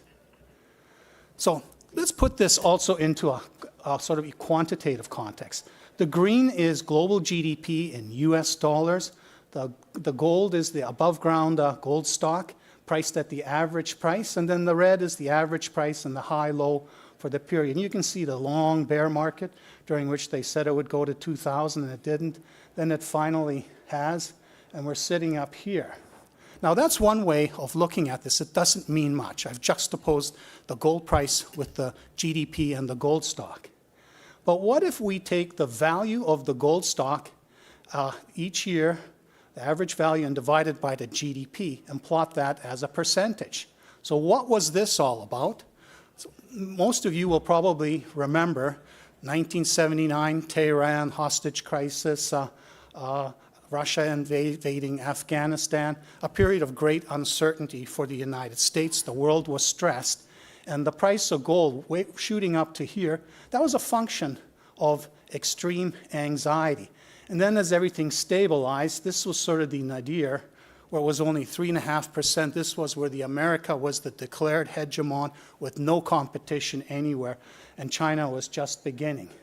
And then you can see it's now 16% with the current GDP projected for 2025.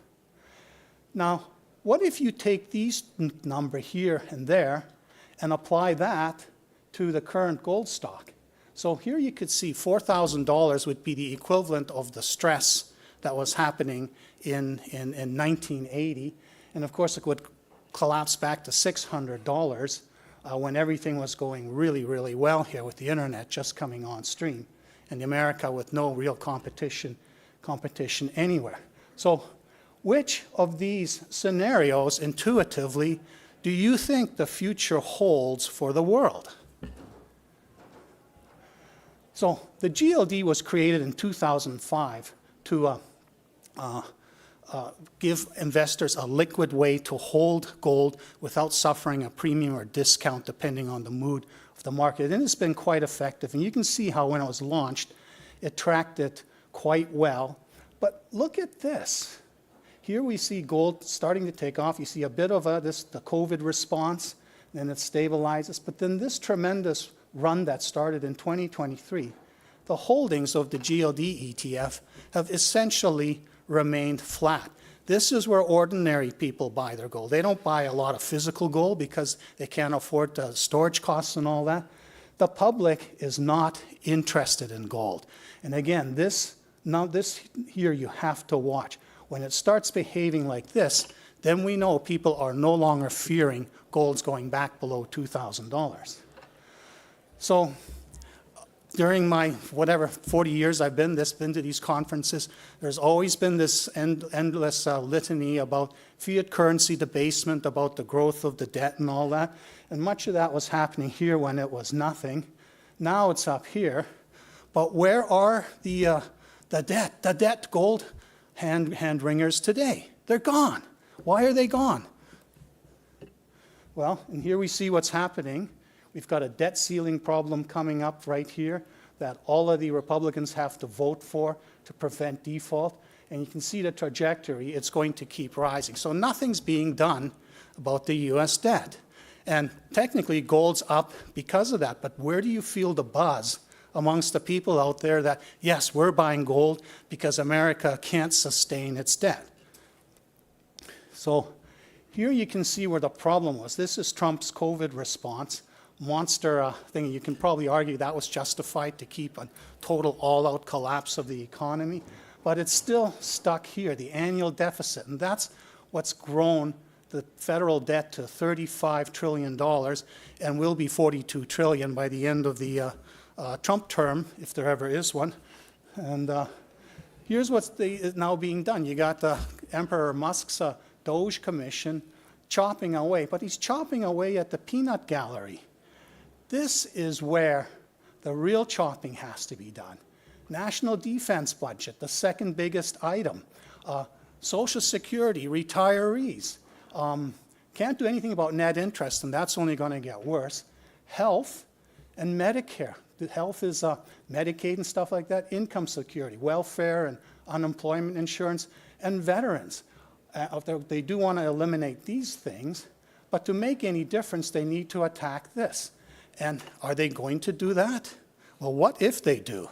I think we have an insurrection where even the MAGA crowd is going to come out with pitchforks and torches and go after Emperor Musk and his President Trump.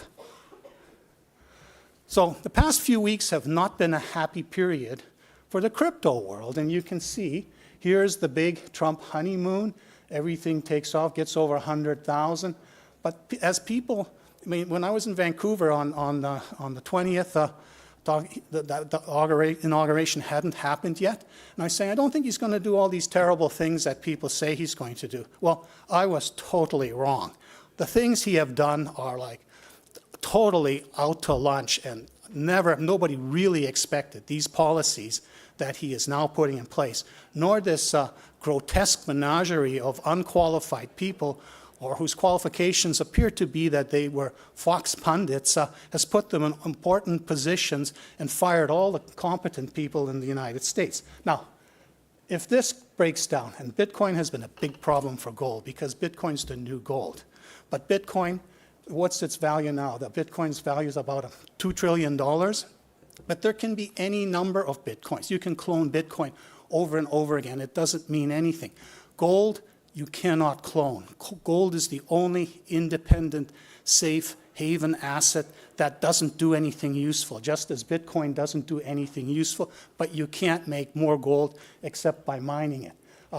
This will probably stabilize, but if that starts to fall apart, that is the most blatant indicator that Trump is losing favor with even his MAGA base.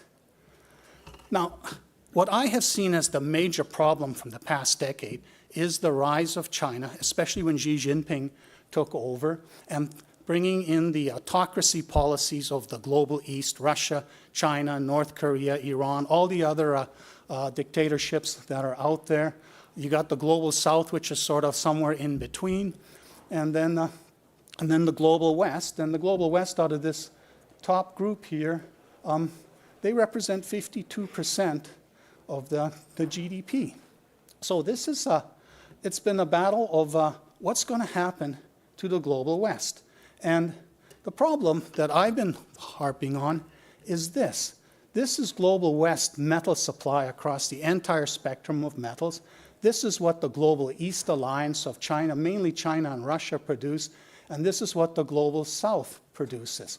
So if this geopolitical conflict between global East and global West really starts to become hot and trade, the globalized trade of all these raw materials freezes up, the biggest cluster of economies, the global West, are going to have a serious problem. So I've argued that we need to start supporting mining and exploration in secure global West jurisdictions and make sure that the global South throws its lot in with the global West rather than with China.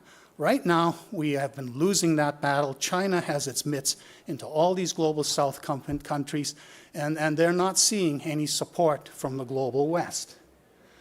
And this graphic basically sums up moral and political philosophy. I would like you all to be up here, which is the realm of democracy, science-based thinking, humility, pragmatism, compassion, freedom, stuff that the founders of America put into their Constitution, which was a radical experiment back in 1776 like had never been experienced before. And it is now under siege by the followers of true believers, and there's the left and the right. One grounds their true belief in divinity of some sort, and others in simple abstractions. But they all end up functioning by principles like hate makes great, might is right, and coercion is what this is all about.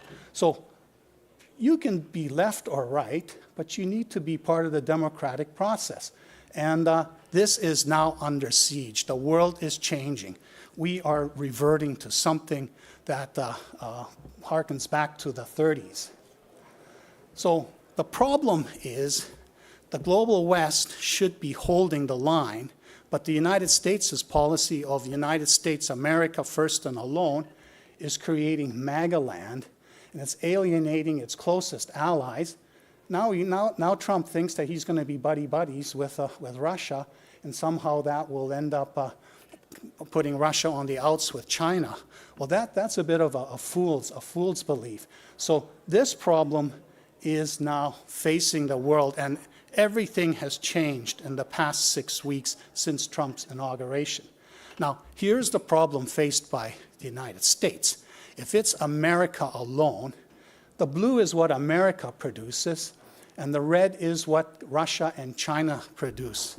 So in terms of the raw materials that make everything work, except for oil and natural gas, the United States is at the mercy of what it perceives to be its enemies. And, you know, the media has been all about, yeah, Trump's going to hand Ukraine to Russia, and then Russia's going to open up for business. But how serious can Putin be when he trolls Trump and says, hey, we'll reduce our defense budget by 50% if you reduce yours. And maybe China will, maybe China won't, who knows? Well, here's America's defense budget. You reduce that by 50%, and here's Russia's puny budget, which is really nothing. He's asking America to stand down and give up its military supremacy. And China's, by the way, is probably all the secret stuff they do somewhere up here. Now, his crazy idea is that we'll solve our problem by exploiting Ukraine's resources. Well, this is what Ukraine produces in terms of metal. It's sweet pissol, some iron and manganese and a bit of titanium and zirconium from mineral sands, which are cheaper from places like Australia and Kenya. If there were anything worth developing there, it would already have been done. And there is potentially lots of stuff there, but the China price controls everything. And in China, the profit margin does not matter. You have to remember, China is still a type of communist society. It is a hybrid type which uses corporations, partly owned corporations, to control things.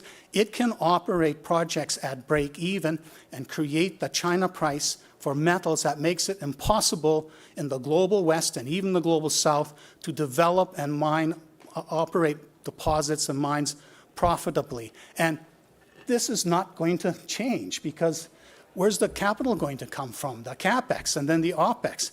Zelensky said, yeah, this is fine because he says, okay, well, we don't have the CapEx, so you're going to put it up, and this will operate at break even, which means lots of jobs for our people. And this revenue that you're going to collect, where you're going to impose a 10% gross royalty, or you're going to wait for non-existent cash flow to emerge. So this is an absolute joke, and I hear they had a blow up today because Trump wasn't even going to guarantee Ukraine's security. So Canada, however, much larger country with a substantial breadth of materials in the ground, but still kind of not really punching above its weight. It should be producing a lot more. And Canada really is the solution to the global West survival, because the United States, with its NIMBY lobby and its lawyers who are going to be hard to displace, it's not going to ramp up production very quickly. But Canada has been obsessed with nonsense for the past decade, signing UNDRIP, elevating a group of people who are 3% of the population and claim 4%, 4 times Canada's entire landmass as their territory, as very special and having final say on everything. Now Trump has threatened to annex Canada. This is not a joke. This guy is insane. He is on a megalomaniac power trip, and he's now got everybody in place to enforce it. Canada could become a conquered nation within one day. It's kind of like almost like the Germans walking into France and taking everything over there. And then this is an opportunity for First Nations to actually rethink, are we part of Canada? Their culture and all that should be respected, but it shouldn't be to the degree that they own and control everything. So Canada now completely needs to rethink its attitude towards mining and exploration, and the First Nations need to say, we are part of the solution, we're going to do it right, we're not just going to be obstacles, because your outgoing Prime Minister said, well, this is for the best because we really like stuff to be mined in shitholes like Congo and that, where the people downstream have no powers whatsoever to protest against all the pollution that creates these cheap metal prices there. So now to get to my main topic, this is a history of central bank changes over the past 100 years. The blue is what America was acquiring in those periods, and the red is what the rest of the world was. So you can see here, there's a period, by the end of World War II, the United States has accumulated an awful lot of gold, but then it starts to lose the gold because it made its gold exchangeable for US dollars at $35 an ounce. So the rest of the world, seeing the inflation come along, just started handing their dollars back to America and pretty much started draining the gold holdings until Nixon closed the window in 1972 and released gold from its prison. And we had a period of central bank liquidation. Canada blew out all its gold. The UK blew out much of its gold. But after the financial crisis, things changed, and we have seen a streak of central bank accumulation since then. And now this is being attributed to the strength in gold. But it's not really that enough to move the needle.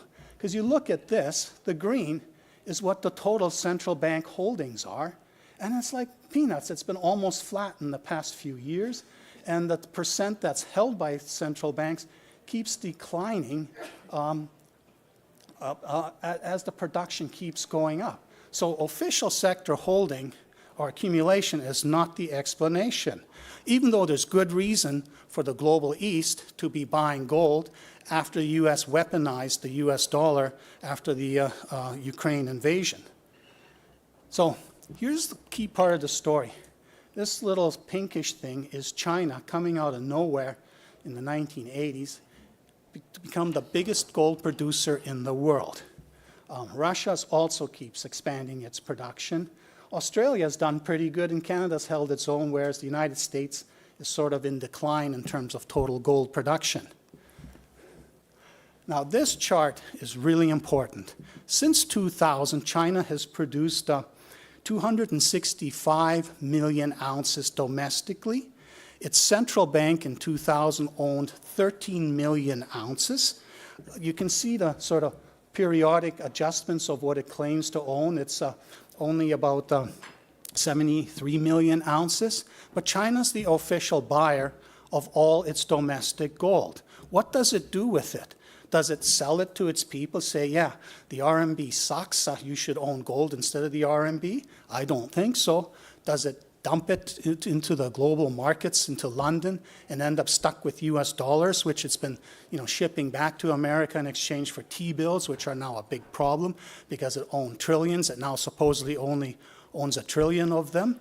And the simplest explanation is, no, China owns all this gold. This is still part of the official holdings. Now, they hide everything because they are this distributed entity. The state owns parts of all these corporations, so you can easily hide an enormous stash of gold. And this is what I think China's true holdings are. Just by keeping the gold that it produced domestically, it would dwarf the holdings of the United States. And all this buying that has been happening in the last market, that little bit of official sector gains that we've seen reported by the IMF, does not explain gold going from $2,100 to $2,900 in the complete absence of any interest in global West markets through instruments such as the GLD. No, there has been massive accumulation going on with gold. And this accumulation, if it is being done by global East state actors, it's sticky. It's not coming back. This fear of gold going back down is unfounded, yet this fear is haunting our market. And this is also haunting our market because last time Wall Street crashed, we got cremated in the process. We fear this. We can see this coming up here. And the market has started to sour on Trump's trade tariff policies. I mean, supposedly on Tuesday, tariffs against Canada and Mexico kick in. The supply lines are back and forth and so interwoven that this is going to create huge complications for American businesses trying to make money. And this will introduce inflation, which is not going to make anybody happy, especially the MAGA who got all upset about the inflation from the past few years. So when all this starts to come together, we could see the market crash. And by the way, this AI stuff, AI is designed to replace what everybody does. And if people aren't doing anything, where does the basis for economic exchange come from? Where does the profit margin come from? It's supposed to come from people, not AIs doing stuff for each other.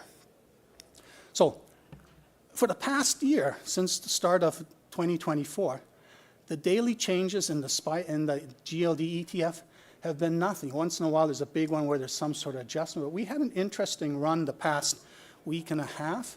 1.4 million ounces suddenly gained. It stalled again in the last while. But this has to explode to much, much bigger. This is what we have to watch. When we see the money flowing into the GLD, and I'm not going to get into explaining how it works, but there's an arbitrage mechanism which causes gold to be deposited into the GLD if the price ends up at a premium. And the price will end up on a premium because retail and even funds and that are starting to buy it on the New York Stock Exchange. When we see these blue lines start shooting through the roof like they did in the first part, back down around here, then we will know that good times are coming back for our sector. So I've got the best bottom fish collection ever, 108 companies in it right now, and it's done quite well for the year so far, 23%, but it's actually due to a handful of companies, one of which just presented in the earlier period, and another one which is going to be presenting in my session. So the first one is the big thing happening in the Toodoggone district. AMARC's results at the Aurora, they're phenomenal. It changes everything. The 0.2 to 0.4% copper grades and 0.4 to 0.6 gram per ton of grades of the Chemist deposits. That's what everybody expects from this part of BC. Now we have 1 to 4 gram per ton and 0.3 to 0.6% copper grades coming out of the Aurora in an area that was actually the last of the targets that AMARC and Freeport were testing on the Joy project. This changes everything, and it's in a setting where this could have been found ages ago, but the geology wasn't quite right. Now we have a rethink underway, and Fletcher Morgan will be explaining to us how they're going about with that. And here you can see, here's how the market's pricing AMARC's net 30% interest. Here's where TDG is. And then another one of my ones that are still on the bottom fish. Both of these got promoted to the favorites this year. This one is still lingering down here. We're going to see much bigger increases in these valuations. The other big story in the past few years has been Snowline Gold's Valley Discovery, an intrusion-related gold system in the Yukon. Again, these things are typically, 0.4 to 0.8 gram per ton in the Yukon in the Tombstone Gold Belt. Here we suddenly have 1 to 2 gram per ton grades, and they've reported a 7 million ounce resource, and it's still growing. This is forcing a complete rethink of the Yukon's potential. And again, it was in a place where there'd been decades of exploration, and this was not found. So there's these exciting things happening, and the company in that sector is it's Trifecta, which has got a valuation of only $8 million. Snowline's at $1 billion. And Sitka Gold, which was a bottom fish last year that's now a favorite, it's having success finding these better grades at depth and block caving this sort of a higher grade gold potential, especially at $2,900 gold. If it proves to be sticky or even low relative to what's coming, there is enormous value upside coming. And then in that same area, just sort of kind of across the street from the Mount Hinton project, is the Haldane project of Silver North Resources. And this thing isn't quite as big a footprint as this, the Keno Hill district, from which 200 million high-grade silver ounces have been yanked in the past 100 years. And you wonder, well, if nothing was found here in that period, there must be nothing to be found. But there's a special reason why this could be a partial mirror image of what's going on there. And there, right now, $6 million valuation for that story. And Jason Weber's going to talk about that. And anyways, I've changed stuff. The 450 deal, where you get access to everything, ends March 31st. Those people will be grandfathered. I have launched a Substack. I'm going back to like 30 years when I had a $99 product and 3,500 subscribers, down to next to nothing right now. But if I'm right that we're launching into a major, major bull market, and that all this, my histrionics about America collapsing into some sort of fascist autocracy, prove just pure histrionics, and we actually start getting back to the global West competing against the global East and looking hard for metals within their own jurisdiction. I think this is going to be very popular. So if 450 is too much for you, check out the Substack thing to get access. That's $10 a month. Thank you very much.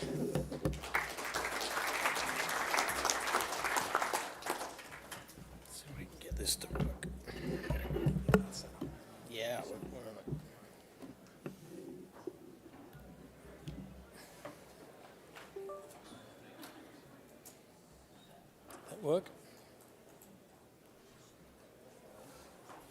Brad?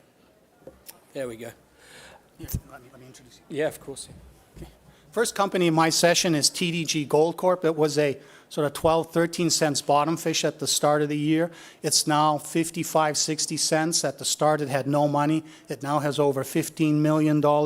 And what changed is the Aurora discovery by A-Mark. And it turns out that the Baker Shasta project right next door not only has extension potential, but with what people are now thinking about where one should be looking for these enriched gold copper systems in the Toodoggone district, their project is particularly well suited, and they own it all 100% to make not just one extension discovery, but several more within their property. Please welcome Fletcher Morgan, CEO of TDG Gold Corp.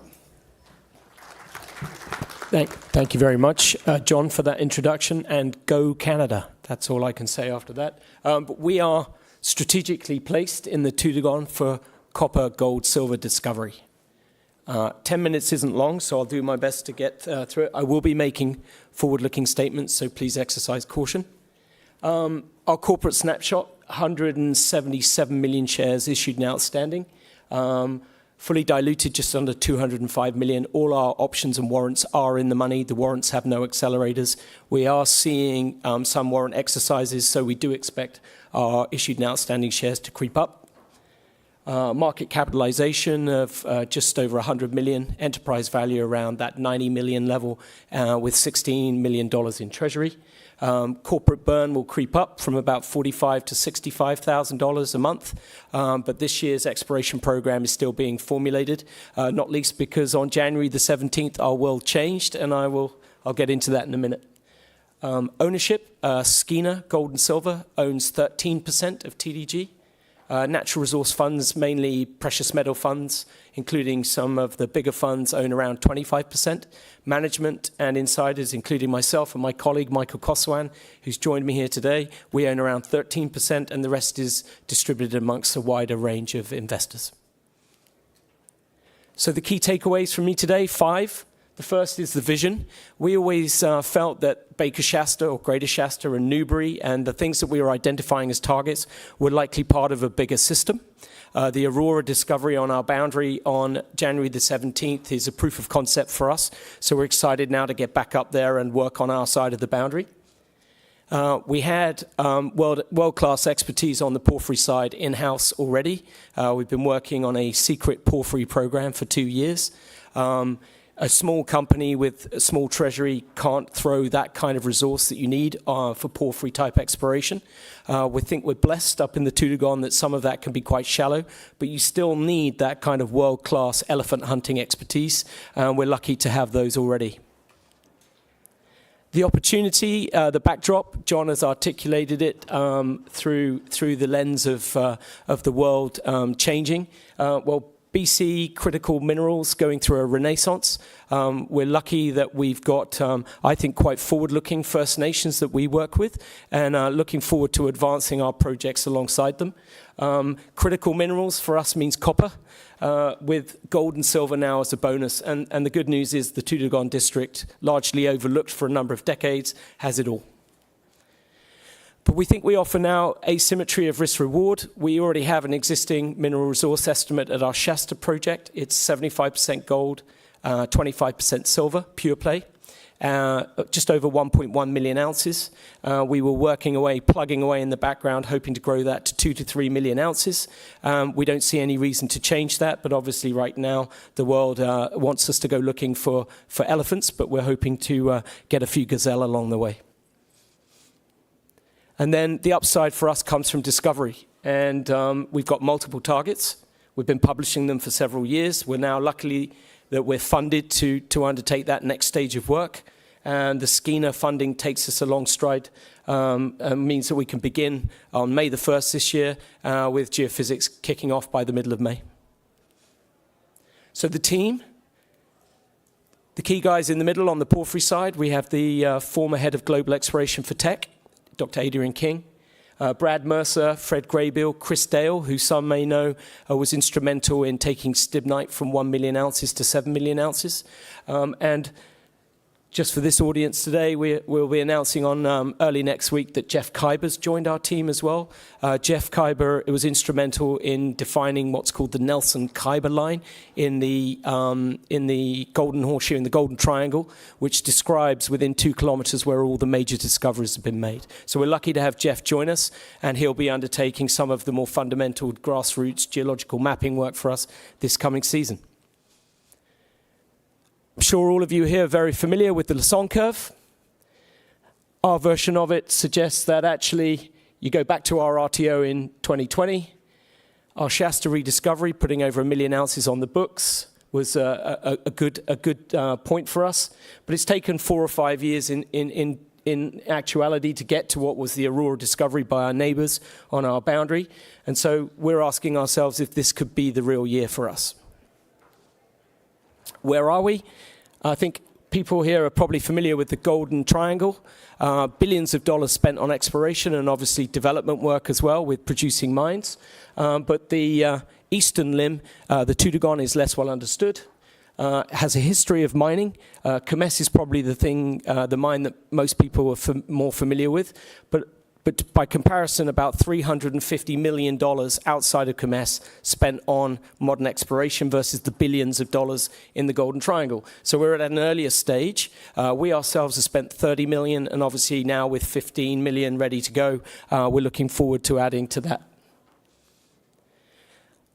The geology in our area is very well understood. I won't be spending too much on this, but the lithological controls, have been characterized for many years. We've only drilled down to 225 meters, and we've been saying for some time that we thought something interesting may be going on at depth. The Aurora discovery, the geological information in the news releases from our neighbors isn't as fulsome as perhaps would be helpful to us, but it looks to us like they're deeper in the system. Even though they've intercepted it shallow, we think it's deeper in the system and dipping from their side of the boundary over to ourselves. And we calculate that that would be about 450 meters depth below Shasta. And so really this gets into the nitty-gritty now. You want to be in a structural corridor, and those structural corridors have been mapped, they're well understood, but they've been done at a much larger scale. And the opportunity this year is to get back in and really start to understand the relationship between Aurora and what we call Greater Shasta and Newberry. You also want to have lateral controls, so east-west running faults, and that's a typical kind of picture. And if you look at where we're now situated geographically, our 1.1 million ounces is over here. Oops, sorry. Our 1.1 million ounces is over at is marked out there by that by this red dotted line here. And about 1 kilometer away, Freeport and AMOC made their discovery on the boundary. We know that there's mineralization in between because historical drilling showed gold and silver, but it's almost been like a jigsaw puzzle. We've been beavering away here, putting pieces together, and then somebody went and put a whopping great big piece of jigsaw puzzle right next to us, and suddenly lots of other things start to make sense, not least the outcropping at Shasta South that we've never had a chance to work on, but also what looks to us like a hydromorphic upwelling, which looks online with the Aurora IP.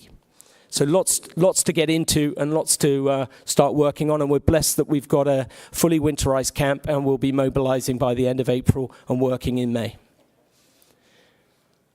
So skipping through, we'll try and get some of this geophysics out on next week, but we have undertaken some of our own, as well as inherited some from previous operators. This is the airborne mag that was done, I think, back in 2017 by Sable Resources. And what we'd like people to see is that Aurora itself lights up, but also Shasta South, where I indicated that outcropping, are 1 million ounces. But what we're actually seeing here is a series of left-stepping on echelon mag anomalies that go approximately 8 kilometers. And so all of these have never been properly followed up on, and this is our opportunity. Again, you want to be in that main structural corridor. And so if we start to name them, I might actually have a competition, see if people want to name some of the ones we haven't named yet. But we're looking at around 7 or 8 that are worthy of following up on, and 1 or 2 of which may go over the boundary with our neighbors, Finlay to the north.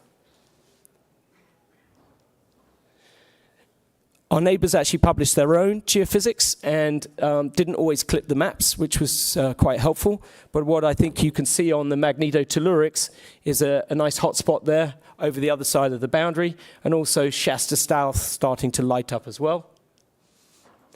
And here's our neighbour's IP, and we'll make you a bet that 200 million years ago, it didn't know to stop at the mineral claim boundary. But we've got to get out there and do the work this season. And so the work plan. We're funded for a multi-phase exploration program that starts with the IP surveys that have never been done up here and the boundary drill holes. We follow up then with arcs of drill holes as we step away, obviously doing some more mapping and geochemical studies, and then deeper drilling. And we'll be testing that major lithological contact, which we think hosts that juicy grade that John mentioned they found on Aurora. Work commencing, certainly drilling. We'd like to be out there drilling in June. There is a First Nation moratorium on drilling till the middle of July. And so if they wish us to observe it, we will. And then the Shasta deposit itself, the 1.1 million ounces we've already characterized, remains open along strike and at depth. Thank you.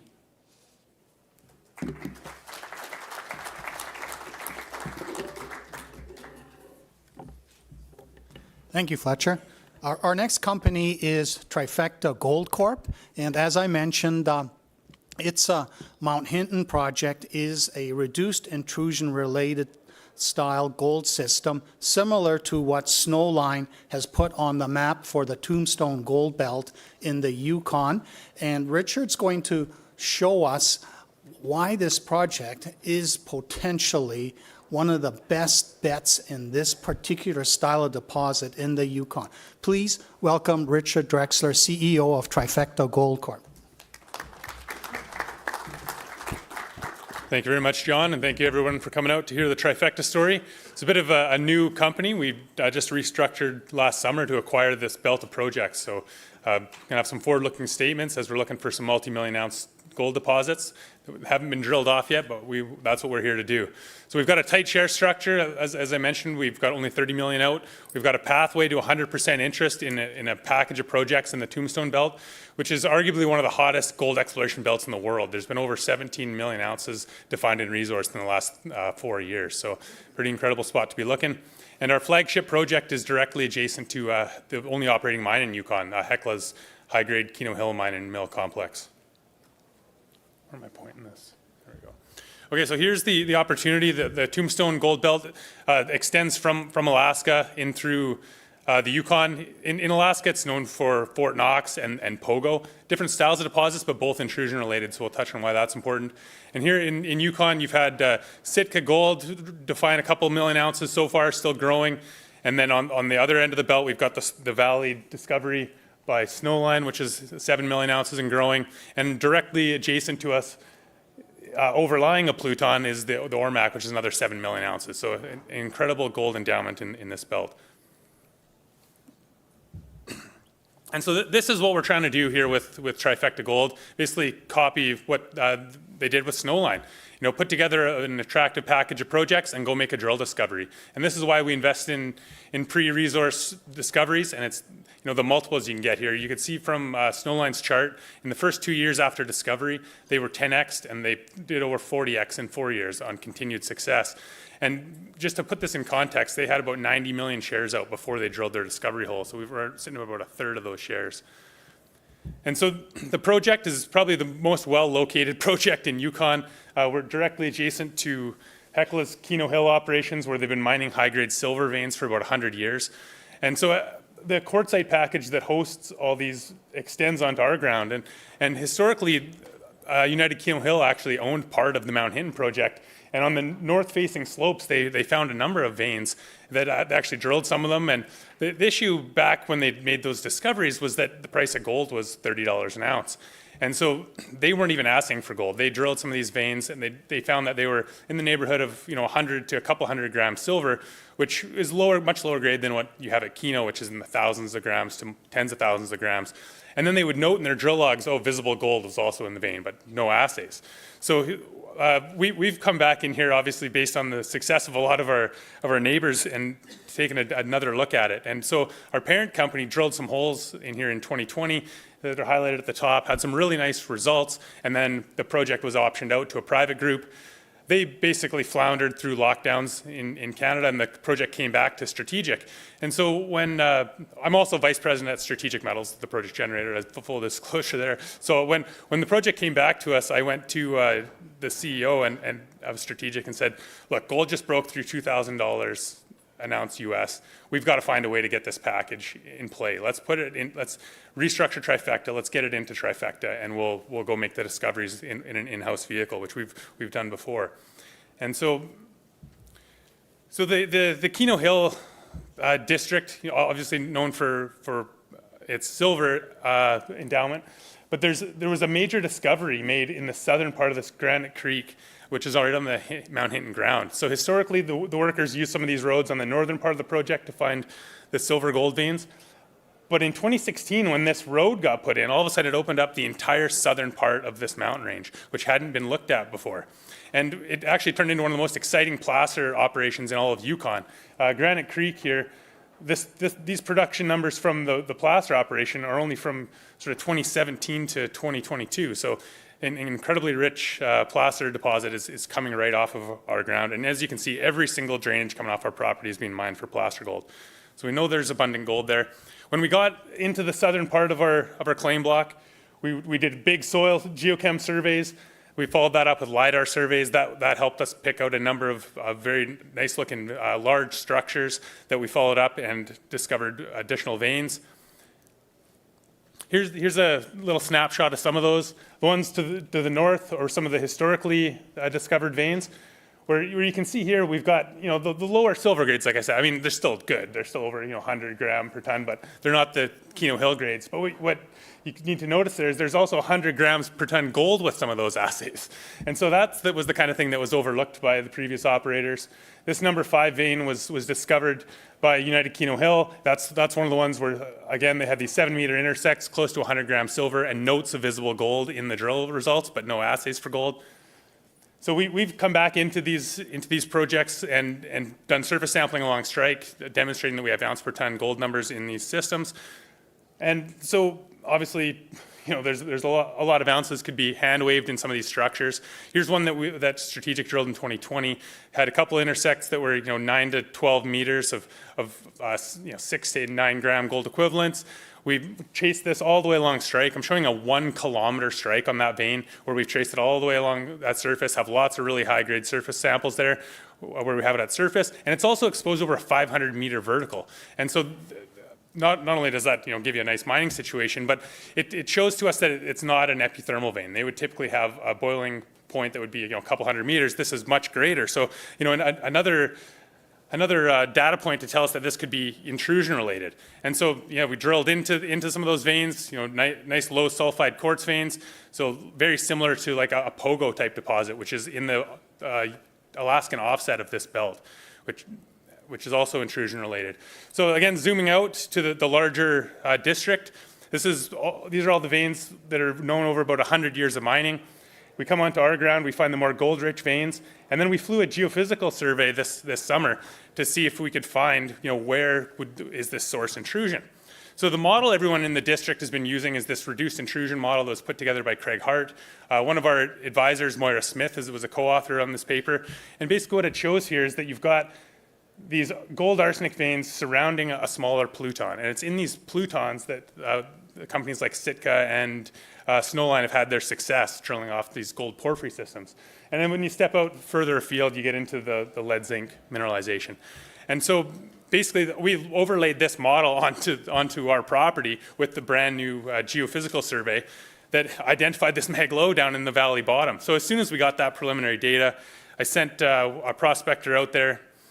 Sorry, this is the Snowline discovery to scale. So just how big are these things? Don't have that big a footprint. 500 meters. So when we overlay that deposit onto where we went and followed up our geophysical anomaly, right where this a coincident resistivity feature and magnetic feature come to surface, we were able to find granitic rocks. These are some of the first granitic rocks ever found on the property. There's some quartz veining in there. So now we have a geochemical signature pointing us in that direction, geophysical signatures pointing us there.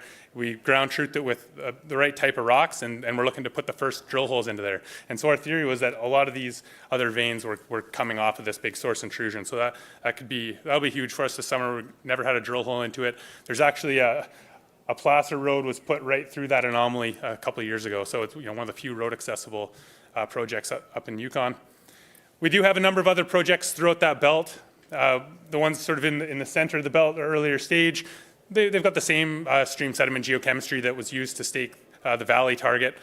Also similar geophysics. The one we focused on last year was the Rye, which is about 14 kilometers off of the Northern Canal Highway, which just received some funding from the U.S. Department of Defense. And there we have identified a coincident anomaly right on the margins of a Tombstone Sweet Pluton, which is in the hatching. This is the Hornfells, and right in that Hornfells zone, we've got a 500-meter wide anomaly, which is intense for gold, which is shown here, and then bismuth and tellurium anomaly, all coincident there. So we've got all the right geochemical signatures. Some beautiful sheeted veining was discovered as well, so we're going to be advancing that to the drill stage this summer as well. The other targets, as I mentioned, will be advancing on a more low-key basis. The focus here is to get some discovery drilling done at Mount Hinton into that target. And really the kicker here is, we only have 30 million shares outstanding. We got big supporters with Condire and Strategic being the property vendor. Condire has people on our board and our technical advisory committee, and then insiders hold about 15% of the company. So very low float, so high torque to discovery. And that's really how we came up with the name Trifecta Gold. The team of geologists that's behind our company has discovered both of the highest grade, greater than 1 million ounce deposits in the history of Yukon, also the largest copper deposit. So we've got the people that know how to do it. We've got the projects, the flagship's road accessible, right adjacent to the only operating mine in Yukon, very tight share structure, and gold prices are, when they were first looking at this project, it was $30 an ounce for gold. Now it's over $125 a gram. So that's why we're there, and that's why you should buy Trifecta Gold. Thank you very much. Thank you, Richard. And our final company for today is Silver North Resources, whose Haldane project, its flagship, is on the opposite side of the Keno Hill District, and their target is to repeat to some degree what has already been found with the 200 million ounce plus endowment at Keno Hill. Please welcome Jason Weber, CEO of Silver North Resources. Thanks, John. Thanks, everybody, for hanging in there for the last talk of the day. I can feel the tensions just like the overtime last Saturday or Thursday night there, Team Canada. So we'll get into it. As John said, I'm President and CEO of Silver North Resources. We are just down the road from Trifecta on the other side of the Keno District. At some point, I'll get my talk up here, I guess. We're exploring for Keno-style vein systems. So some of what actually Richard talked about in his talk is kind of directly applicable to what we are working on. We also have another project in the southern part of the territory. It's called TIM, and that's an option JV with Coeur Mining in the newly emerging Silvertip CRD Silver District.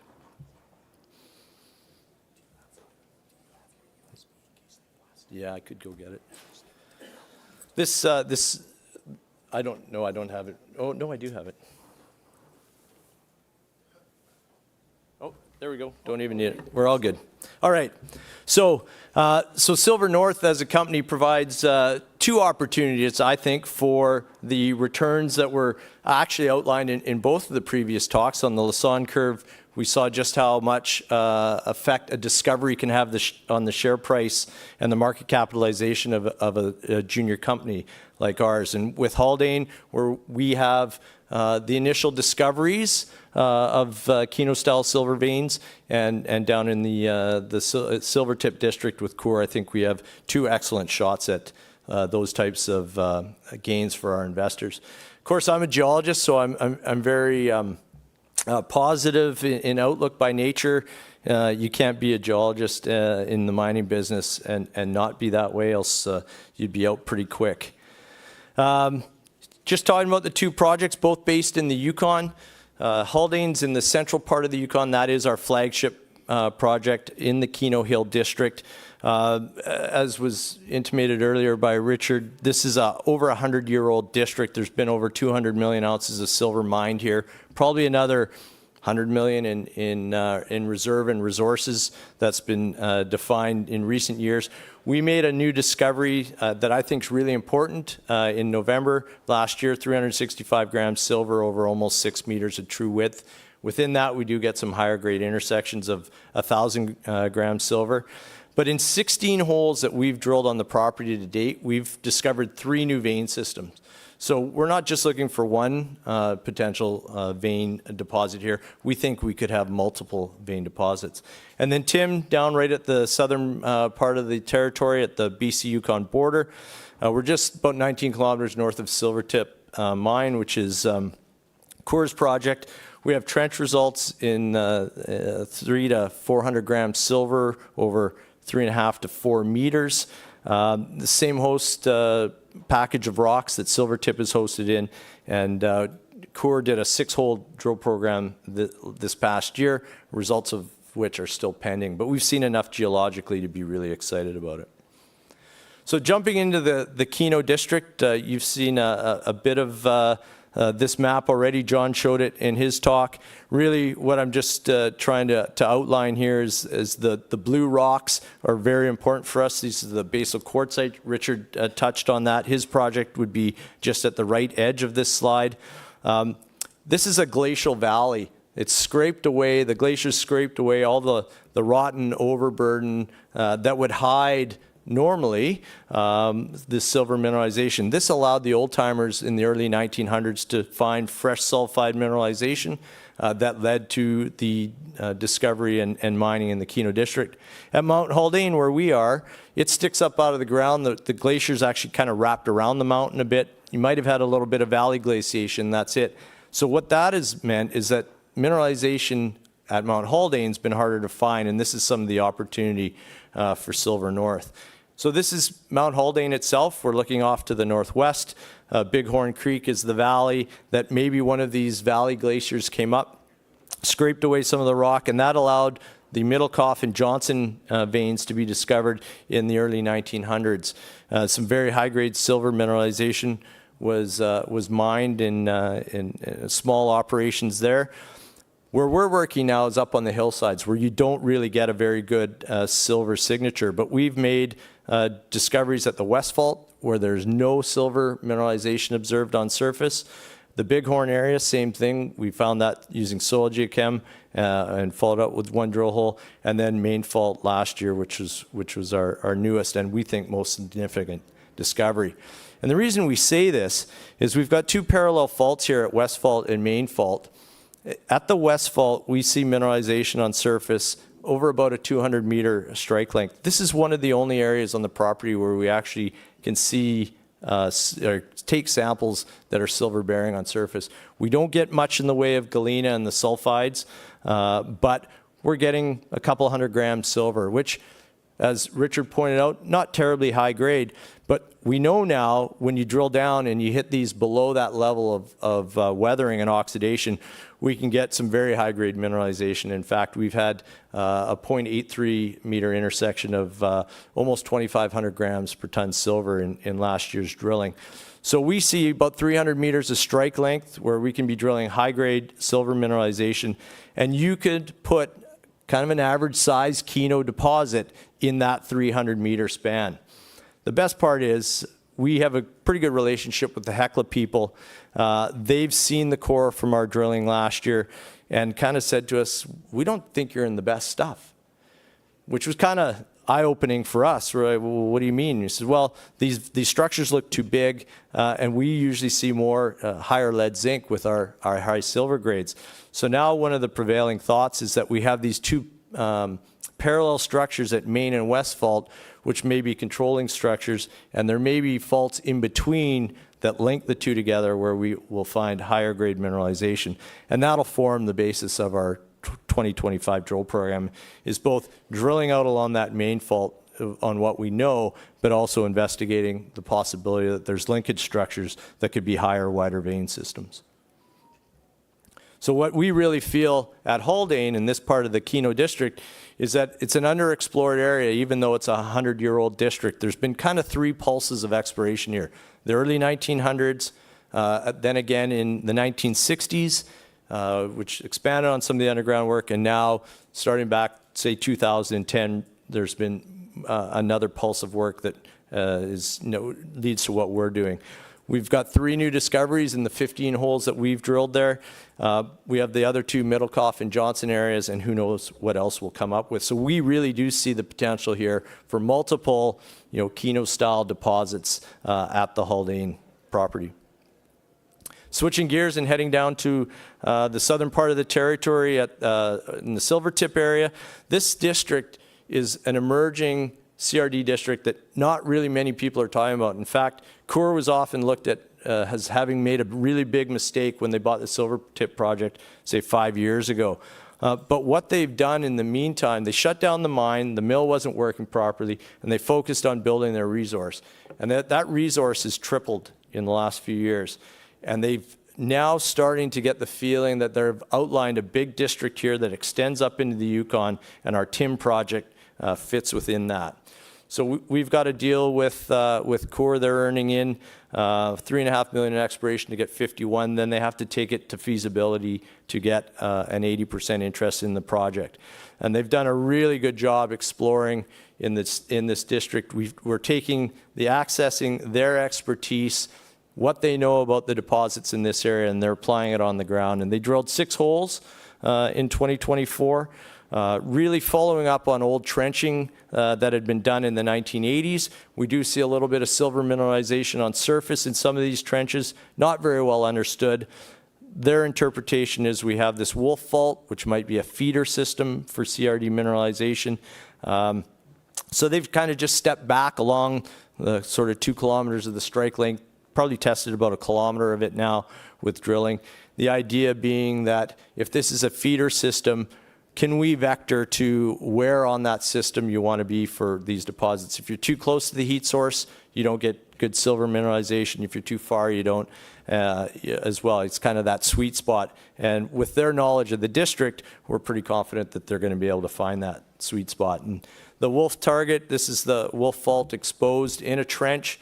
This is one of the Coeur geos in the trench there, and you can see that's 4 meters of 468 grams silver with some lead and zinc. And that's probably just a little bit of remnant sulfide mineralization that's not completely weathered that's giving them those values. So it's pretty good key for us that this is a productive area. But I think what's the most exciting part for us is in the drilling, even though we don't have the results, the Coeur people were very happy. And they see things, characteristics of CRD deposits elsewhere in the world, such as this barbecue rock, which is this just calcite veins that fluoresce under UV light. And it's because they have lead or manganese in the calcite. This is a product of the deposition of a massive sulfide in a CRD. You're taking carbonate out of one part of the rock and redepositing it outboard of that, and that's what that represents. So they use it almost as a proxy for mineralization. They see that, we're onto a system. So even without having results of last year's program, they made their cash payment for the year and are planning follow-up drilling already just based on what they know. And there's a well-known list Dr. Peter McGaw puts out on CRD deposits. Just from what we know now, we haven't compiled all the data that from Coeur yet, but we check off 8 of the 13 characteristics just on what we know now, so we're well along the way.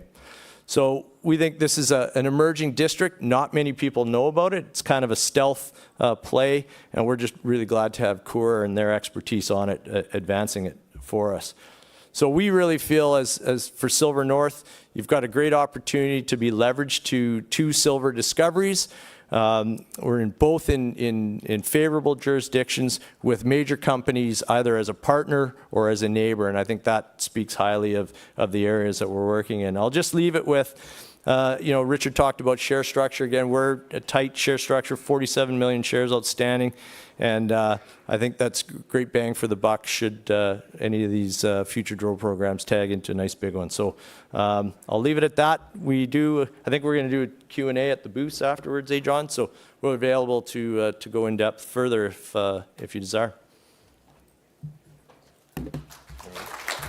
Thank you, Jason, and that wraps up today's session. My three companies' booths are right outside these doors. We do not have a formal Q&A in the special room. The idea is everybody's going to go back to the booth there, and if you have further questions, grab yourself a glass of wine or drink, whatever, and join us over there to let us know what more you want to know than you've seen today. Thank you.